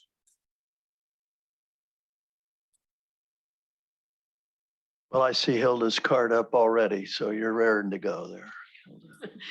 Thank you, Jens. I think we would be in the camp where basically we believe there should be a requirement there. We also understand the reasons why it's not there, but we think even with the recommendation, you could be a bit more insisting, so to say. And you know, you might take some inspiration from the UK PCRT code, where they basically say, well, if you do, why do you do recommendation? Why do you do documentation? Because you can be challenged. And when you're challenged, that's not today, that's not tomorrow, that's in 3 years, in 5 years. Those things take time. And so it is in everybody's interest, in the public interest, in the interest of the client, if we still want to use this word, the interest of the professional accountant, that this documentation actually has been done, that it has been done when the transaction was taking place, because your recollection will be best there, and the details that you can add will be best. And if there is ever a challenge in court or wherever on this, your documentation that you made in time is standing much more than what you have scrambled together just because you are called to actually come and defend yourself at a certain moment 3 or 5 years down the line. So we think you could be more insisting on, having people really think through and say, yes, we will make that documentation, although strictly it's not required. Just some food for thought. Thank you. Yeah, Hilda, I think if documentation does come to be required, it would be important to also sort of put something around it as to the timing of that documentation. I gather there would be after the transaction occurs, but it would have to be shortly after the transaction occurred.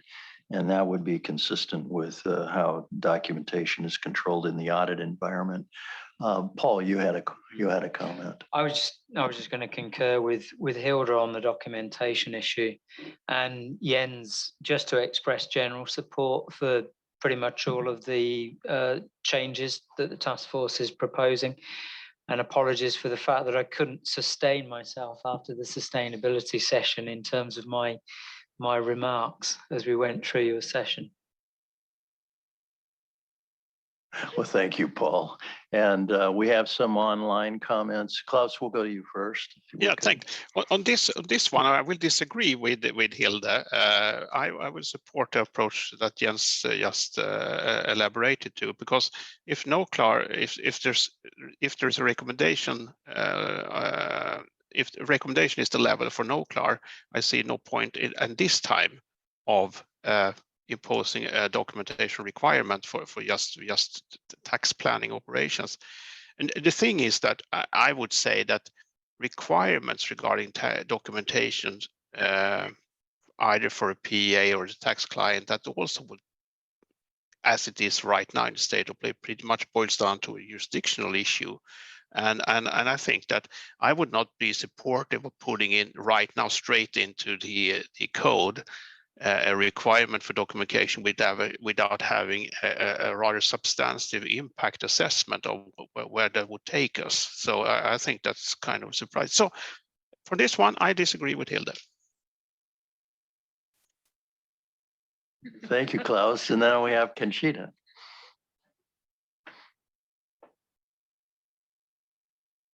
Thank you. Generally, I agree with the team. And I would like to suggest that perhaps some wordings may be added to say that to properly manage the risk, documentation is strongly recommended. something to that effect, because you're really managing the risk. And yes, it is good to do the documentation as the transaction occurs, and that will protect you in the future, because it doesn't mean that you do it now, that you will be assessed now. It will be in the future. So you manage the risk that may occur. Thank you. Thank you, Conchita. So, Carla, did you want to field any of those comments, or Jens, really, I guess? I think you see the controversy about that, and exactly these are discussions we will have also on board level.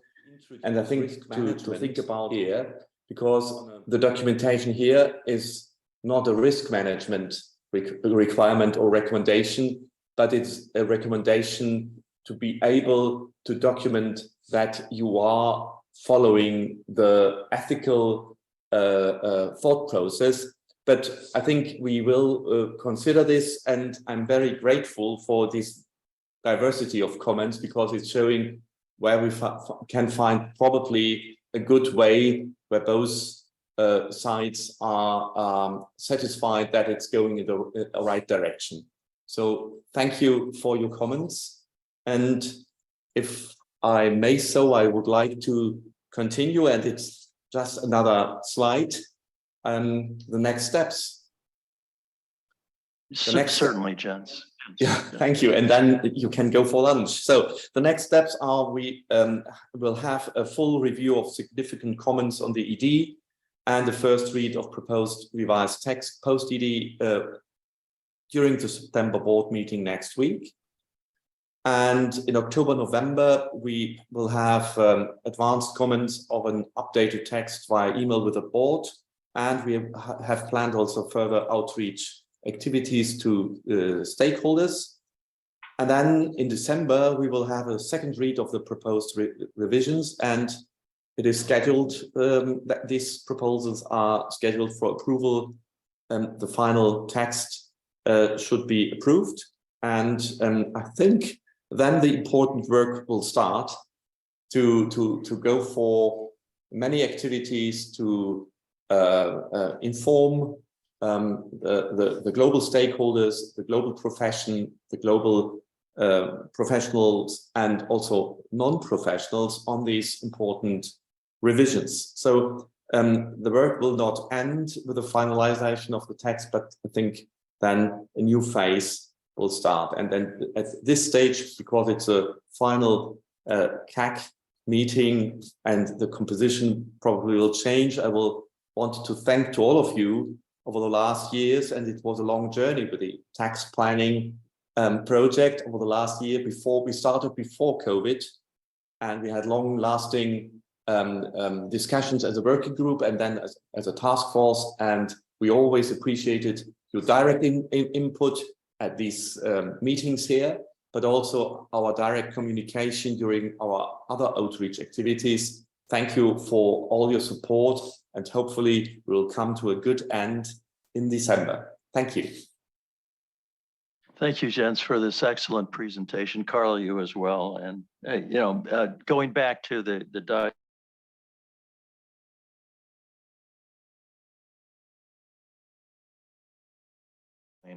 a great deal of documenting, regardless of what the standards say, just from an internal policy standpoint. I've also been very impressed with how this project has proceeded. At the outset, I thought, wow, this is really going to be difficult, and a lot of landmines along the way. But I've been very, very impressed. I'd like to invite Gabrielle or Sandy first to see if she has any comments, and then maybe we'll wrap up with Gabriella, and then we'll have a full hour for lunch. I don't have any additional comments from what I had said earlier. Okay, thank you, Sandy. Thank you, Galen. Thank you, Jens and Carla, for the presentation. Very quickly, yes, I have a few comments, all of them very high level. First of all, starting with where Jens Paul finished, this will not be the end of the road. This will be the start of a very difficult journey, which will be to spread these standards and communicate them and make the stakeholders understand them. Hopefully, we will be able to approve these standards in December, and we are grateful for the support of this CAG and all the contributions over this long journey, as Jens said, but we still have a difficult and challenging road ahead, for which we very much ask for your support, not to say yes to everything that we suggest, but to make sure that the necessary communication and spread is ensured. Secondly, I would like to raise again the importance of these standards against what's happening in the world today. It's no use trying repeating what Jens started to say, but for instance, what's happening in Australia speaks by itself about the importance of ethics. We know what we know from that case, but from what we know, it's like a case study for ethics and independent standards. Unfortunately, there are others and there will be others, but this just shows how important these ethics standards are, irrespective of some lack of understanding at the outset of the project, and even over the project, just like Galen mentioned. Also, it is important, and that's what this task force, Jens Paul and IESBA has been doing well before I joined, which is to be attentive to what's happening around, namely with respect to regulatory developments. And it's while it is extremely challenging, because there are so many regulatory developments. Jens Paul mentioned the European Parliament initiative on tax enablers, but there are other developments, the UN trying to push or to get some ownership or to take over from the OECD, the ownership in this respect, and we don't know what's going to happen. All these regulatory and policy developments only show the importance of having a global standard, a global principles-based ethics standard that at least or at the maximum will be the benchmark for all the developments in this area. And finally, I would also like to raise your attention for something that was not subject to much discussion here, but the importance that this work may have in the future also for non-professional accountants. Everything that has been said for sustainability, I think that would apply here as well. So, well, we came a long way with this project, but there's still a long way to go. Thank you. And now, 1 hour, right? We'll reconvene. Okay, folks, let's get started. I think I see most people seated coming back from our lunch period. So the next agenda item is the use of experts, and we have with us chairperson of the board and the task force chair, one and the same, Lori Ensley. And also Cam is from the staff, IESBA principal. They'll report back on the March 2023 discussions that we had and their global sustainability roundtable as it related to experts. And so with that, Lori, I'm going to turn the time to you and your presentation today. Great. Thanks much, Galen. And thank you, everyone. It's good to be here today to provide an update on the experts task force progress, and we welcome your views as we develop our principle-based framework for use of experts. Lots of activity since we last met with the CAG, which was amazingly last March. Seems like a century ago. As you know, we've had some roundtables that took place in April, a lot of task force meetings, May, June, July, August. We had the IESBA meeting in June where we got significant feedback, and then some other external feedback that's taken place during the course of the year, and some connectivity events with the IEESB, the network standard setters, PIOB, forum of firms, etc. So today we're going to discuss key aspects of the first read draft that the board is going to go through next week at the IESBA board meeting. So you're getting an advance preview before the board has actually gone through that document. We're going to take you through some of the key components. This has gone through heavy drafting in the June to August timeframe. Very clearly, the task force understands that it's very important that we get the balance on this use of experts project right. We need to be able to rely on experts in all types of assurance and non-assurance work. And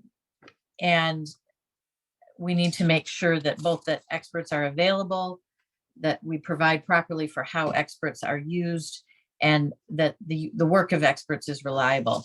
So there's a clear public interest here. We're going to talk a little bit about the public interest framework, which we've used to evaluate the first read draft that we're working with right now. And if we recap the use of experts project, it's to consider the ethical implications, including independence, for professional accountants when they use the work of experts. So it addresses questions over a lot of different expectations around ethical behavior when using the work of experts. It's come up in several other projects over the last few years, which, in addition to a longstanding interest in this project, it's been popping up in things like technology and tax as well, and now with the sustainability work streams. And in particular, there's a heightened focus, I would say, with regard to expert used in audit or assurance engagements because of the reliance factor of the public in those particular regards. This project is progressing in tandem with the sustainability project. As you know, the use of experts is anticipated to increase because of the sustainability work that will be going on. And therefore, we want to, as a board, have this in place at the same time that the sustainability standards come out. But it is not limited to expert use in sustainability and assurance. It plays more broadly than that.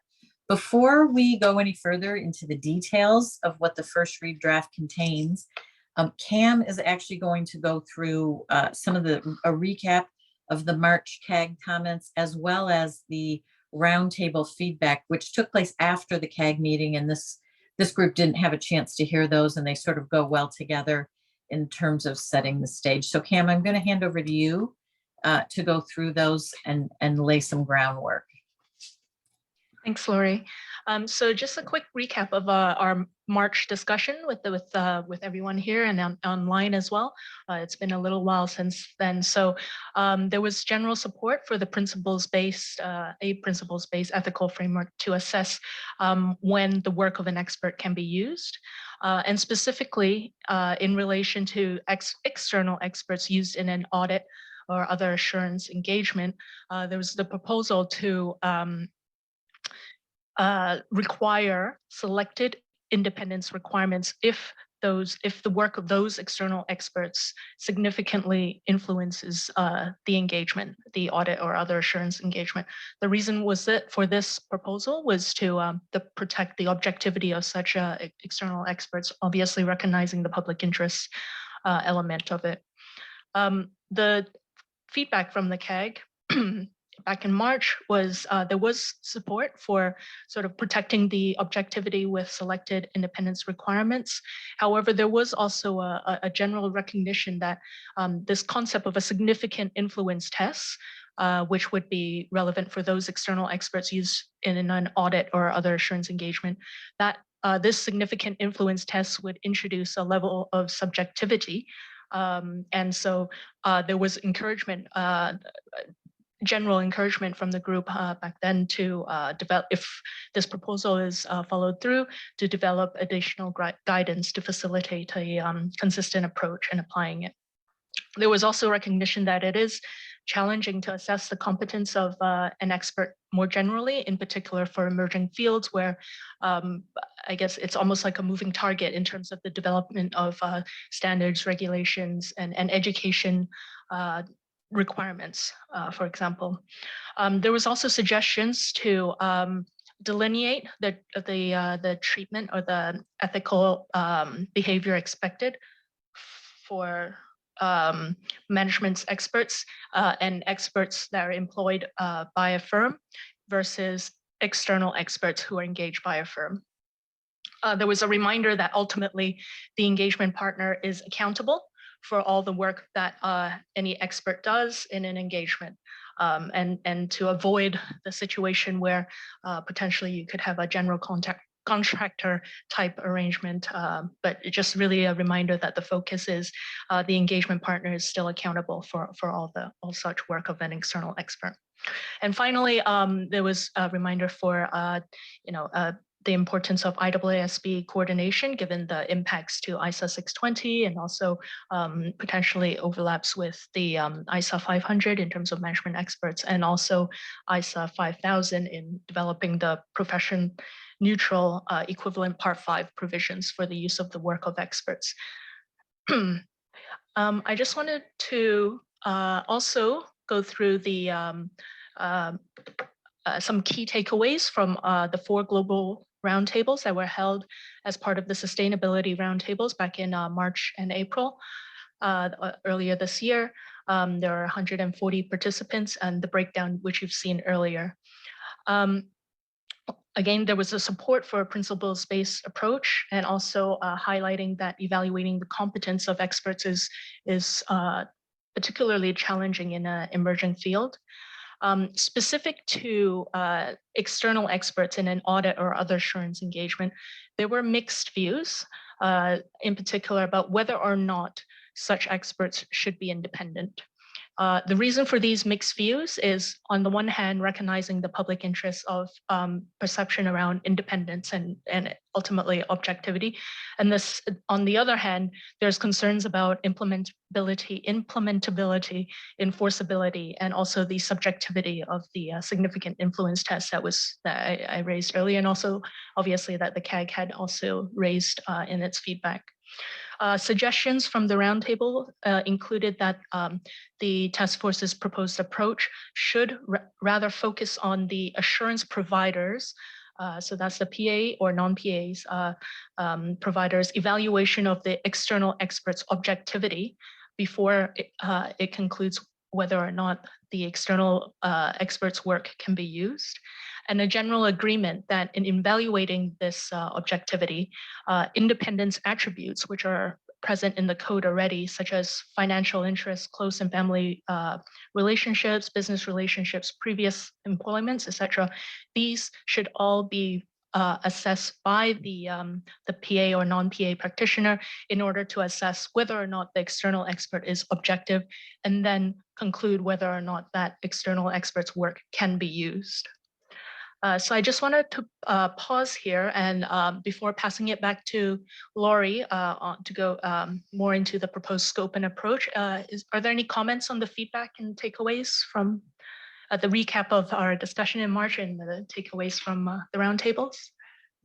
Cam, I do have more of an observation than a question, but throughout the materials, we often see this notion of relying on or using the work of an expert, and it's framed sort of in a black or white. Either they meet all the requirements and you can use their work, or you can't. And is there anything in between? Is there a gray area in here? Let's say somebody doesn't qualify as an expert per se. It doesn't mean that you can't use the work that they've done and evaluate it in the context of any other management information, does it? Or am I wrong in thinking about that? What is it? I guess my question is, what does it mean to say you can use their work as an expert, only as an expert, or is there something else there? Maybe I'll good question. So in terms of using the work of an expert, the task force's approach on this proposal for this very specific matter was, I guess you could say in a sense, black or white, because recognizing that experts' work is indeed very, very valuable. So let's take a step back, whether it's external expert or those that are employed by the employing organization or a firm, the expert needs to be competent, capable, and objective. So this concept is built on using the pre-existing ISA concepts already. So we're building on that. And then in addition, building on additional ethical requirements. The view of the task force essentially is you can't use the work of an expert if they are not competent, capable, or objective. because then how can that work be used or relied upon, right? In no matter what circumstance that is. Specifically in relation to the external expert, there are additional objectivity requirements to enable it to sort of enhance that public interest, independence, protection scheme of it. And I just wanted to, I wanted to raise one more point in terms of management's expert. I think you raised that. The task force's view on this is that the proposed approach does not scope in the use of a management's expert work.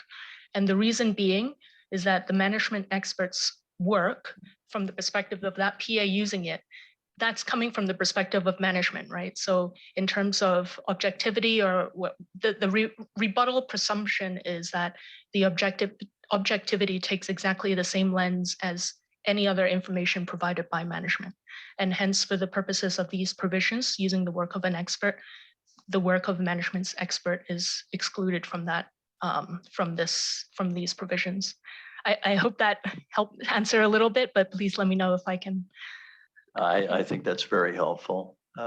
Again, I was just thinking in the sense of what does it mean? And maybe it's more that my question should be more directed to the IAASB in terms of audit evidence. So I'll stand back on that. Any other thoughts from the CAG on the opening remarks from Cam? Cam or Lori? Okay. Not? So I'm just passing it back to Lori right now to discuss the proposed scope and approach. Great. Thanks, Cam.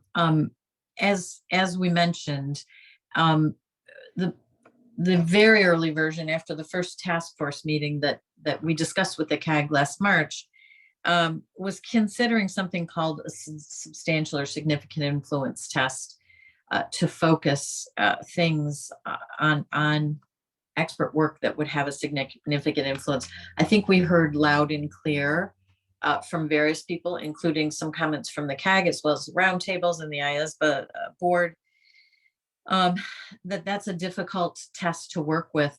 So we broadened the work we're doing to not focus it on things that have significant impact, because there's a sense that probably most things do if you're using an expert, and instead are applying what we're going to talk about to all work by experts. So there's no test to figure out whether the more stringent rules apply to that, except, Galen, to follow up on Cam's point, work of a management expert, which is scoped out and as you noted, would come under audit evidence, and what type of work needs to be done with regard to certain types of audit evidence under the rules. It would not be work you can just rely upon. We have noted in this first read document that expert used in audits or other assurance engagements, and that includes sustainability assurance. And this comes from feedback from really most people we've spoken to, including the roundtables. It's very important for the PA to be evaluating the objectivity, including key independence attributes of an external expert, before that work can be used and relied upon by the PA or the sustainability assurance provider. There are additional requirements regarding use of an expert. So if we go to the next slide, and one thing I did want to mention, we've got 3 versions of work that we've got: a part 2 version, which is for PAIBs, a part 3 version, which is for public accountants in practice, and then a version to go into part 5, which will be the sustainability. The principles are similar. There are some tweaks in between them because of the nature of the assurance provider or the provider, but we're going to speak as if we're talking about one document right now, because the main principles that I'm going to discuss and Cam is going to discuss are that. So the framework that we're talking about lays out in the following way. We've gone through and spent quite a bit of time on definitions of expert and expertise. We're going to talk about that a little bit later in this presentation. But that is to ensure that within the code that we're distinguishing the work of experts from other individuals like management experts or the work of others, both of which apply in the code, and make sure that we have clean margins around that so people know when the work applies, the standard applies to the work of an expert. There's requirements in quite detail that address how to evaluate whether to use the work of an expert.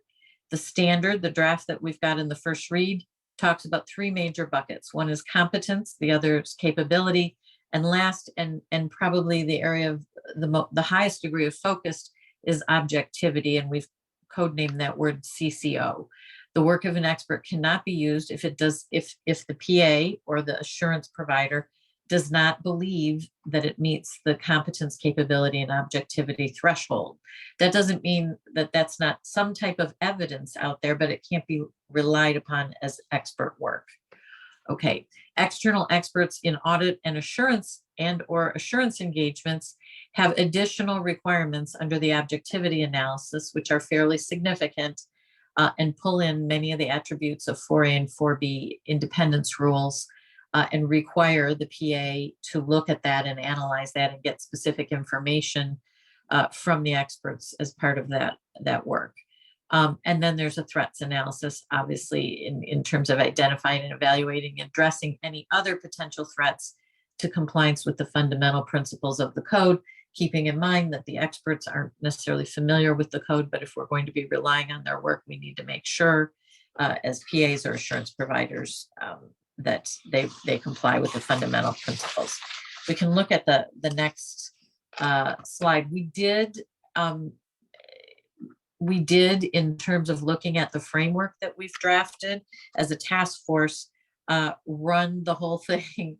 And we were doing this over a period of months. And this is, for those of you who might not be aware, the Public Interest Oversight Board has developed a public interest framework, which is actually, frankly, very useful in terms of thinking about anything from a standard setting purpose that we're drafting. These are key elements that they'll evaluate standard setting initiatives by. And so we started out, I think, actually back in March when it was raised at our board meeting, started thinking about where were we in terms of our ideas in the area of comprehensiveness, scalability, clarity, implementability, and enforceability. And we have been, from March through August, tweaking this framework so that we could be strong in each of these characteristics that the PIOB has laid out as public interest framework characteristics. So I think this is a new thing that the PIOB is doing, and I think it's very useful because as you draft, you can see where you're falling short and keep working toward an enhanced way to meet that standard. Our view of the task force as a whole is that the proposed approach meets all of the characteristics where we are right now. If we want to go to the next slide. I mentioned that there's a heightened interest in that it won't come as a surprise to anybody in external experts in audit and assurance. We've had a lot of feedback from stakeholders across the entire spectrum of possible views, as you might imagine. Clearly, the significant influence test was uncomfortable for some people. As Cam and I both mentioned, we've removed that, and the experts standard is intended to apply to all experts. But there's a recognition that the majority of external experts do not have systems of quality management that monitor independence on their own between employees and clients. The code is clearly not enforceable on all these experts. There was a clear concern expressed by numerous people about the lack of understanding by the experts, but also a clear understanding that there is heightened public interest around the expectations and the use of such experts. So some of these are conflicting issues, which sort of help drive to where we land. If we want to go to the next slide. The external experts in audit and assurance is principles based as the drafting for the standards as a whole and the IESBA code as a whole. but the approach ensures that the PA or the sustainability assurance provider, whichever it is in the instance, has accountability to evaluate the objectivity of that expert. And that includes obtaining the necessary information and performing that analysis and documenting it to determine whether the work of the expert is sufficient, reliable, and appropriate. In the assurance space, whether it is audit or sustainability assurance, both covered, many of the independence attributes of 4A and 4B are brought into that objectivity analysis. So the PA will be required to look at those and get information around those elements between the expert and the entity the expert is performing work on, including financial interests, close family relationships, business relationships, previous employment, board activity, etc. And the PA will be required to request information from both the expert and the client, the entity that the work is being done on, as well as an ongoing update whether anything is going on during the course of the engagement. So it's not just day one of the engagement. It has to go throughout the engagement, ensure that when the work is completed, that objectivity analysis applies and can stand up to analysis. Some other provisions, including use of work of multiple experts. Again, we expect that to be the case going forward, and certainly under the sustainability conditions that we see that work developing, we think that might be the case. Communications with those charged with governance. And lastly, as I mentioned, documentation suggestions for the PA going forward. So I think we'll pause there for comments and discussion. I think this is, probably the meat of some of what we're getting at here. So Galen, I'll turn over to you to manage the room on this. Okay, all you experts out there. Let's weigh in on what we've heard from Lori and Cam. I'm looking for questions and comments. Hilda doesn't let us down again. I was waiting to have somebody else go first, but so thank you for the presentation, both ladies. You have made a lot of progress indeed, and I think we're very happy that the focus is on the objectivity of the external expert. I think that message came through last time and also in your roundtable slide loud and clear. So I think that's what we now see being developed. So that's something that we definitely support. I think we have been talking a lot about level playing field here, and I don't think we need to talk about it earlier this morning, but here this is both for professional accountants and other providers that give or provide assurance services. So I think we have a level playing field here, so that's good. We have one question, I would say, on those key independence attributes, the ones that are appearing on the slide, they seem to completely make sense that indeed, they are also part of the consideration. Now, when you look into the requirements in the papers, there's quite a laundry list that follows. And, let's see what is this still balanced, I think was the question that we got a few times. Is this still gonna meet the purpose? Because we are looking here for external experts that can use to accomplish the sustainability assurance missions mostly that have to be accomplished. There might be quite a lot of experts that never get to the end to comply with all those requirements that are those key independence attributes. So if there are a few of those that, well, it's something that they can't comply with, should that then be making it impossible to use them? Because there might be quite a limited choice of experts that we can go through. So that's why I would say, are we still overall, in balance? Is the cost benefit here fulfilled? So that's something that we would like to invite you to look at. What is it that we try to achieve here overall? And then, is this the way we have to get there? If there are, you know, a few things that maybe based on all those requirements that for sure they might be the ideal that you want to get to, but in practice, is this really so important that this always needs to be the minimum? Thank you. Thank you, Hilda. I see Akito. You've got your hand raised, and then after that, Klaus. Akito. Yeah, thank you very much, Guillaume. Thank you very much, Rory and Cam, for your explanations. Very helpful for me to understand further. Given the importance of objectivity of experts, I generally agree with the direction of this project at this moment. On the sustainability assurance engagement, whether use of experts are needed and the degree of the use could be depend on sustainability topics and sustainability disclosure standards.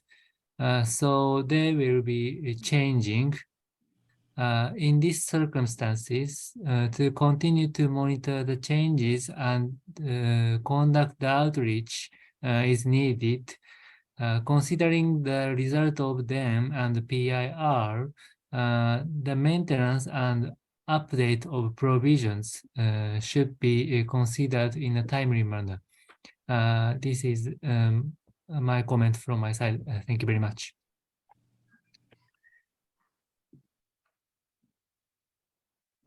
Thank you, and then Klaus. Well, thank you. Thank you for Laurie and Cam for the presentation, and thank you for all the work that you have, ground you have covered so far on this very important project. I very much would like to echo what Hilda just said. My personal view is that I think that the principles that you're drafting here for the code is right, but applied on sustainability, in the sustainability area, will be a large challenge. And I think probably also that echoes part of what Akito just said, is that if we're now going to, for example, in Europe, going to the mandatory assurance situation on sustainability reporting, and this is a big bang, so to say, I think it's fair to say that there will be a shortage of experts in the field. They might be employed by someone today, and they might be employed by someone else tomorrow. And this creates a very difficult situation in the sense that you have to make a choice if you're going to use an expert that's not independent, which has a higher degree of expertise in the field that they are experts in, compared to being independent while being not so, I wouldn't say not so knowledgeable, but to have less experience.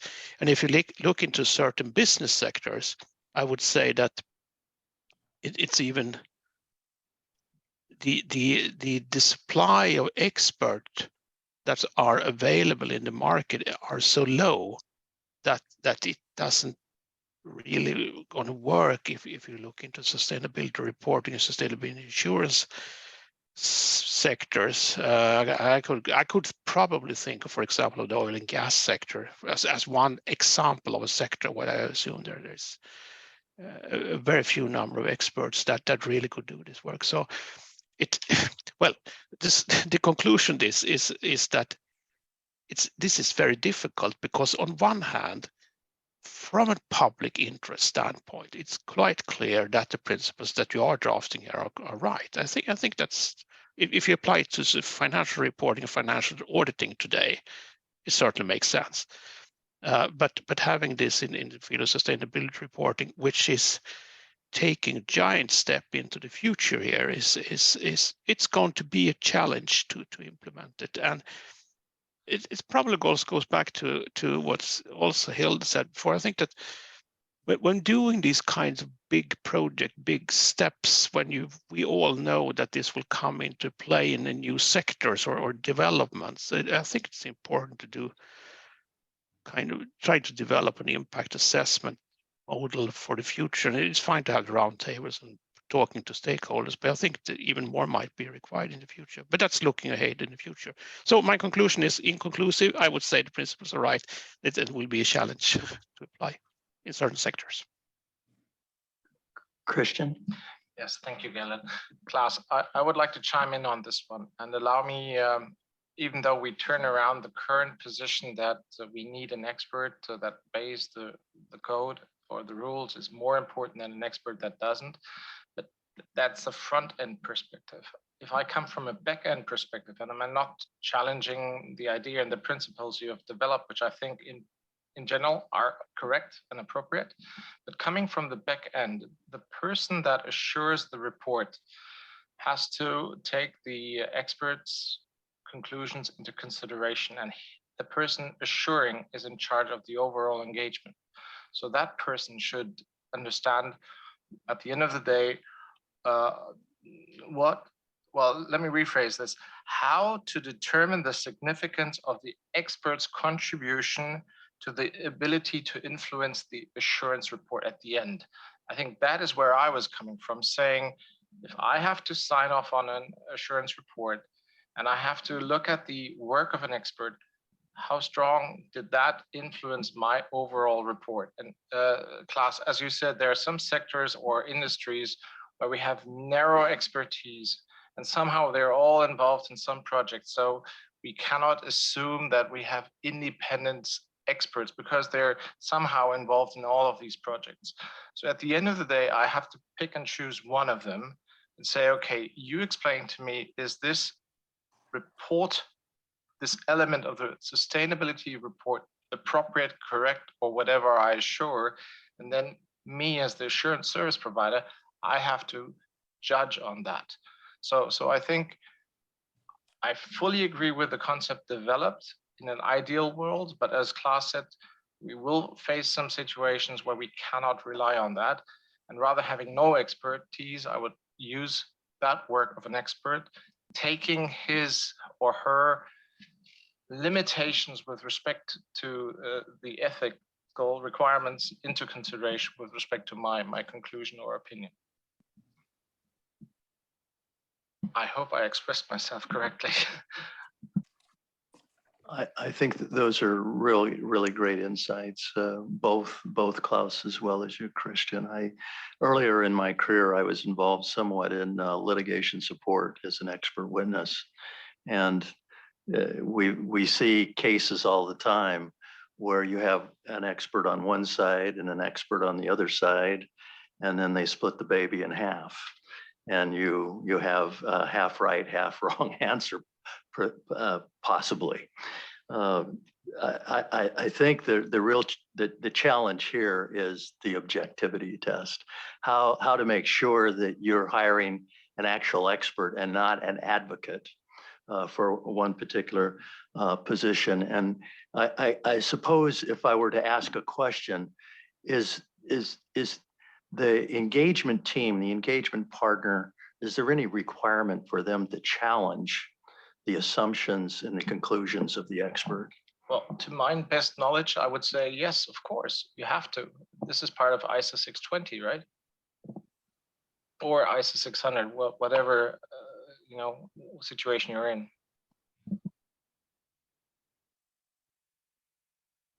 I see George has his, we haven't heard from George here for a while.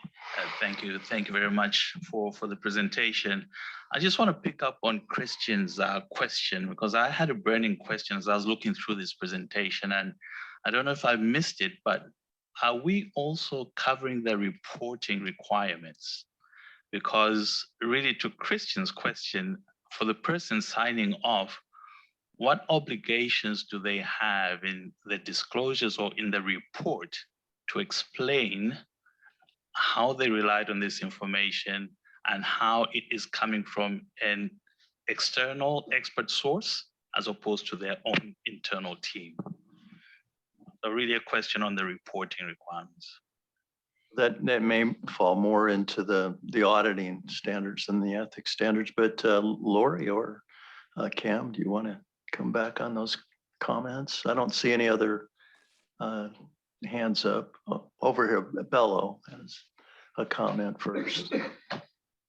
Thank you, and I congratulate Lori and Cam for the wonderful project and the work that is being done so far. My own comment is more or less like related to the generative AI as one of the experts. So I think we are looking to heading towards more technology. So I see that gap, because we need to consider that generative AI now is one of those expertise that we rely on in various areas. So I think to what extent is this going to be covered in this particular project? That's number one. And then number two is more on the materiality of the risk margin that you can place on the work of experts. So is there maybe some criteria that should be provided in the standard to based on the objectivity and the reliability that can be placed on the work of experts, to what extent that you will be able to assess the margin of risk for such kind of reliability on such work, or advisory, or whatever expertise that the internal or external experts will be provided. Thank you. Okay, Galen, maybe I'll pause there. I've been taking notes, but maybe we'll jump in. Some of the people raised similar points. I think I'm going to start with the generative AI question, because we did consider that very early in the project, and it is not specifically covered, because while that is evidence of some kind, it is not an expert, and of course, doesn't have the attributes of an expert. It is, information that has been sort of vacuumed up. Some of it may be right, some of it may be wrong, and it produces a result. I would expect that, experts like accountants and lawyers and many other people use generative AI, but there has to be an expert at the helm of determining what makes sense, what doesn't make sense, et cetera. That might change over time. I don't think we can predict in the future, but certainly where generative AI sits today, there's a lot of data issues in the underlying information.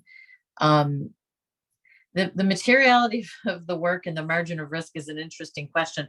That's sort of where we started with the significant influence issue. We were using a different word because we didn't want to use materiality. But I take your point, and I don't think I have, Cam, you might have a comment on this. I don't think I have much more to say on that right now, but I think we'll have more discussions around that next week at the board. I know we need to think about this, especially when we think about, I think the comments we heard from Hilda and Akihito and Klaus and Christian around, do we have the balance right?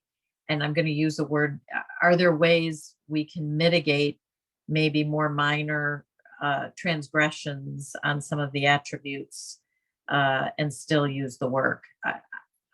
I'm sort of paraphrasing a little bit, but I think that's what I was hearing. Like, are there ways where we can still determine that the expert was objective, even though there may be some issues out there in the objectivity analysis? I'll pause there. And I think that's figuring out that balance. Do we have the balance right? And Hilda said that well. I don't know if I'm paraphrasing that right. I don't think I have an answer for you right now.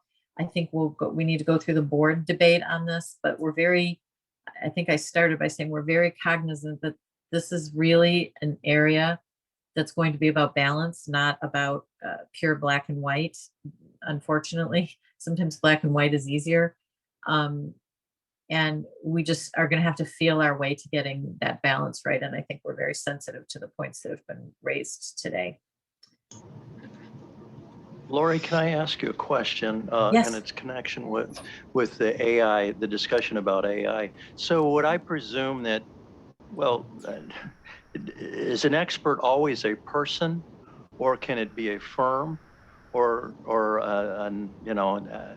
can it be a situation where you don't have an individual signing personally? I guess signing off on the expert's work, or does it matter? Maybe it doesn't matter. I think it could be a firm, but there still would be, individuals involved in the engagement, right? Even if it's a firm, there would be people assigned, there would be someone at the lead that you would have to have determined was adequate, and the team would have to meet these requirements that we've laid out, not just the lead person. So I don't think we can call something like generative AI an expert a firm is one thing. I mean, we're, many of the firms, a firm is signing in certain jurisdictions, not an individual, but they're individual engagement team members that are accountable under the code standards. So AI obviously doesn't meet any of that. It's just sort of an amorphous. I mean, who even knows what's in there right now? Like we're starting to see all these weird things come out of that.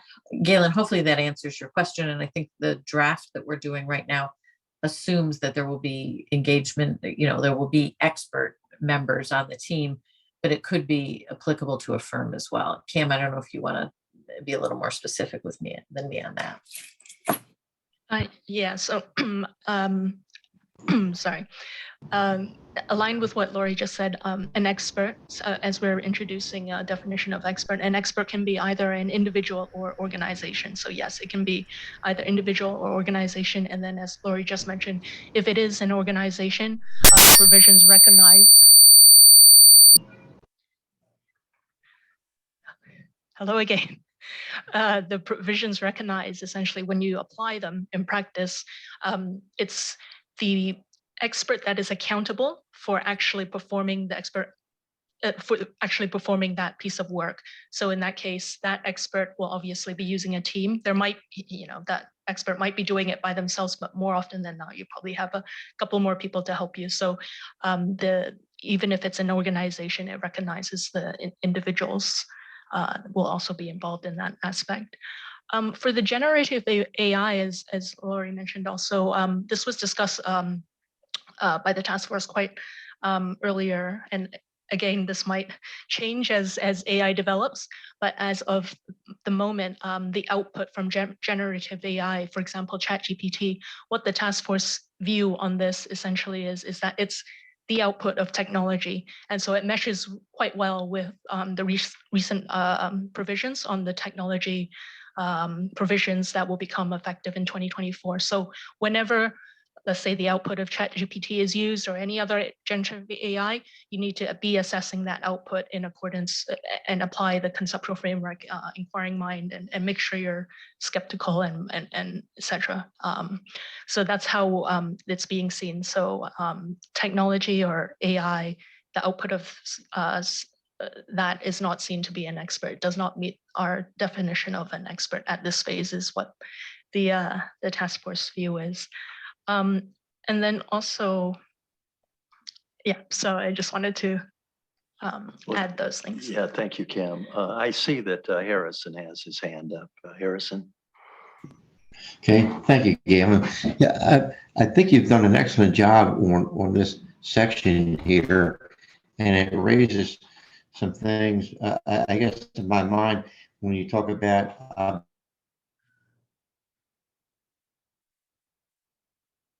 objectivity, because you think about it in an independence for auditor perspective, we have objectivities there, but I've always seen some things where the auditor's not independent, but they said they can do it, they can still be objective. And I've always had a problem trying to process that in my head. But when you're talking about an extra, if they're not independent, they be objective, but looking at their whole relationship to the client.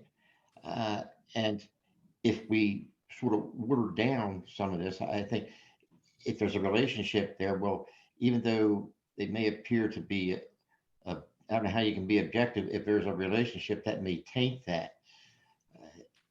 Saying that whether or not you can use their work. And I think that's a determination for the audit firm to decide, and they have to go through that.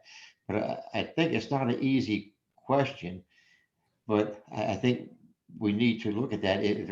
I remember a case that I used, and it was with somebody tried to reevaluate the value of all their fixed assets. And when it came to it, they used a firm that had actually built a lot of their, say, branches and everything. And they were coming in and say, well, here's what they're worth.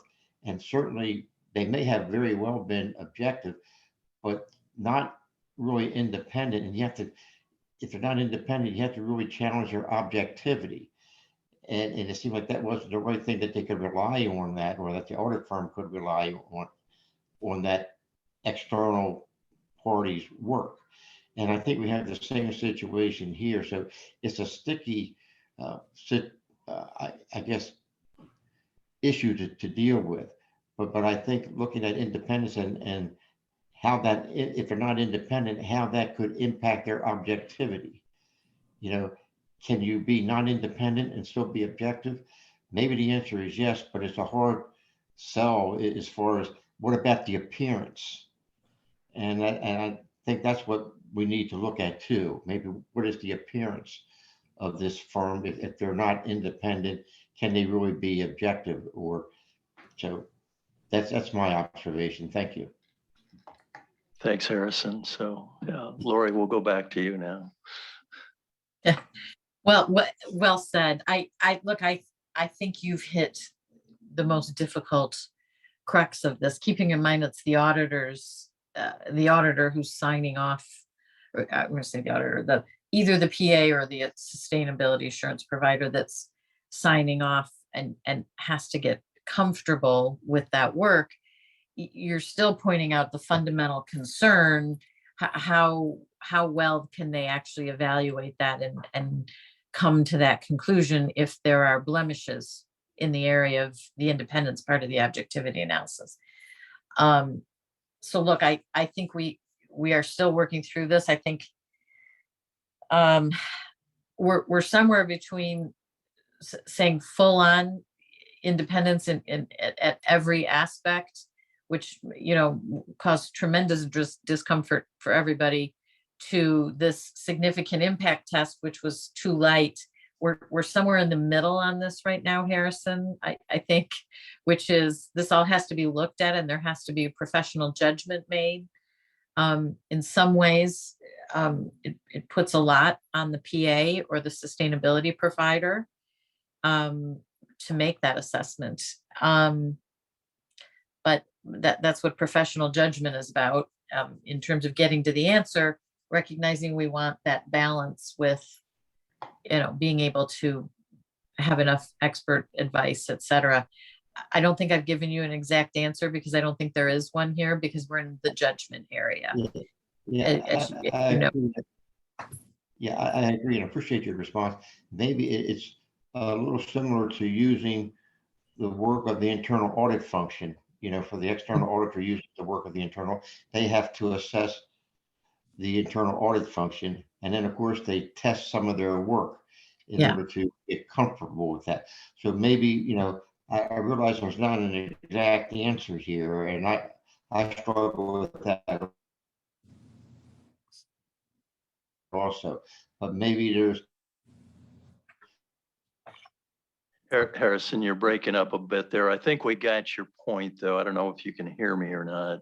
There's a couple other 10 cards up here. Go to Sandy, and then I think James wants to make a comment. Yeah, my comment was in line with what Harrison said, and a point that was made at the prior meeting. And the point made was whether the objectivity assessment versus requiring full independence will meet the expectations of users of audit / sustainability assurance reports that are expected to be independent. So there's a discussion here about the consideration of the characteristics within the public interest framework. So I went back to look at those, but I think the real question is, but none of those really sort of hit head on with this question. And so I guess I'm curious as to the discussions in the roundtables and what users' expectations were stated as being in that conversation with respect to, or was it discussed with respect to objectivity versus full independence? And so that's my first question. My second question was, it got to a point that someone made a bit earlier, which was, if they aren't fully independent, generally these things, because they required an expert, would be a CAM. right? And I know that we're jumping into a different set of standards, but my overall point is one of transparency, right? So would a user be able to know the conclusion that was made, why it was made, and that gets to significance, because generally, I mean, you know, an actuary in a life insurance company would be significant, full stop, right? So I'm just wondering how in the discussions was that balanced? And I mean, the reporting thing is sort of a different question, but the public interest question that we always have is, well, how will somebody know this, right? Yes. James? Okay. Or you want to answer that respond to that first before James? Yeah, maybe. Is it James Gunn? Yeah, no, Yeah. please answer first. Okay, James, thank you. I couldn't see it. That was thank you. Look, I think it's a good question. That came up in a very limited way. One or two people raised that throughout the course of all three roundtables, Sandy, and so it's a struggle, because what that starts to move into is the territory of the auditor or the assurance provider marginalizing their own responsibility for the opinion, right? And so there was also the opposite feeling that came out quite strongly in that space, that there's a concern that if we start explaining, well, this person's not independent, but we're going to give you all the information, and you can understand it and judge for yourself how you feel about that. That is sort of a backdoor out for the assurance provider in that regard. So I take the point. I think we'll probably have a very robust discussion about that next week. It is a reporting issue, but there's two sides to that coin. I think I'm sort of, my own view is probably falling on the, at the end of the day, the assurance provider or the auditor has to sign off on that opinion. And, we don't want them sort of like chipping away at what they're responsible for by saying, okay, well, we put this off to the side. This person's not fully independent, but here's some mitigating steps that we're taking, and on balance, we're letting you know so you can make your own judgments about that. I'm not saying that you suggested that, but that was sort of the discussion that was taking place at the roundtables, if that helps. Did investors or users in that conversation say they had a strong preference one way or the other? I'm just curious. I hadn't thought of your point, but I take it on board about, it's kind of it's scoping out. Yeah, I was just curious how firm, if there were users, where they stood on the issue. Yeah, it may be, and I wasn't at all the roundtables, Ken. I don't know if you have a view or heard something really strong coming out of that. I didn't, but Sandy, I can't speak to all the roundtables, so I don't want to make a definitive statement. Ken may have a point of view on that. Yeah, and just to Sandy, in terms of the users and investors, there were literally mixed views on both sides. There were a few views for, yes, you definitely need independence because of the public interest perception, yet there was also views that in practice, what we can do is to ensure objectivity by reviewing, making sure the onus being on the practitioner to review all those independence attributes that we've been talking about. So I think in general, it was financial interests, business relationships, etc. The whole list that it was agreed that it was important in that sense. There was also another aspect, if I recall from the feedback, is that you do want to use an expert that has the expertise, even if that expert is not potentially fully objective. So there were two views to it, hence the mixed view. So I hope that adds a little bit more color. Thank you. Thank you. Maybe I'll just, I think Sandra hits on a very good point, an assertion or an assumption about a certain place of position of a user community. I think when we go on exposure, that's an area really to see what further evidence we can obtain. But Cam has alluded to my thoughts, my experience in dealing with the users and the investor side is a split, right, between pragmatism, give me the right answer, while also emphasizing independence. What I just wanted to share, and I thought I heard excellent input and suggestions, but just listening to the dynamic, and I suppose we do write durable standards intended to be sustained over time. Having said that, they do land in the world at a particular point in history as we deal with sustainability and everything. I think it's a message that we're grappling with is, and I don't think we should overlook, the scarcity of the experts that we're looking for and the demand, therefore, you know, the limitation and the ability to get the expertise that you need when you want, and the world is asking for it. I think by definition means that their advice, their input, the data is relevant. It's going to be influential on the outcome of the results. Otherwise, it wouldn't be in demand. So that's a given. And on the dynamic to that is a behavioral pressure on the practitioner to arrive at the right information, yet comply with the rules. So as an ethics board, we have to think about that behavior and really help make sure that the individual doing the assessment is understanding that their biases are going to be to deal with this pressure, to find the experts, to look at the criteria. And my concern is sort of muddying down the principles. If we obscure what the principles are, it's going to make it very difficult how you evaluate that judgment and how you defend that judgment. And I'd encourage just making sure that we stay true to our principles, and the clearer they are, the better.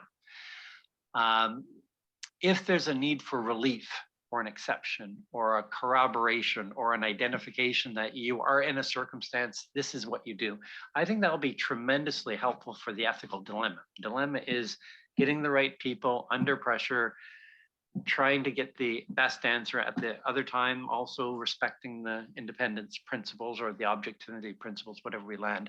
So I just, as a standard setter, I'd think of the construct, the very clear principles, the rules, the judgments are the most important factors, arrive at that conclusion, and if possible, find a relief provision in some way that just allows a mechanism to let them arrive at that issue, the dilemma, and make a step forward in a concerted way. If we obscure our messaging, I think we'll all be in trouble in a couple of years. But do you think not requiring them to be independent is watering down the principles then? No. I think we just have to be careful. You know, Hilda listed a number. She made reference to a laundry list of criteria. I think a lot of them are very relevant to the judgment. I think pulling back, softening those, you know, those are all relevant. They should be inputs into your judgment. And I do think you should drive yourself towards a judgment. And if the circumstances require relief, and so I'm not actually talking about independence or objectivity. Whatever you put your focus on, it should just be clear in terms of the threshold. And then how do we deal with I guess what I'd say, the rare, the exceptional circumstance, the situation where you've got the right person, you've got a few nits, it doesn't meet the full test, you're not comfortable. What do you do about that situation? How do you move forward? That's the question. I don't apply it to the question, as you point out, independence versus objectivity. I think that is one, you ask rightfully so, how strong is the view? That's a spectrum, right? Yeah, how strong is the view that it has to be independence outweighs or is the key versus objectivity? To your point, though, James, I mean, in my example, when I was talking about lit support before, when you get these two experts with diverse, wide, differing conclusions, both sides have immaculate reputations. Both sides have credentials that are beyond belief. And, that's the difficulty that I see. How do you make sure that you've got somebody that truly is objective and is not an advocate? But we're sort of running. We got about 15 minutes left. Lori, do you want to go forward then and touch on everything else you need to? Cam is going to chat a little bit with us and take us through some of this definitional discussion, which in the context of the task force, this was actually harder than you might imagine to work through. And so, Cam, I'm going to hand over to you. It's very important as the underlying belts and braces to what applies, what doesn't apply, et cetera. Thanks, Lori. So the first one, as you'll see, is the definition for expertise. This term is being introduced in the code. I do want to stand back and say it's not a new term, right? It's been used for a while now in the ISA 620. ISA 620 does define it as skills, knowledge, and experience in a particular field. The task force has as Lori's just mentioned, quite a few discussions on all the definitions. The first one with expertise is, and as you'll note as you'll have already noted in Jens and Carla's presentation earlier, is the task force's view that expertise essentially is skills and knowledge, and the element of experience is a factor that is important to demonstrate whether or not that individual has expertise, has such knowledge and skills. And the reason why the task force is also proposing this, so as you can see the blue there, expertise, knowledge, and skills in a particular field. The task force, we've also done sort of some more research into the more layman uses of the term expert, and also looking into other jurisdictional literature. So you can see just, from Cambridge Dictionary, Oxford Dictionary, the Webster Dictionary, experts are essentially those with knowledge or skill in a particular matter. And that's pretty consistent across these dictionary definitions. And again, you can see another national jurisdiction guidance as well. It's an expert is talking about the skill or knowledge. So from the task force's point of view, that's why there is that sort of differential with the ISA 620 definition. Of course, coordination, we've been coordinating with the IASB staff quite closely. They're very aware that we're proposing to essentially drop the term experience from the definition of expertise, and no concerns have been raised. Obviously, ISA 620 is going to be revisited from their perspective in due course as part of their next strategy and work plan as necessary. So that's with expertise. And then this actually marries then quite well with our proposed definition of expert. So in terms of the definition of an expert, the task force has really benchmarked this against the PA's own competence. So that's coming from the perspective of, if you don't have sufficient expertise in a particular area or topic, you obviously will need to consider engaging an expert who does have such expertise in order to be able to perform your professional activity or service in line with the fundamental principles of the code.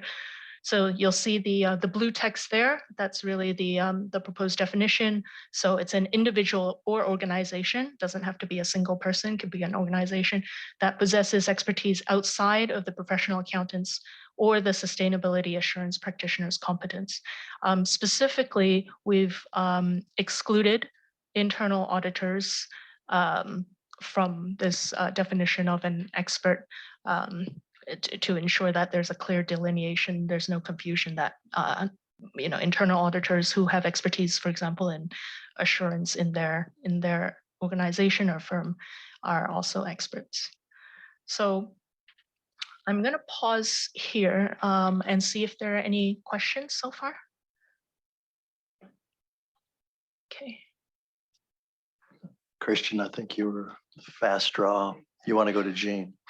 John. A short question. I know you're always very focused on coordinating with IASB, which is great. And so it sounds like we had the same question, and no concerns have been raised by removing experience.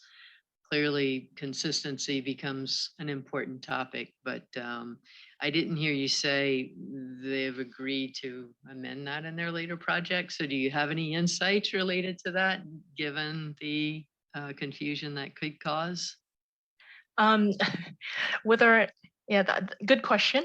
They've acknowledged it at the staff level that there is this differential in terms of revisiting this, the ISA 620 on a more overall level, right? Because apart from these definitions, there's going to be a lot more provisions that we're introducing with these sections. So in due course, from the IASB side, they will also need to evaluate how and if their standard will be changed. So I don't want to speak for them, but they are aware of this of this difference and not intending for it to continue. Let's go back to Christian. I think he wanted to come in. I think the key point we try to make is that it has to be simultaneous amendment. Otherwise, it really adds confusion. So the deviation, first I thought it's artificial. I'm now getting the rationale behind this, but the same rationale applies to ISA 620. So if we change this, I would recommend to change them both simultaneously in the code and in ISA 620. But again, this is on behalf of the IAASB, but you know, as a practitioner, you will ask, what's the difference? And why do we deviate or differentiate? So it's not really, is it artificial at the end of the day? But if there's a point that you just made, then it should be adjusted. Yeah.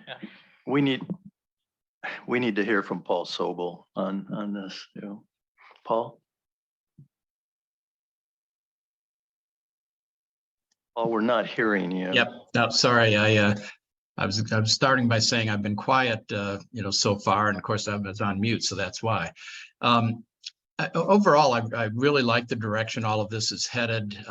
Not surprisingly, representing the Institute of Internal Auditors, I raised an eyebrow with that second sentence in the definition, and I wasn't really sure you answered why internal auditors are specifically identified here as not being considered experts. I wasn't sure whether it was, well, they're part of the organization, therefore they don't have the same independence that an outside expert would, or something else. Can you please explain again why you thought it important to specifically highlight that this definition excludes internal auditors?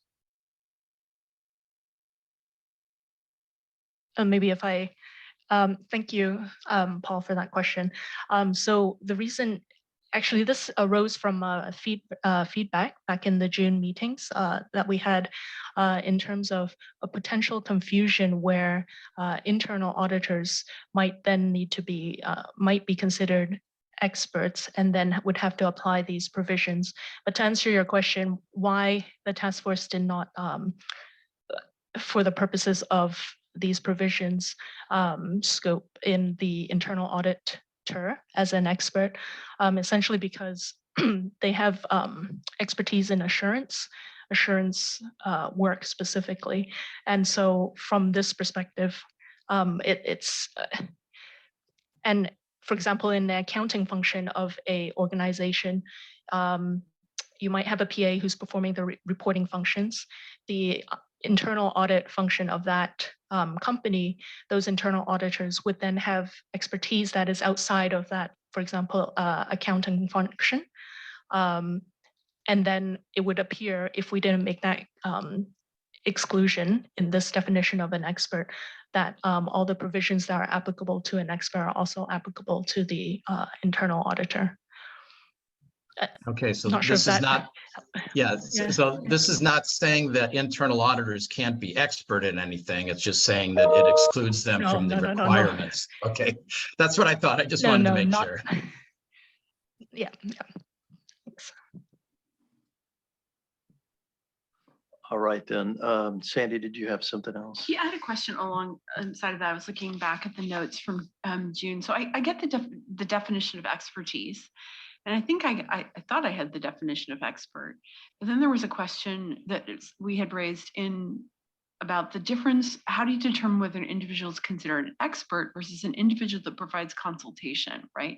Which is basically getting to the discussion you just had right there, right? So you're saying that anyone who's an individual or organization possessing expertise that is outside the professional accountants or sustainability assurance practitioner's competence is an expert. Yes? Yeah. And then it says this excludes internal auditors employed or engaged by an employing organization. So they're not experts. Okay. So were they the bucket that was being discussed based on these notes? I wasn't at the June meeting. How to determine whether an individual is considered an expert versus an individual that provides consultation that would be subject to a significant influence test, blah, blah, blah, provide provisions. So you don't have this other category then of person, an individual that provides consultation. You're either an expert or you're a professional accountant. Yeah, no, thanks for the question, and you're quite right. This question was raised in the June meeting. I've just switched the slides because it's a perfect question for the next slide coming up. But in terms of, there's several definitions that are being introduced. So one, as we've already seen, the expertise, and two is for expert. And I think this will help also respond to your comment earlier, George. So the provisions also apply to PAIB. So it also applies to those performing reporting. So the definition of expert can be an expert within an employing organization or firm, whether it's engaged or employed. And now more specifically to your question, and I think you were referring to audit team members who provide consultation on technical matters, industry-specific matters, who are also experts. So what the task force has really done is to build on the recently approved engagement team group audit proposals. So within those, not proposals anymore, they're provisions. So within those provisions, there, it's been clearly defined that the audit team member could be either within the firm or engaged by the firm who performs consultation on these matters. The difference between these audit team members who could be experts and an external expert, and I think that was the question that kept on being asked, is that one provides consultation, and we view that as essentially advice, right? Those consultations are not performing a piece of work to be used by the engagement team for the purposes of obtaining sufficient appropriate evidence. It's a consultation advice, as almost like I don't want to use the word second opinion because that has another meaning in this context, but it's advice on a piece of work, a transaction, the outcome of could be the expert's work, right? But when we are engaging the external expert to perform a piece of work, that work, and I think this comment was also raised, that work actually needs to be assessed by the engagement team. So before putting aside whether or not that external expert is CCO, so competent, capable, and very importantly, also objective, it's also whether or not that work can be used for the purposes of the engagement. So if that work cannot be used, as in it doesn't, it's not reliable, etc., the engagement team can choose not to use the work of that external expert. So that's where the task force views is the very clear differentiation between these two types of experts, if you may. So one is providing advice, one's actually performing work. The difference is that the latter, the engagement team needs to perform work to ensure you can use that expert's work. And in the former, you take the advice and it directly influences the outcome of that engagement and hence their audit team members. Please let me know if I can. No, I think I understand what you're saying, but it's challenging because you're saying they don't provide work. Experts provide work, but they provide advice. But you're relying on that advice to determine the work that you are going to, not you, but as the person that's going to actually, whether you're going to engage the person to do work or whether you're going to do work yourself, right? So in some ways it is work. If you take the advice, it's changing the direction of what you're doing, which is the work. Yeah, and it's very confusing. I completely hear where you're coming from, and Ken, I think you. Yeah, no, I just maybe to cut a long discussion short. So Sandy, I think when we're talking about an expert who is providing consultation or who's being consulted with a view to receiving their advice, the auditor in this case, let's assume it's the context of an audit, the auditor is not expected to evaluate that advice to determine whether it's usable or not. The advice is actionable because that advice determines whether the auditor accepts the piece of work that they've done for purposes of concluding whether sufficient appropriate audit evidence has been obtained. So in that context, there is no expectation that the auditor is going to evaluate that advice. It is advice that's given as to whether this is a correct treatment or not correct treatment.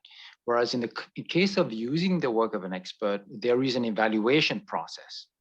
That sits in the auditing standard. It's not for the code to specify the work that the auditor has to do to evaluate that work.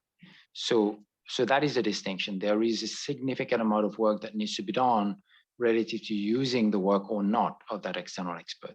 So it's a really fine distinction, if you will, and maybe that's why we need to be very careful in terms of how we explain that distinction.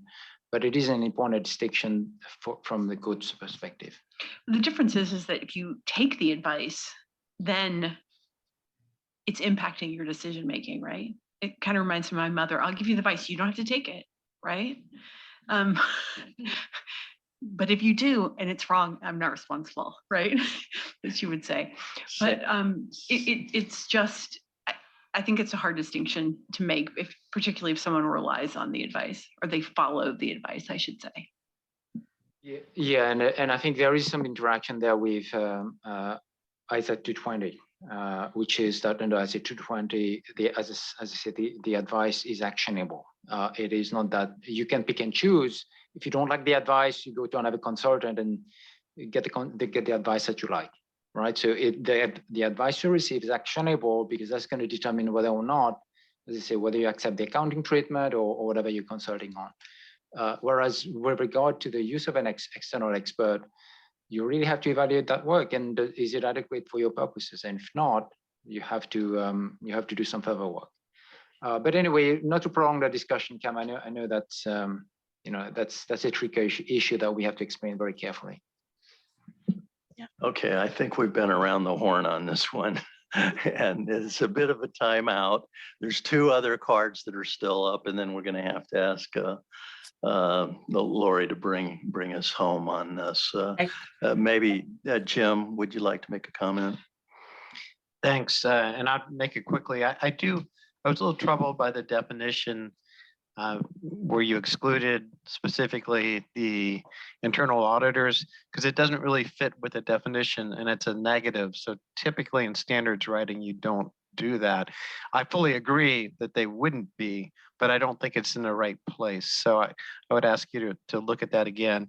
And secondly, I do think it's very important that there's coordination with IEESB, because words make a big difference. And as soon as you're different, it's going to bring about a lot of questions. And so a coordination would head something off so you don't have an issue. Thanks. And Bello.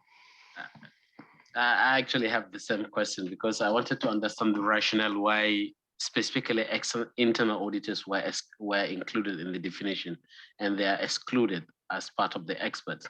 So I think because they're, in addition to internal auditors, either because they are related to the institution or to the organization, because in the organization there may be other experts who may be useful to the PAs.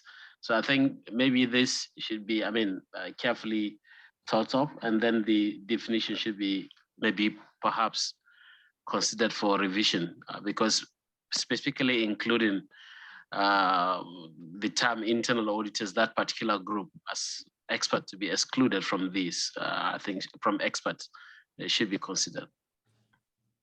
Boy, we're active today here. Jean has You're gonna have the I know we're last word getting on short the on table time here. anyway. I did want to just back up a couple of the comments. And we often talk about coordinating and discussing. I think it's a critical time to really stick to consistency between the IESBA and the IAASB standards and to resolve those to be consistent, because just discussing and coordinating doesn't get to resolution and consistency. And right now with ISA 5000 and all the feedback, it's a really important time to focus on that consistency, not just the coordination and the discussion. So I wanted to highlight that. Thank you, John. So Lori, can you bring us home? Yes. So as I mentioned, when we started that definitional discussion, we spent a lot of time in the task force. And so I think the comments I'm hearing here are not surprising. It's very tricky. So thank you for all of that. Look, I think directionally, we know where we're headed. We appreciate the comments. More to follow after next week. I think there will be significant discussion around the very fine-tuned details of the first read. And I think more to follow. I would say thank you for all the comments we've received so far. I didn't hear anything that was hugely surprising, but I think directionally steering us on things you want us to look harder at is very helpful. So thank you. We will take those points away. And last comment, if anybody has a point they want to send through via email to myself or Cam, that's perfectly fine, and we can pick those up if we didn't get to you during the course of this session. So thank you. And thank you very much, Lori and Cam, for that excellent presentation. We have an opportunity for a 10-minute break now. Okay.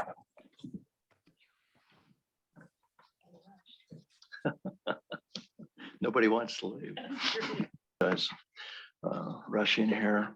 The last session that we have before the closing events here of today is the strategy and work plan. And I'll invite our chairwoman, Ms. Diaz, to introduce with a few opening comments. And then I believe Jeff is going to take over from her.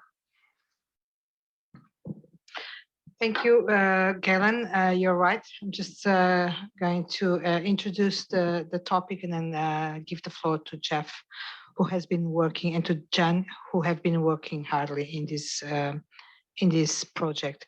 So the first thing that I'd like to say is that this is a critical piece of work for us. This is what will guide the IESBA over the next 4 years, at a time where so many things are happening and changing that it is difficult to foresee what's going to be, what the priorities will be in this phase. So this is a mix of hard work, intensive outreach and listening from our stakeholders, and also a little bit of guess, with a promise to be very flexible over this cycle in case the conditions change. From what we have seen over the last years, just think about the pandemic and the war and etc. ChatGPT, just to mention 3 very different things that changed significantly the context and the challenges. It is more than possible, I'd say very probable or likely, that over this cycle, other significant events or changes will happen that will drive us to adapt or adjust the trajectory. That doesn't prevent us from doing the homework, and the homework is observing what's around us, what's happening, and where the IESBA can be more useful.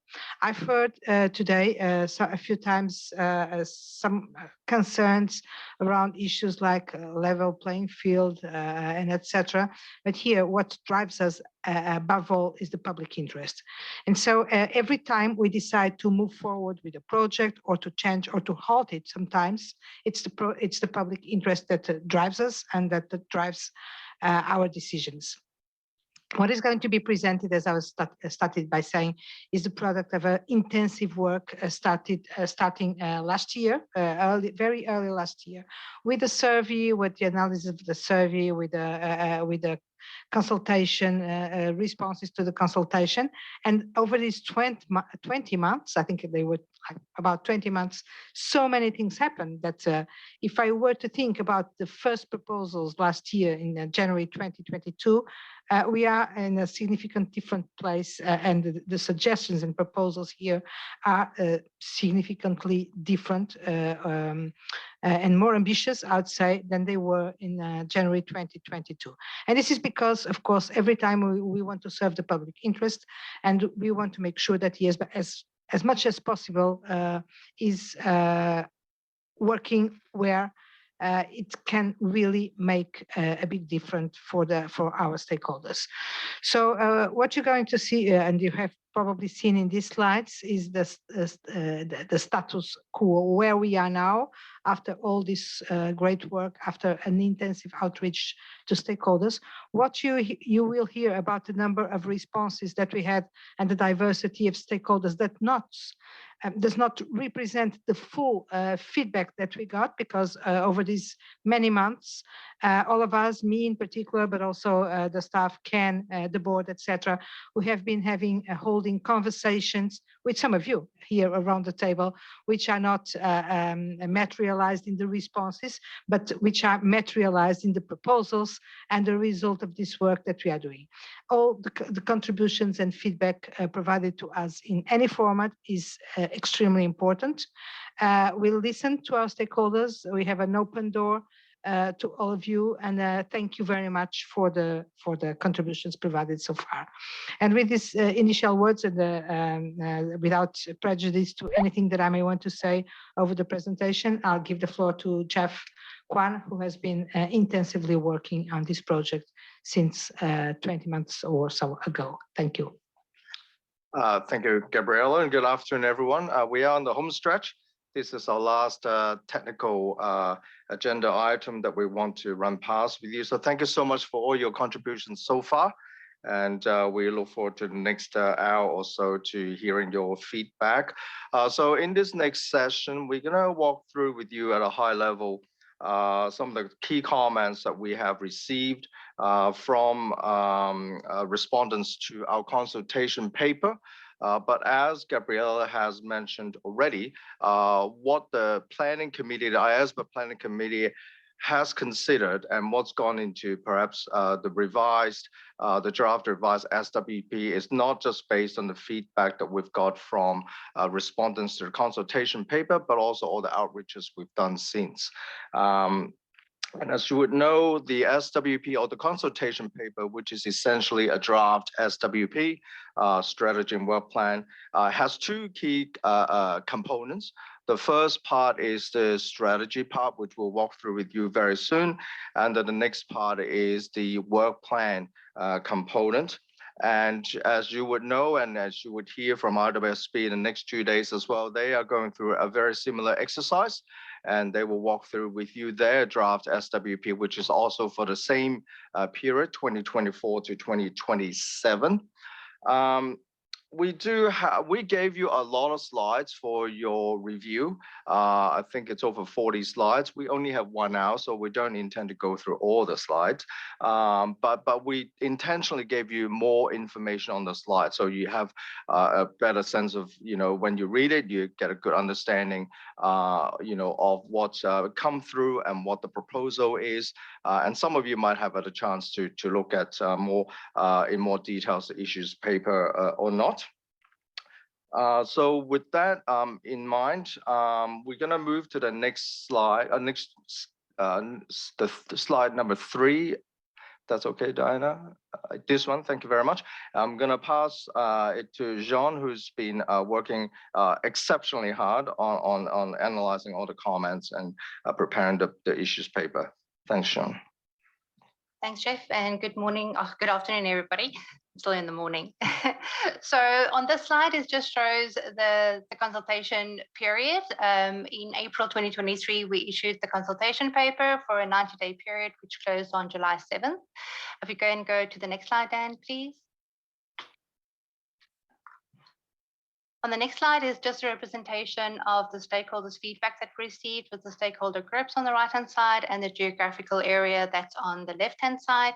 As mentioned both by Gabriella and Jeff, that there is some of those stakeholder groups that we received comments through different means, through outreaches that's not represented on this slide, but that has been taken into the responses by taken into the PC's responses in consideration. We can go to the next slide, please. Just an overview of the responses or just what we received. So most of the respondents were very supportive of the strategic drivers, themes and action plans, as well as the work plan. Many responses were supportive of the IESBA strong focus on the sustainability reporting and assurance, but also agreeing that the sustainability project should be a top priority. They also received comments on continuing its focus on other areas like that of the role of the CFO, the ethical implications of the high-profile corporate failures, as well as the pervasive impacts of technology. Then also a few respondents highlighted the recent high-profile ethical failures on audit firms, or the ethical lapses as such, and how that impacted the reputation of the profession, and they raised concerns or some questions around the firm culture and governance and the tone at the top. And then also that was also the view that prepares both professional accountants and non-professional accountants, non-PA, should adhere to the high level standard of ethical behavior. So if we go on to slide number 7, please. This slide speaks towards the IESBA's vision. So during the consultation period paper, we did not seek input from the respondents on the vision. However, we did receive feedback from the respondents, a few indicating that they were supportive thereof, and with the PC proposal that there's no changes to the draft vision. If we go on to the next slide, that's just an overview of the strategic drivers. That's in the two environmental drivers and the operational drivers. And then if we can unpack it on the next slide, please, is just how the feedback that we received from the respondents. So broadly from both other respondents as well as the monitoring group, we are very supportive of the drivers and the themes, and that's how that's being actioned through the vision. The focus, very supportive of the focus on sustainability by the monitoring group, but this should not be at the expense of progressing with other independence and ethics projects of the IESBA, and also alluding to the recent corporate failures and ethical lapses in audit firms that reinforces the work of the IESBA and how important it is, and the need to intensify the IESBA's efforts in enhancing the quality of and clarity of the code. So if we just go, we'll see on the bottom half of that slide on the other respondents is highlighting the strategic drivers. I'm not going to go into detail. As Jeff has mentioned, we have shared these slides with you with a lot of the detailed comments, but just highlighting a few. So on the slide around the rapid growing market demand for sustainability, just highlighting that sustainability is definitely seen as a top priority, and close coordination with the IEESP is voice as being important.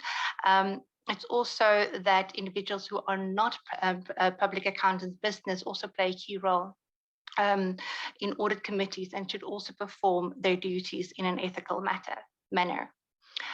Expanding the role of professional accountants in business is highlighted that many respondents highlighted that the code should remain principle-based to be able to apply the code, and should include senior professional accountants in business such as CFOs, which would be in the public interest.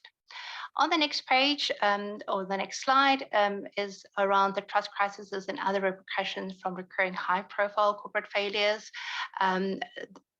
This is also linked, a lot of the respondents highlighted due to corporate failures, but also mentioned that this area of the strategic driver focus much on greenwashing, and this should actually be expanded to that of the audit firms. And with that, and on the next slide, not yet go there, we'll talk a little bit about a proposed additional work stream, or whether the current driver should be expanded to include firm culture and governance.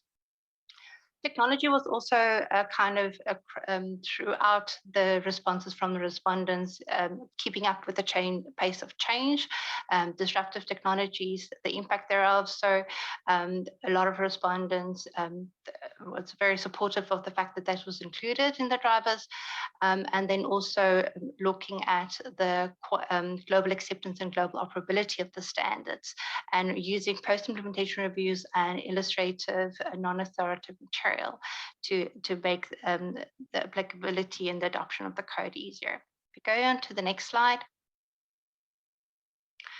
I'm going to touch on the firm culture and governance, and like I mentioned earlier, is that this came up with it is on the strategic drivers that either the IESBA should consider amending the current drivers or adding additional driver, and this is either or including another work stream.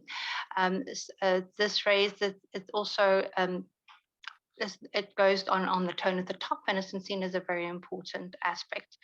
On the other proposed strategic drivers, challenges on attracting and retaining talents was also seen because of the firm culture on the impact it had on the reputation of the profession, as well as generational differences that may impact the ethical considerations.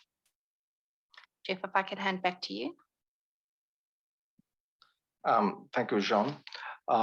So we can move to the next slide, please, Diana. So we just want to quickly perhaps walk through with you the planning committee's, I guess, views and proposals in light of the comments that we received through our strategic drivers. In terms of sustainability, as we've heard this morning, and thank you for all your feedback, the project that we have got is certainly not the end.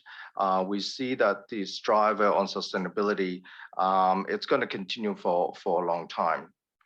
And, we've mentioned this morning, particularly in relation to sustainability reporting about the scope, whether, we should confine that to just PAs and whether we should expand it. And I would say it's not the IESBA's plan to just stop at PAs, of course, but it's about, it's about timing and recognizing that to expand the scope to outside PAs for reporting and indeed, to other matters, it's going to take a while because it is quite a important strategic area and matter for the IESBA to discuss. So certainly you would see in some of the slides, but also in our issues paper, the planning committee have recognized this and have recommended to the IESBA to really take this as a strategic matter for the serious consideration in the coming strategy period. But what we're going to perhaps look at is make sure that it's clear in our strategy and work plan that this is something that the IESBA will continue to focus on. I want to come back to particularly the area, the issue relating to firm culture and governance. We've heard from some of our respondents, particularly I think those from the Australasia area, just kind of informing us, some of the issues they've experienced. But we, from the board's perspective and particularly from the PC's perspective, they've also recognized, there are a number of, I guess, issues with professional accountants in firms in recent times that has an impact not only on themselves or the firms, but could potentially have shared the activities might have or behavior might share a negative light on the profession. And the PC certainly felt that this is an important area for IESBA to address. We are a global standard setter on ethics and independence, and this creates an important opportunity and an important avenue for us to really demonstrate and push for the importance of ethics standards. And firm culture, the planning committee felt that also as we were discussing this and as we've we've heard from John, some of the comments about retention or attraction of new talents working with the next generation. I think having a high ethics standards, demonstrating the firms have high culture, I think that goes into attracting and retaining talents. So the PC see this certainly as an issue that we need to take, we need to really proactively address in the next strategy period. So the PC would be looking at, is recommending to the board to add a new work stream looking at firm culture and governance. As some of you would know, the code already has some provisions on culture, organizational culture, and the role of leadership and the role of professional accountants. But we want to look at that more, more broadly. Just to demonstrate to you, I guess, the importance of this aspect, and of course, IESBA ourselves, that we've included in our slide that in July we have published and released a statement just reminding professional accountants of the importance of ethics.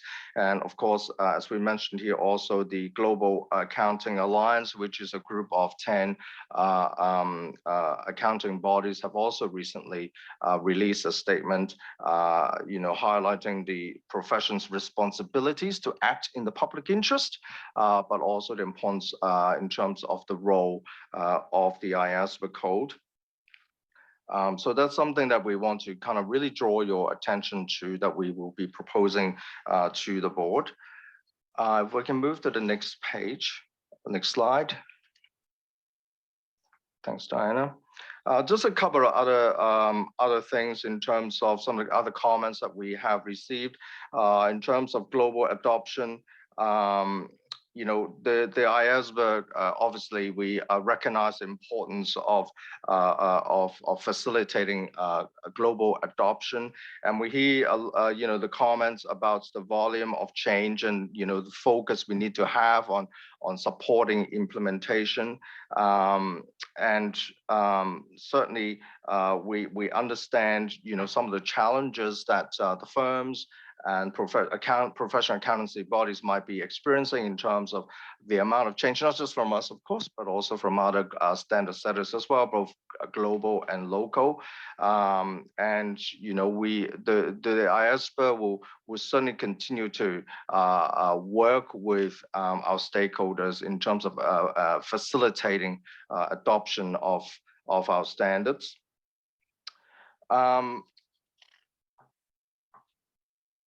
Just on a few other things that we've heard in terms of technology, again, this is something that is very much, we have not abandoned technology. We did finalize a big project at the end of last year, but our technology working group is continuing, and they will continue to inform the board of some of the latest technology and or some of the impact, how it might be impacting the profession, and we will continue to work with our technology working group.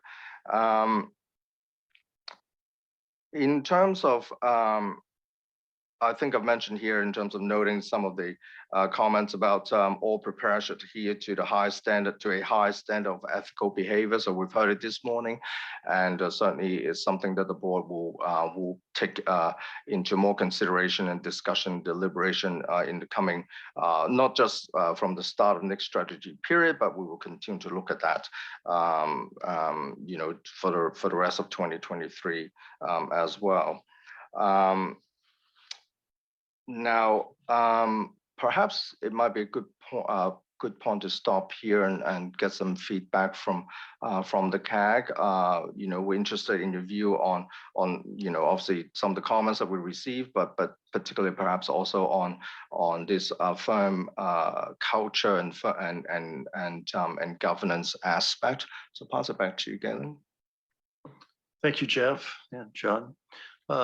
So let's take advantage of this opportunity. And I see Paul, Paul Thompson, you have your card up. Yeah, either for SMEs, we didn't include firm culture and governance as a we didn't recommend it. But I have to say, sort of on reflection, our view is that we strongly support its addition. I think both from a substance point of view, in the sense that, you know, if you look at the literature and various studies and reports, it would seem that firm culture and governance are a key driver of the quality of assurance and other professional services. But I think it's also important from an appearance perspective too, that we, the profession and firms, be, I guess, recognizing that there potentially is a bit of a problem that we need to tackle. So it's good that we're taking a hard look at ourselves, doing a bit of navel gazing, perhaps, if you will.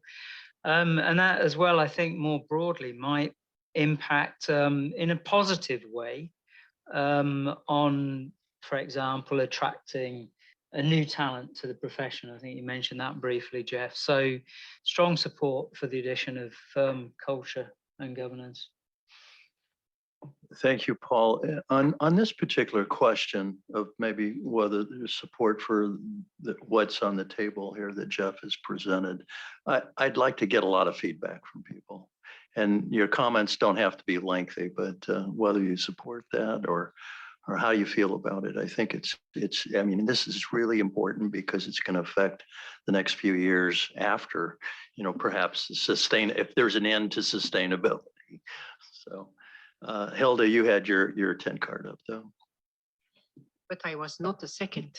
So you're just doing the tour, I guess.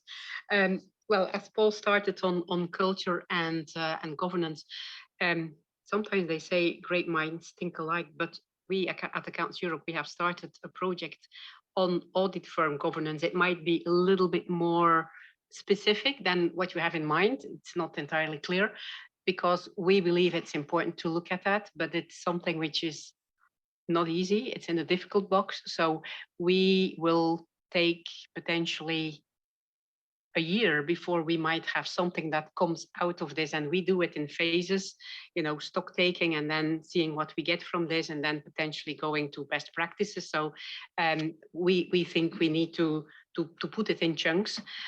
On culture, we have not specifically introduce this because we are looking at the Netherlands, where there is quite some work being done, not within the profession, but by what they call quartermasters. It's people that have been appointed by the Dutch government actually to look into firm governance, to look into firm culture.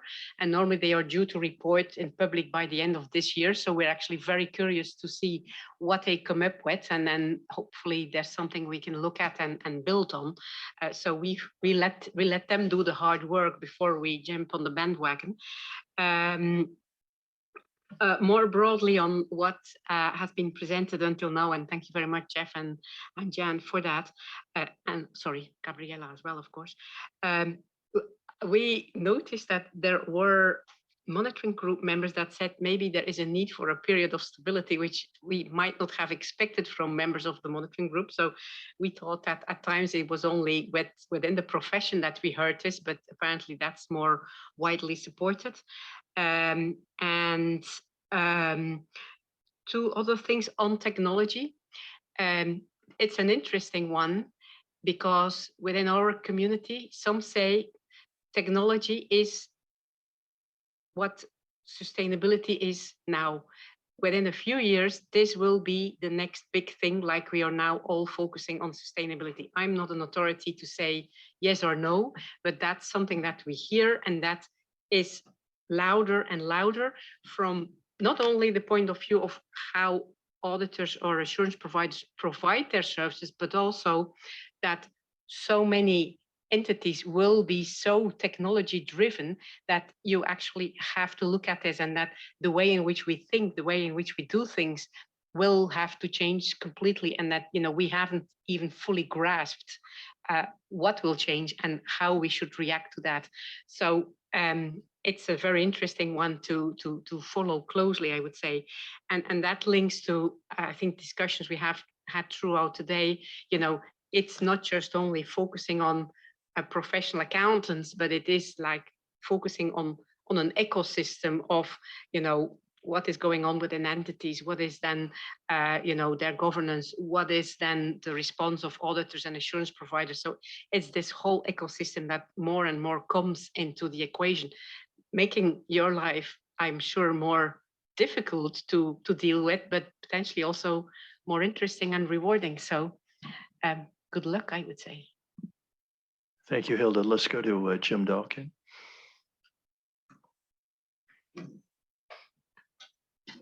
Thanks, Galen. Just a couple comments. One is on, in leveraging off what Hilda said on in terms of technology. I know at and I attend the USAICPA meetings on ethics, and in the last year, a lot of the technology, and just because everything's become blurred in terms of who owns the technology, and there's lots of questions coming up. I would fully support a working group to think about the ethics on that. And then in terms of the monitoring group comment, I do think maybe rather than focusing, ultimately, if you have ethical issues, they probably do relate to firm culture. But I think it would be good to do some analysis for some of these recent failures, to see what issue caused the failure, and focus the code more on those issues. I'm concerned if we talk about culture, it's going to sound very high level and be a little, well, one, we can't tell the firms their culture, or I don't think we should personally, but I think we need to focus on the issues that have resulted in these failures. Thanks. Hello, please. Yeah, thank you, Galen. I think, first of all, I would like to use this opportunity to perhaps for this strategic work plan to maybe share more light on our own participation.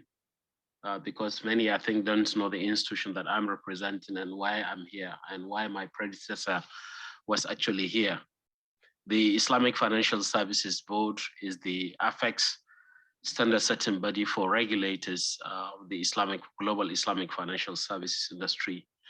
And I believe this is in line with the new vision, or the vision that is stated in the strategic framework. That's why I'm providing this explanation, particularly when the vision is to achieve global recognition and acceptance of IESBA standards as being the cornerstone to ethical behavior in businesses. And particularly with regard to, or with reference to the two strategic themes, that is further enhancing the diversity of stakeholders' perspectives and the global operability and acceptance of the IESBA standards. And then the second bullet points related to the strategic theme, that is widening the influence of IESBA's standards through continued focus on adoption and implementation. Now, based on this, I would like to perhaps provide these insights to why IFSB has been, even before I joined, my predecessor has been here. The former Secretary General of IFSB was a member of CAG, and then after he left, I took over. Now 6 years that I have been in CAG.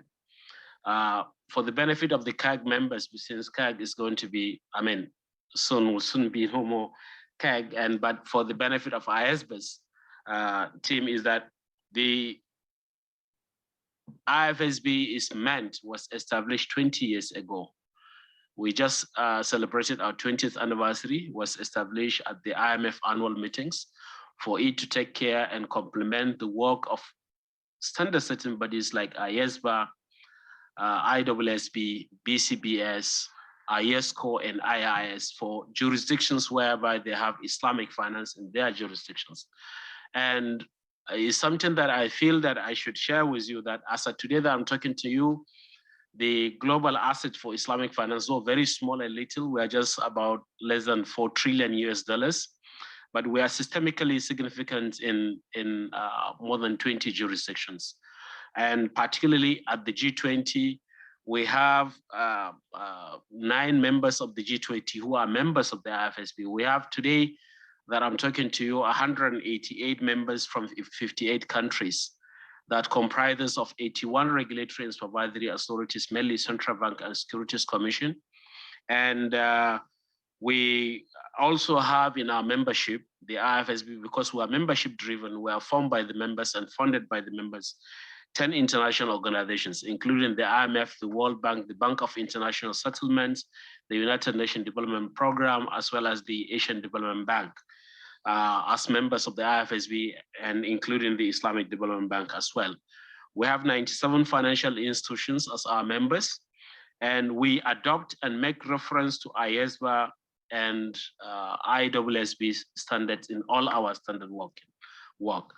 Hence, it is important for us to, when we review this particular strategic work plan, the proposed 2024 to 2017, I have a written comment that I wanted to share. Maybe I don't need to go into more details of these comments at this session, but I will pass these comments to IESBA directly. But what we wanted to see is to see, in line with the vision and the strategic themes, a more inclusion of jurisdictions, member jurisdictions, in our consideration, to see that if you really want to increase the influence of IESBA standards, you really need to look at these jurisdictions that we're working on and want to see more collaborations in a number of areas. I have our written comment related to interoperability of the global standards on sustainability, the operational drivers that you have highlighted, the trust crisis and other repercussions from recurring high-profile corporate failures.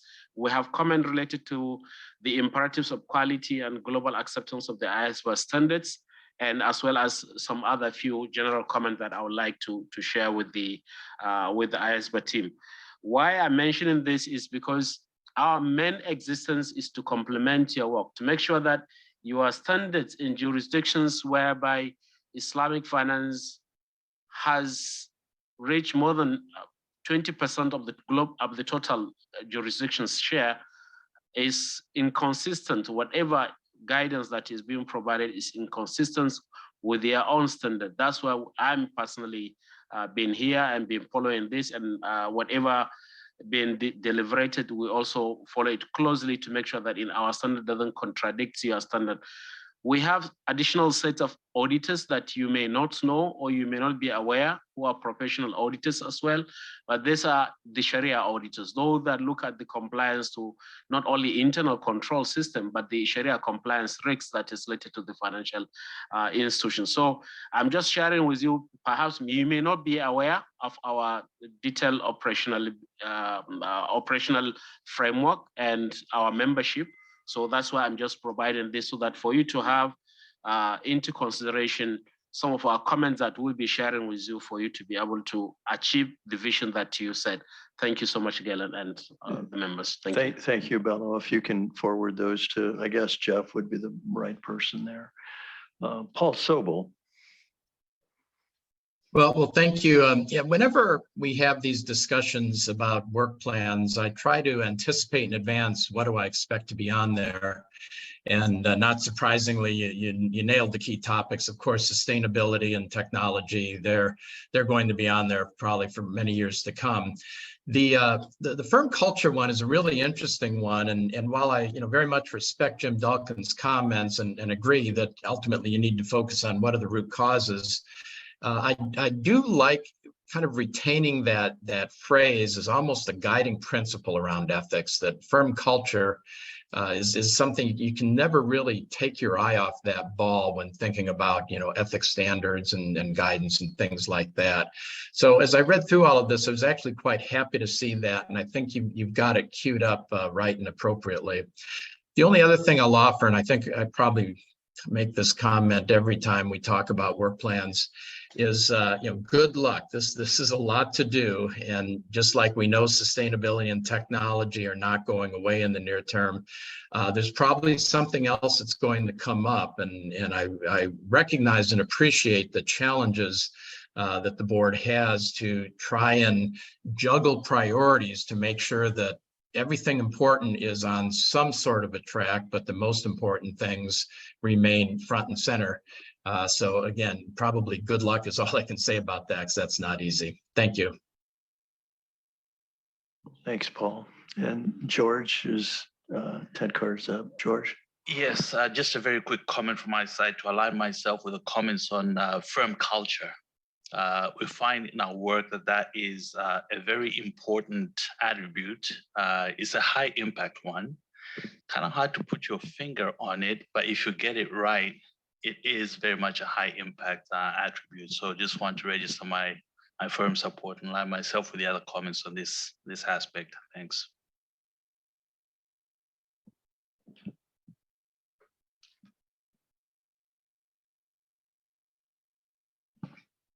Galen, I know you're trying to get a lot of commentary. I'm not prepared to do that on behalf of IOSCO, but I am willing to do that on behalf of myself. So in the profession for many years, I think it would be a very good addition to focus on firm culture and governance. The one suggestion, it builds a little bit on what George just said, I might offer is to, and this gets a little difficult, but to try to get the profession to lead the exercise on firm culture and governance. And the reason I say that is I actually believe that's how it succeeds the most. It would be very difficult, as George points out, where do you put your finger on the firm culture? So that's the only suggestion to try to get the best and most rapid, put a little pressure on the profession itself to make more rapid progress. That's a very interesting suggestion. I'm sure that the committee's going to consider it. Thank you, everyone, for your comments, definitely, and for your support in terms of the firm culture and governance issue that we want to address. And Hilda, we look forward to just piggybacking on Candace Europe's work, and also thank you for mentioning the work that the Netherlands are doing. So we'll look at it with great interest. In terms of how we're going to approach this, I know that Jim has mentioned perhaps just do a bit more of a deep dive of what the key issues are, and others have thought that it could be a good sort of high level sort of guiding principles. I think we're probably going to approach it both ways. It is an important part that we need to continue to promote the importance of culture, at a firm level, but also those at PLBs at their own organizations. But we will go a bit more deep dive in terms of what the key issues are. And Jim, to your point, I think we will work with firms, of course, because it is about firm culture and governance.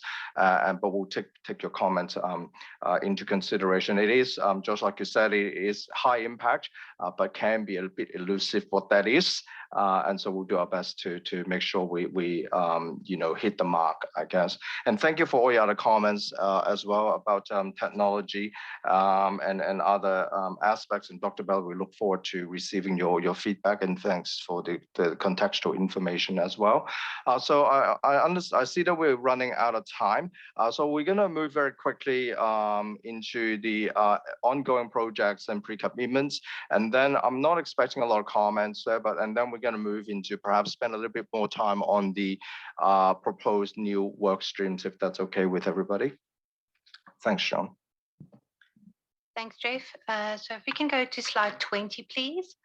So slide 20 is just the table that was included in the consultation paper, which was table A, which is just a list of the ongoing projects. So if we go to the next slide, it's just the high level comments that we received. So overall, we received very much support for the ongoing projects and work streams that's contained in the table.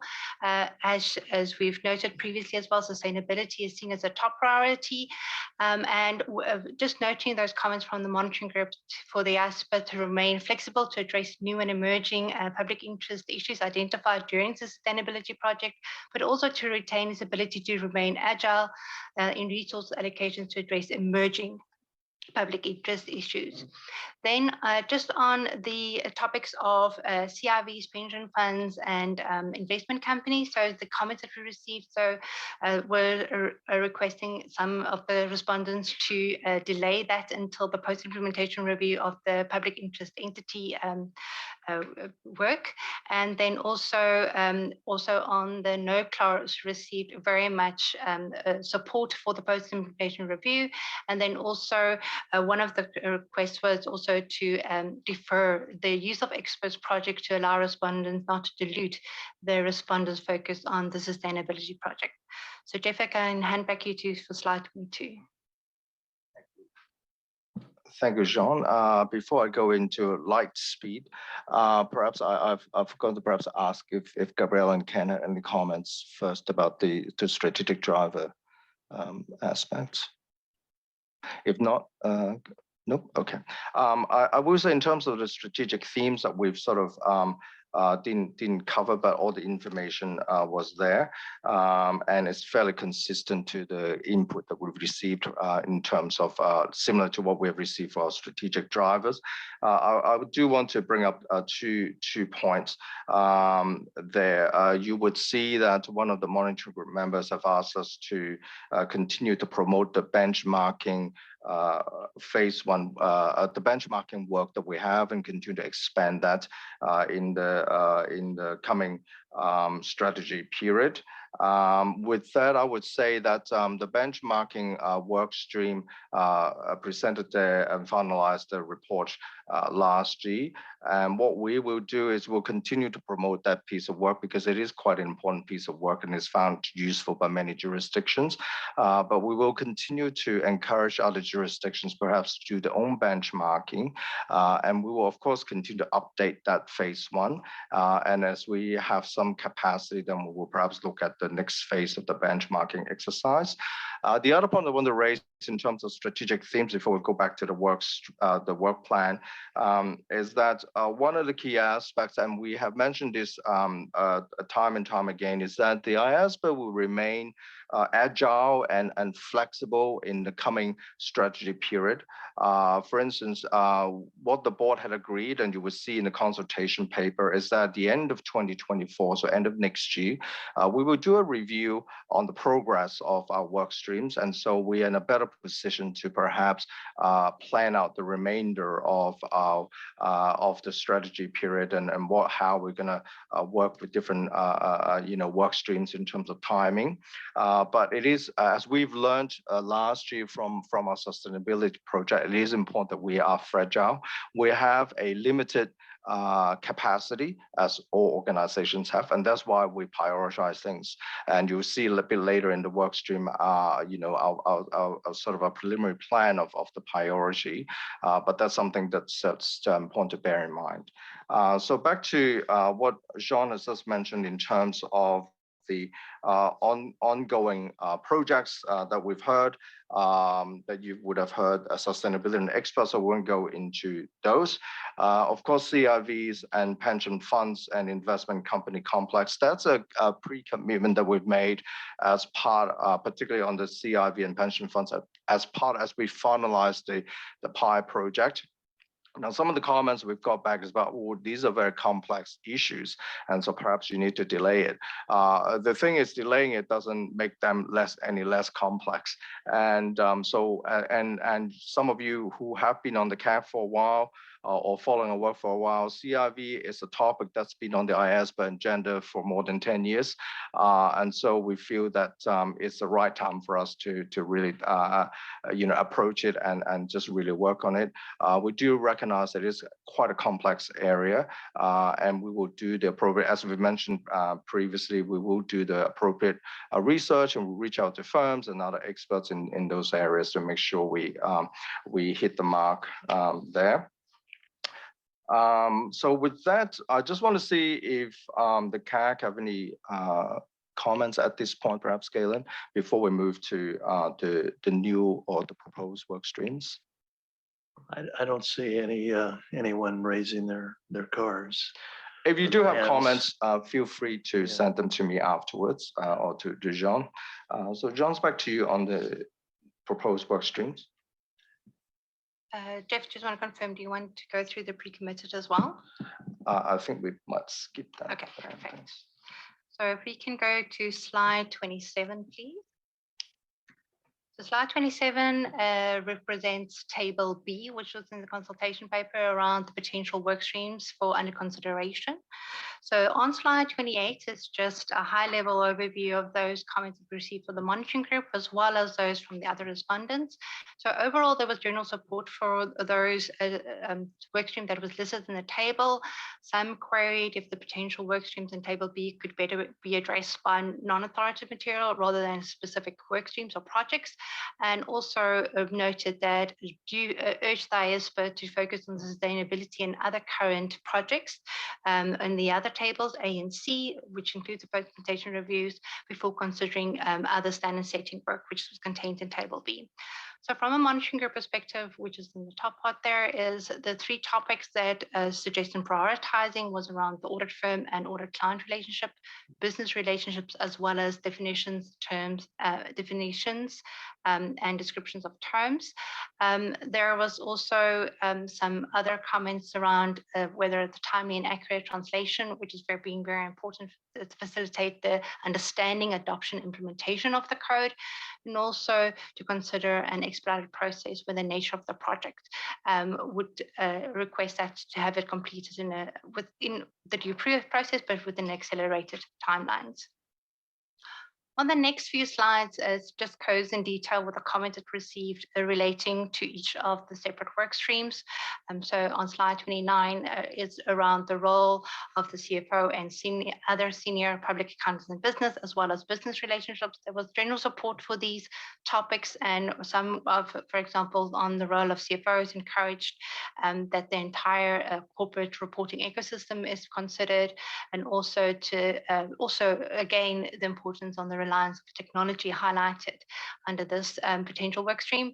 Under business relationships, also some mixed views that we received from that, with some specific suggestions on either to remove some terminology, and also mentioned perhaps to considering this work stream in conjunction with the audit firm and audit client relationship. There was also a suggestion on to include definitions for the term business relationship. So on the next slide, goes on to the other three, which deals with the audit firm and audit client relationship. Also some mixed views received in this regard. To consider, there was another definition consideration, which is around the network firm, and then the other matters considered whether that should it's still appropriate to use the term of audit clients. Some suggestions was also used in that context. I'm not going to go into that detail. Then on definitions, descriptions, and terms, very strong support received for that, especially with the collaboration and coordination with the IESBA. Specific terms was highlighted, as also, although one of the respondents did discourage that this project to be continued, and then also just on the custody of data, although there was support received for this topic, it was rather seen as a low priority when we were asked to rank it. It was also referred to due to the recent technology-related revisions that this should not be conducted or included at this stage. On slide 31 is just the last work stream that was proposed in the table, relates to the communication with the chartered governance. Some general support was received on this topic as well. Also, a suggestion was to develop some appropriate guidance to both public accountants and non-PAs as well, and also focusing that a principle-based approach should rather be considered, given it might be difficult to navigate in such requirements. Jeff, if I can hand over you to slide 32 on the PCs. Thanks, John. I might just quickly just bring up, before I go into the PC's views on those work streams that we put into the consultation paper. On slide 35, I think it's some of the new work streams that have been proposed by our respondents. So you see that there's technology. Oh, hang on, I'm getting myself confused there. there is technology and as well as some of the other topics, a number of other potential topics. And as we've heard also, one of the monitoring group members have asked us to continue to look at benchmarking as well. So with all that in mind, what the PC has agreed to do is to still keep at this stage, we are recommending to the board that we keep those 6 potential work streams or topics in our SWP, but we prioritize it in a certain way. So we, Diana, if you can go back to slide 32, sorry about the confusion, everybody. So if you can go back to slide 32. So we're looking at prioritizing the top 4, which is the role of CFOs, business relationship, audit firms, audit client relationships, and then definitions and descriptions of terms. You've heard a little bit from Jean, and hopefully you've read the paper as well on some of the input that we have received. In terms of the role of CFOs, I think with sustainability, and increasingly there is much more pressure on CFOs. We recognize, of course, not all CFOs and preparers are PAIBs as well.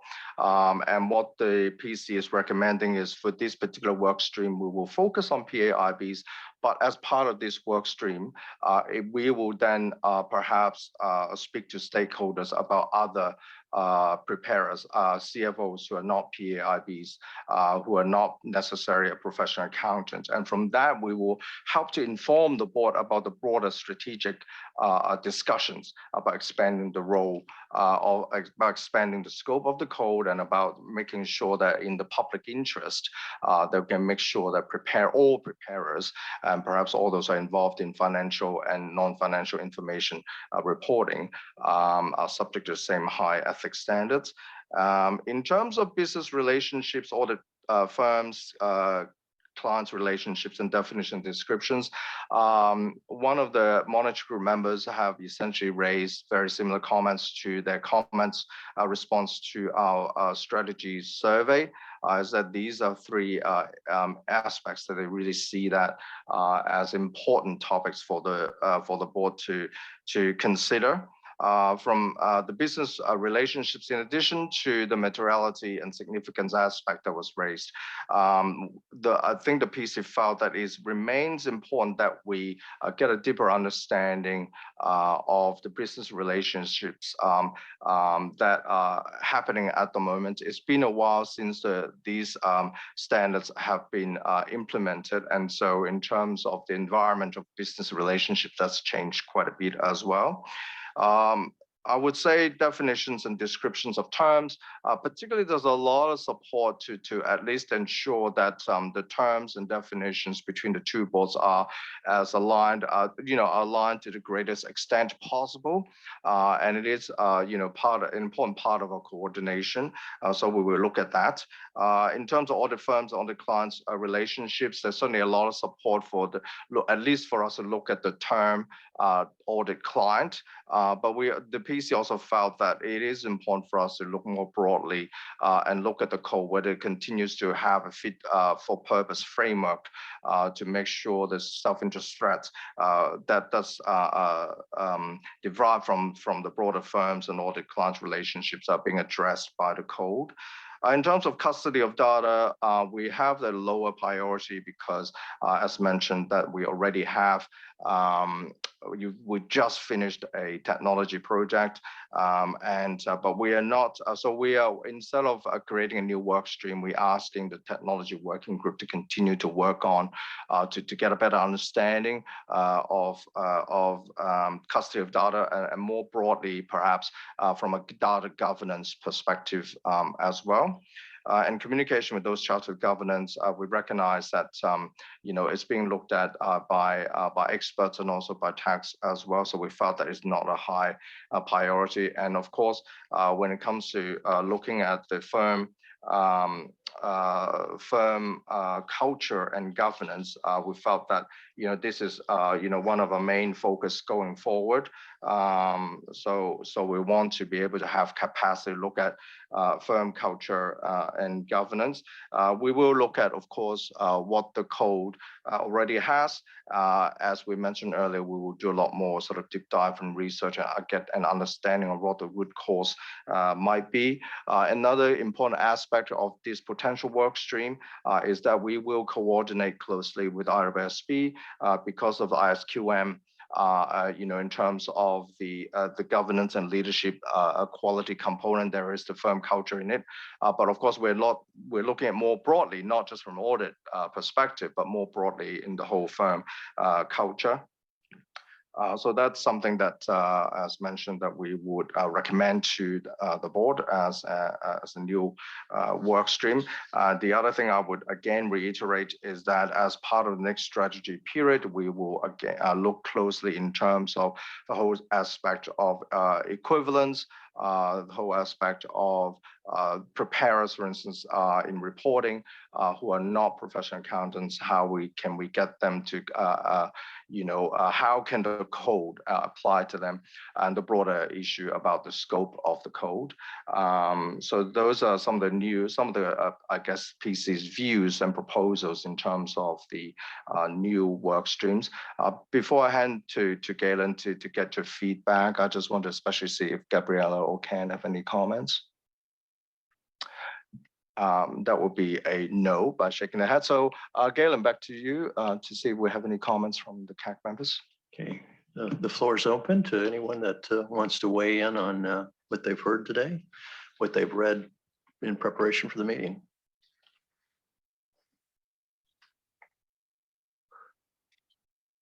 Well, thank you. If no comments, that's fine. But feel free to send us any comments that you might have later on. Now we do have IESBA and IESBA coordination. So Jean, maybe I'll just get you to run through those very quickly, including the next steps, and then we can finish there. Perfect. Thanks, Jeff. So just on slide 41, please. So just on the question 6 in the consultation paper, we requested some feedback from the respondents around the coordination between the IESBA and IESBA. This is a similar question that was included in the IESB's consultation paper as well. So from the feedback that we received as well, just some was commended the IESBA and the IESBA's working on the coordination they've done to date, and continue that on mutual interest topics. Specific topics that was included was the definitions of terms and terminology as well, and also encourage the IESBA to do coordination efforts beyond the IESBA to other standard setters as well. So some of the topics that we received, and we had a call with the IESBA to determine what kind of feedback they received, is very similar to what we received from the respondents around the coordination, some of the operations, and how some the workings that we do, some systematic approach on the processes as well. And we will sit with them and see how we can do that. A lot of the suggestions that was proposed as well was already some of the work that has already been included, some of the coordination efforts that we've done so far as well. Do you want me to run through the next steps? Or Yeah, just sort of a quick comment in terms of coordination with IESBA. You would note that in the consultation paper, we've identified the coordination really is done at 3 levels. It's at the strategic level, at the technical level, which we have been doing a lot in terms of the project level, and also at the operation level, which we will do more as we move into a new operating model. In terms of the strategic level, which is of course really important, and the 2 planning committees met last year, and again in September, which Jean mentioned that, and in the paper as well, we will have a joint session on SWP. We have some great questions lined up, so it's going to be a great session. So I would invite you to listen to that session. But Jean, pass back to you the next steps. Thanks, Jeff. Then on slide number 43 is just the next steps. So we will provide, do a review do a review of the feedback and this during the September board meeting and get the feedback and also what we received from the CAG today. Then we look at the Q4, the December meeting, where we'll come back to the board with the second read with the hope to approve the SWP with a PIB approval in Q1. And like Jeff mentioned as well, an updated strategy and work plan will be released at Q4 for 2024 with more of the details of the next work streams or projects that will be commenced for the next or for the latter part of the strategic period. Thanks. Galen, pass back to you. Thank you, Jeff and John. So that brings us near the end here. Closing remarks, closing off the due process of CAG, and I believe that James, were you going to have Ken work? Oh, Carla work with us on hearing about that. So time's yours. Thank you, Galen. Almost there. Just a quick few remarks. Staff would like to take the opportunity to brief the CAG on the closing up procedures post this meeting and transitioning to the new SAG. So we shared the agenda item A2 last week, and I'll take the paper as read. And you'll be interested to know, subsequent to this meeting, staff would like to assure members that we have the discipline and the mechanism in place to ensure that all the discussion we've had today are being captured and will be addressed. So as per the usual protocols, we will complete the meeting minutes and the report back documents. And in addition to that, we will have the due process checklist. And this will be available for review in Q4, and it will be passed on to Galen for review. For the two projects that's continuing in 2024, which is accessibility and experts, staff will prepare a comprehensive report back document, and this will be available to, if I pull that back, if there's any strategic matters that warrant consideration, staff and the new SAG leadership will be discussing these matters with the new SAG. So I'll pause here to see if members have any questions before I'll go on to the next topic.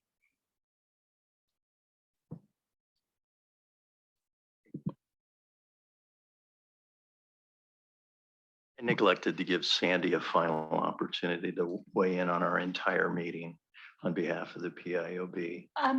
I didn't have anything on the overall meeting. I think that, there was a good consideration of the issues. I did have one thing on the strategic work plan that I didn't want to interrupt before and say was, I think there's a lot of focus on the sustainability until 2024. And then if you look at the potential projects, both sustainability and technology doesn't show up too much. And I think that when it comes to the sustainability stuff, I think that particularly as it relates to non-professional accountants, I think there's going to be a lot of interpretive issues and things that come up there. And I think just some capacity to consider that, I think, is important. So I would just toss that out.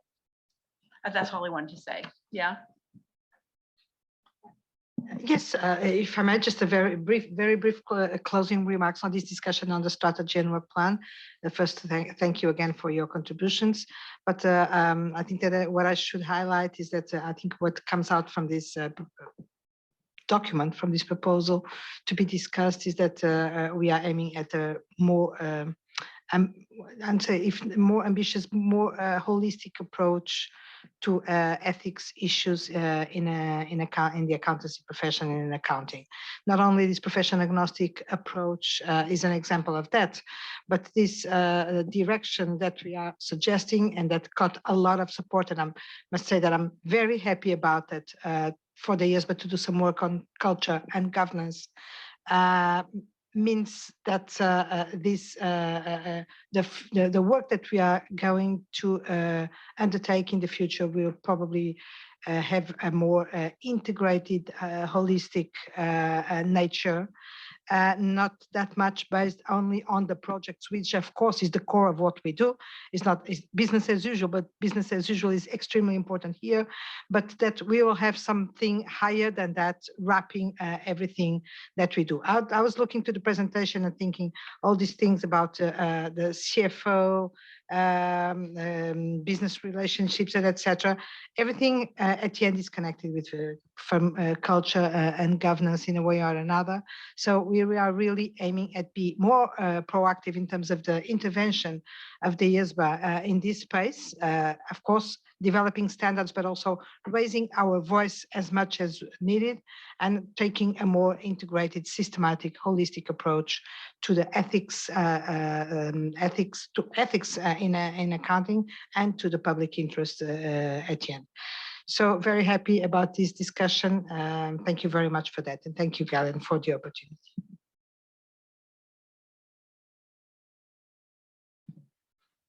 Right. Just on the due process, just looking around the table and also on Zoom, if members have any questions on the closing of procedures.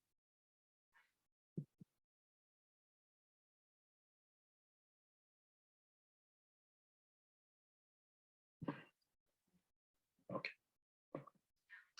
And lastly, I'd like to inform the CAG that we have appointed the inaugural chair of the new SAG, Mr. Alan Johnson.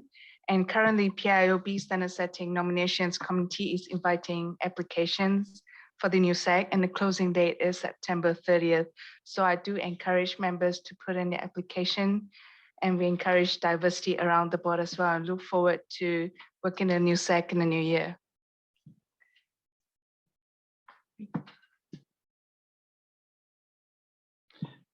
And now it's time for me to make some final remarks, and I prepared some of these, given some thought to it over the last few weeks especially.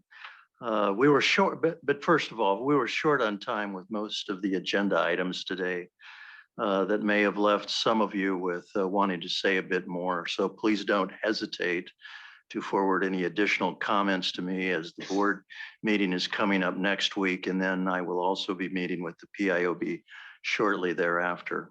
And I do make quarterly reports to the PIOB, and it does include the comments that I perceive here, and take those with me. Having a responsive CAG is part of the board's due diligence process, and I will take your thoughts into account as I attend both of those meetings. I want to warmly thank each of you individually and collectively for your contributions as advisors, for your faithful, focused insights and dedicated service to the public interest and to the profession. I'd like to thank you for speaking up even when it has been uncomfortable, for support when warranted, for agreeing to disagree when unavoidable, for your many thoughtful suggestions. That is what you were here to do, sent here to do, to advise.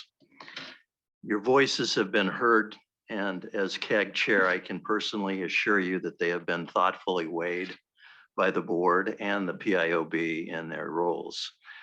Your duly noted service has been valuable and highly sought after. You've gone about your voluntary service largely without much fanfare, in quiet servitude, putting in long hours of travel and preparation for these meetings. It has likely taken considerable time away from your family. You put in a lot of additional time beyond your full-time commitment to employers, whose support is also greatly appreciated.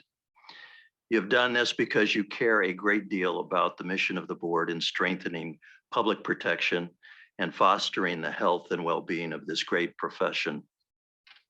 As CAG alums, I encourage you to stay in touch with the board and its staff, and continue to encourage your sponsoring organizations and circle of influence to actively participate in the board's standard setting processes. Continue to comment on the board's projects and agenda. And as Carla pointed out, you also have the opportunity of submitting your names to participate in the new Strategic Advisory Committee. I have a few hopes for the future that I'd like to share with you. It's my sincere belief that there needs to be a better balance of the allegiance of PAs that they have between those whom they regard as their clients, the companies that they audit, and the users of the financial statements that rely on their services, and particularly the assumption of core ethical and independence principles brought to bear in that process. I hope for a future of ever-evolving and well-balanced standards that both ensures public protection and also enhances the health and stature of the profession. I wish for a day comes when all PAs come to realize that saying, "You can't do that," might really be the most appropriate response. That when PAs make the public interest the priority, they are actually helping and not jeopardizing a company they audit or hurting their firm or themselves. It is my belief that the two standard setting boards, the IESBA and the IAASB, are currently at a crossroads where they can initiate structural changes within their respective standards by realigning the concept of who the client truly is and the culture of the profession. My hope is that the monitoring group transitions now underway will hasten healthy change. It has been an incredible honor to serve on the two CAGs for 13 years and to chair the ethics CAG for the last 4 years. It has been a highlight of my career that I shall cherish and I shall cherish the memory forever. The many friendships and the progress that we have witnessed. I've had the opportunity to play a very small role in that process, and I'd finally like to thank you very much for your trust and support and allowing me to work beside you. Thank you.